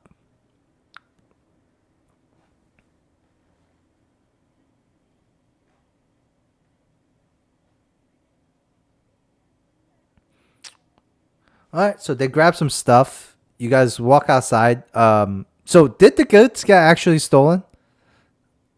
Okay. Well, Albert, and you already see halfway down to the ship, Albert and Knox are both like firemen carrying a goat.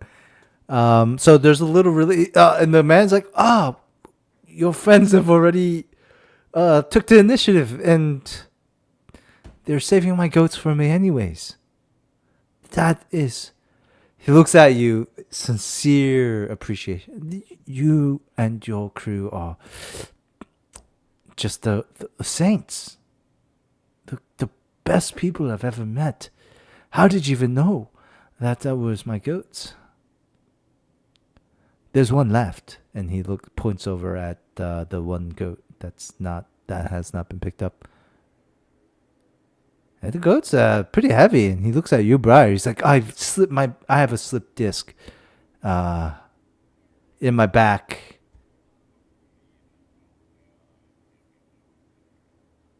Yeah.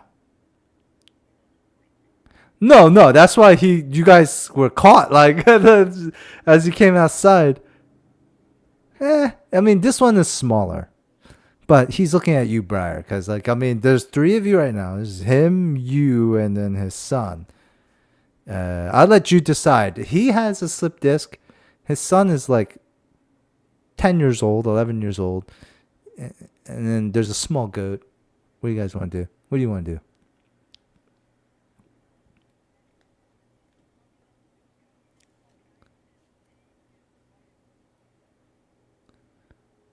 Animal handling check.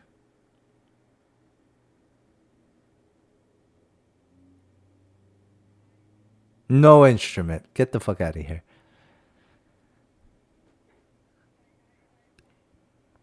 This is spur of the moment. You can't just bust out a flute and start playing.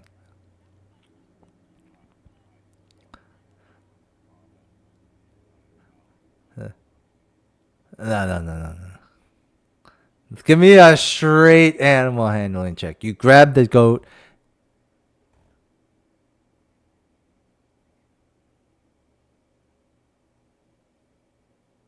The guy will help you. Plus one. Okay. It's a 15. He gives you a plus one.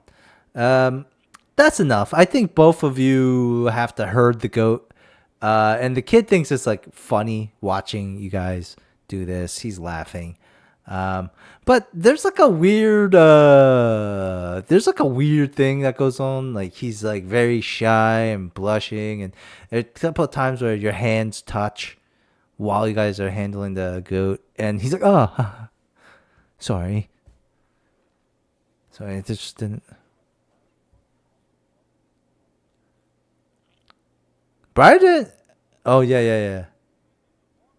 Went to water, but and you know the guy, like, you know, he blushes. Oh, haha, sorry, I didn't mean to touch you. Like, but you are, you know, wow, that is experienced hands, I would say. Oh, why did I say that? And then you guys eventually get to the ship, where everyone piles on, and that is where we'll end the session. All right, well, thank you all for playing. It wasn't an climactic ending, but I do feel like that's a nice ending that you guys can save some folks, and add some potentially new people to your crew. So, yeah, thank you all for playing. Let me give you some. Let me give you some Ooh, nice.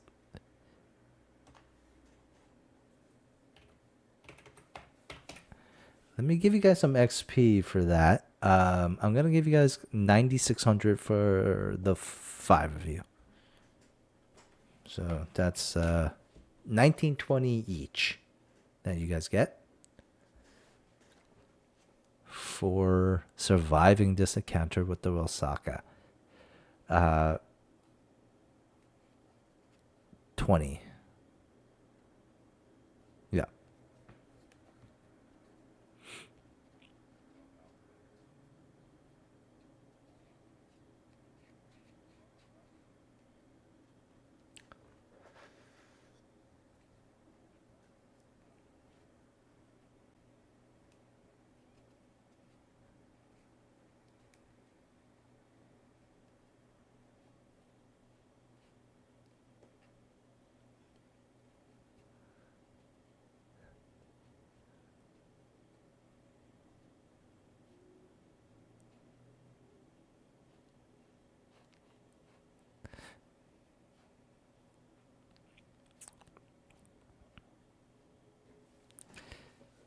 Oh, you guys, even with the 1920? How far are you, Jacob? With the.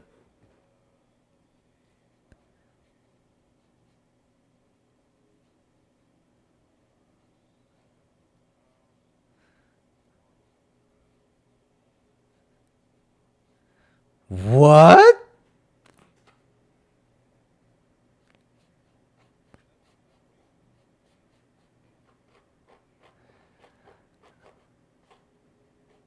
Oh, you know what? That's because of Knox's goals have been not achieved. Okay, so that also reminds me, goals. Did anyone?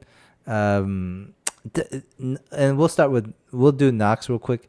Knox, do you feel like Knox has accomplished any goals from when we before you even set to Goat's Head Island to now?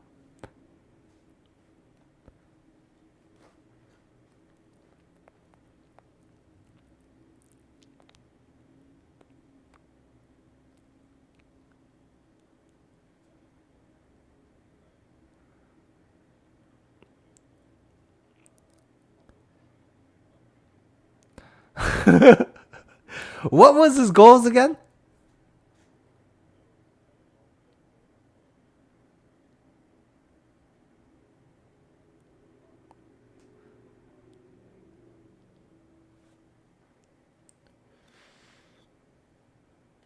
Oh wait,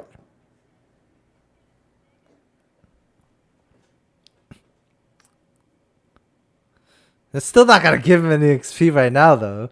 Uh, wait. I do.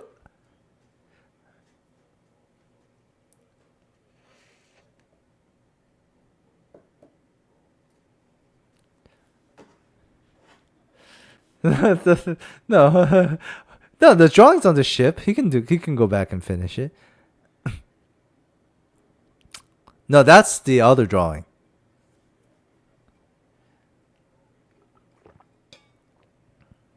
Yeah.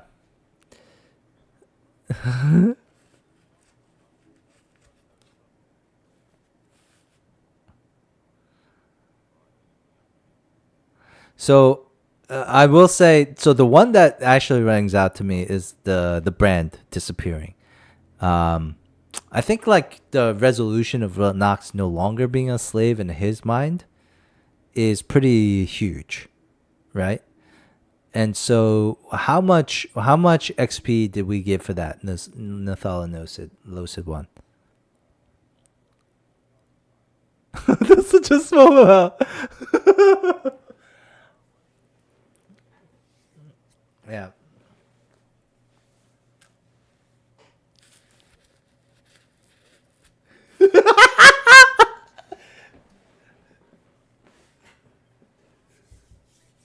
it is. It is. It is.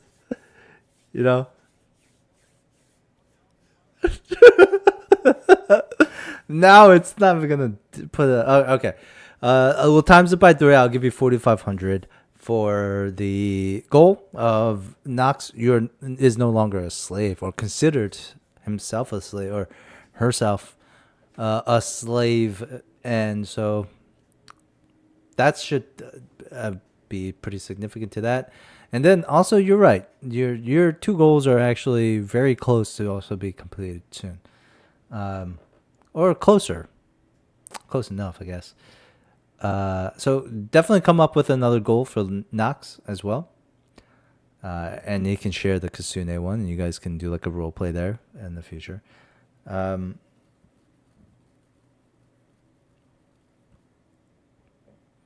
and then when you guys get on the ship, you have to decide is it Rosie or Cog, because they fight each other to the death on the ship, and only one of them is going to survive.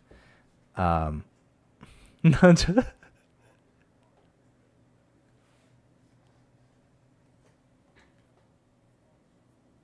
yeah, she does. She does have that dog in her. Yeah, she'd probably do like she probably use like a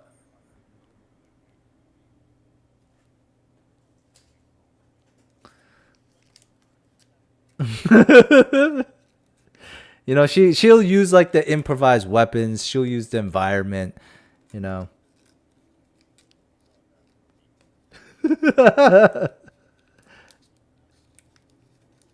it's the intention, her will.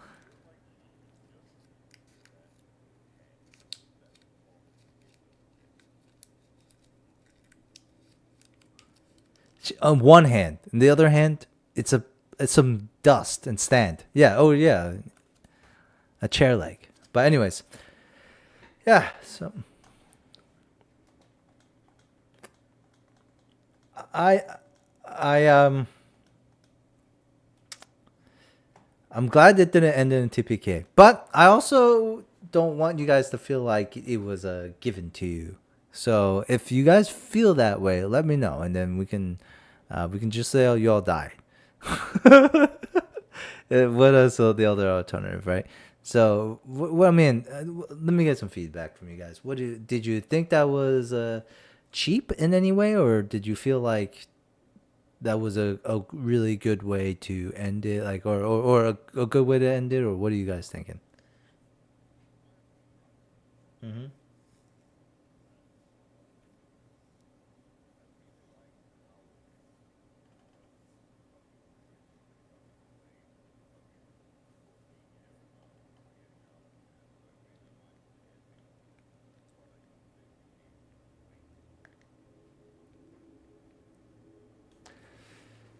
I don't think you guys really tiptoed that line though. I don't think you crossed that line. But I did. I Too much suggestion then.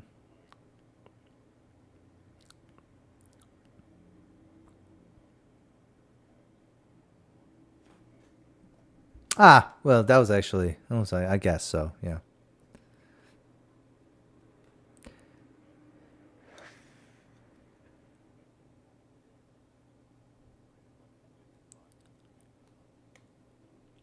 Mm.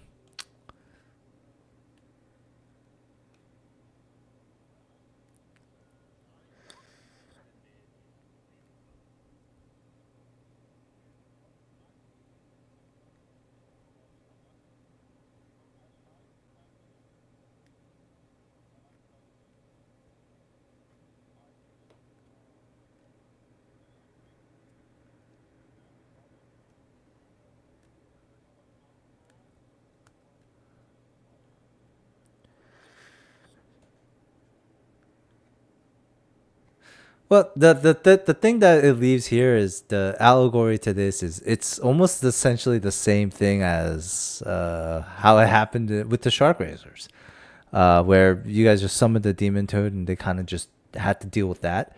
And so it's essentially what I'm saying is it's probably not the last time you're gonna see of her if you run away this way. If this is how you want to leave it, then it's not gonna be resolved. Okay. Yeah, I know. I get it. I get it though. But at the same time, she didn't almost kill two of you guys, uh, and and that was the dice. If you guys went negative, If they did go negative in that way, then I think they would have ended up dying. Maybe. I don't know what you guys would have done if they go conscious.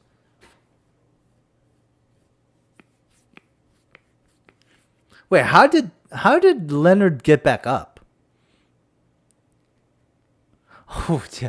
She. Okay, I see what you mean a little bit.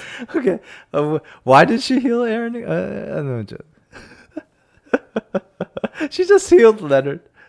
That's just show.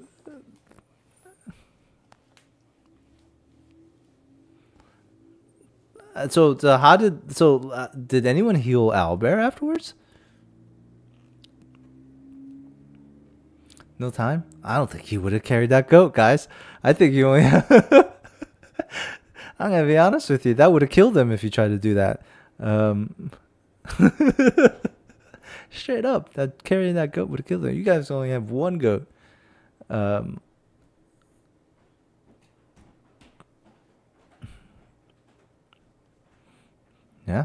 that killed.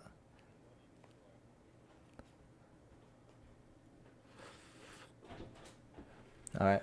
So we got some work to do. I'll ask you guys for some help with the new NPCs, like what class you guys want them to be, or what stat block you'll give them. Ben, so before we go, maybe we can divvy them up real quick, and then that'll be it. Who Old Moreg does technically have stats for him already, but Dante, if you want to be more specific and draw up something for Old Moreg, he's obviously a demon sorcerer, very similar to Muna in a way. So if you want to, you can make the character stat. If you don't, then it's fine. I'll make it. Nina, you rescued the two. You want Old Moreg?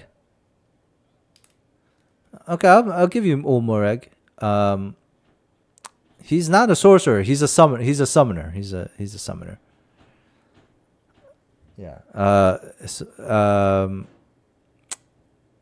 And then Dante, maybe what was it? Aaron, did you get a doll by chance? Stronghammer? Right?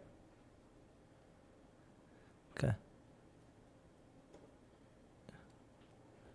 Yeah, and he was like one of the first ones to hear you. So I'll give you a doll Stronghammer. You can tell me like he's a blacksmith, so something like that. Oh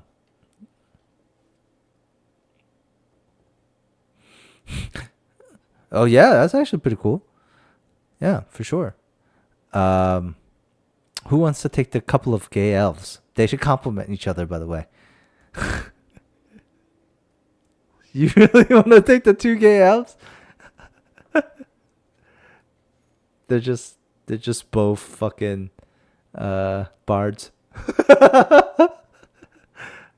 They play each other's flutes.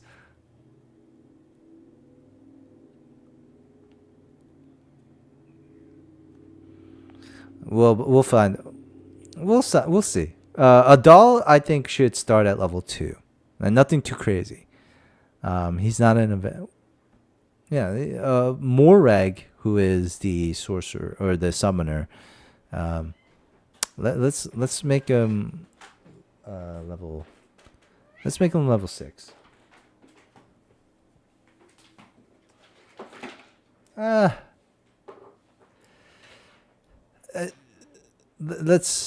Let's make him. He's actually higher, but let's say for now we'll make him a level 6 because, or we'll make him a level 10.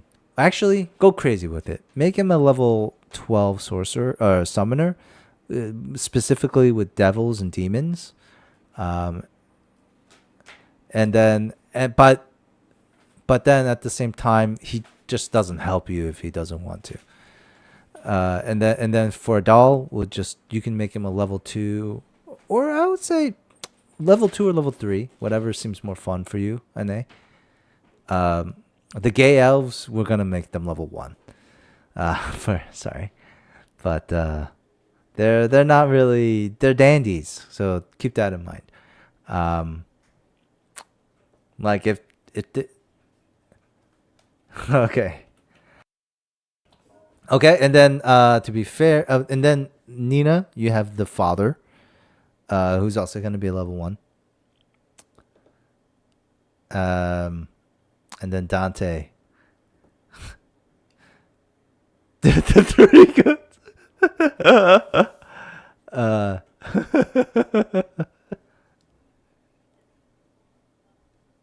I have.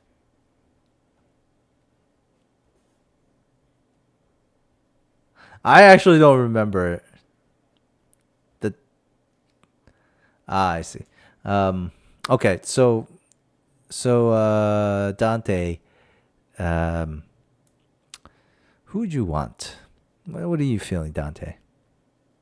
If you don't want anyone, let me know. We don't have to add that in. But if you do, who would you want? Uh, like you could make up somebody because really there's only Adele's wife that's left, and then the kids. Which I have to think about this because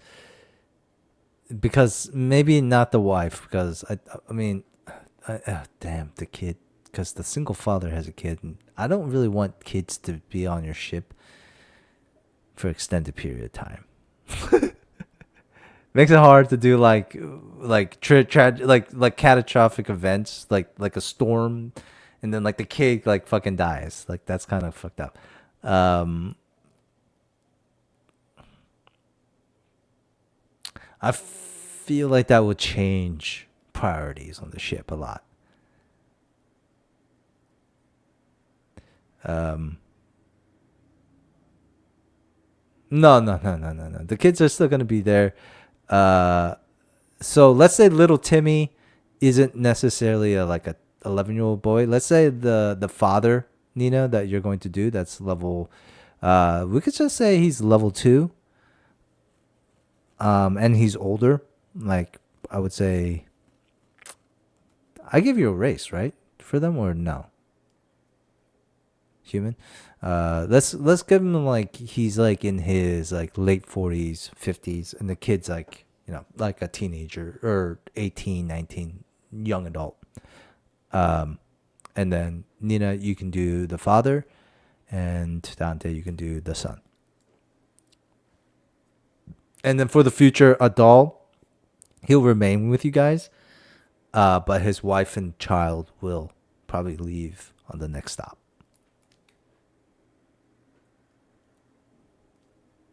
All right, cool. All right, and then these are now your new crew, and we'll see what happens. And again, Moreg, I mean, you can make him as OP as you want. He's just not gonna help you most of the time. Uh,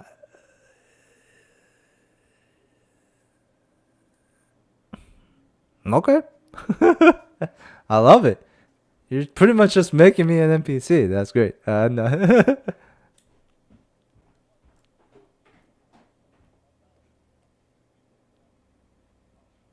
Okay,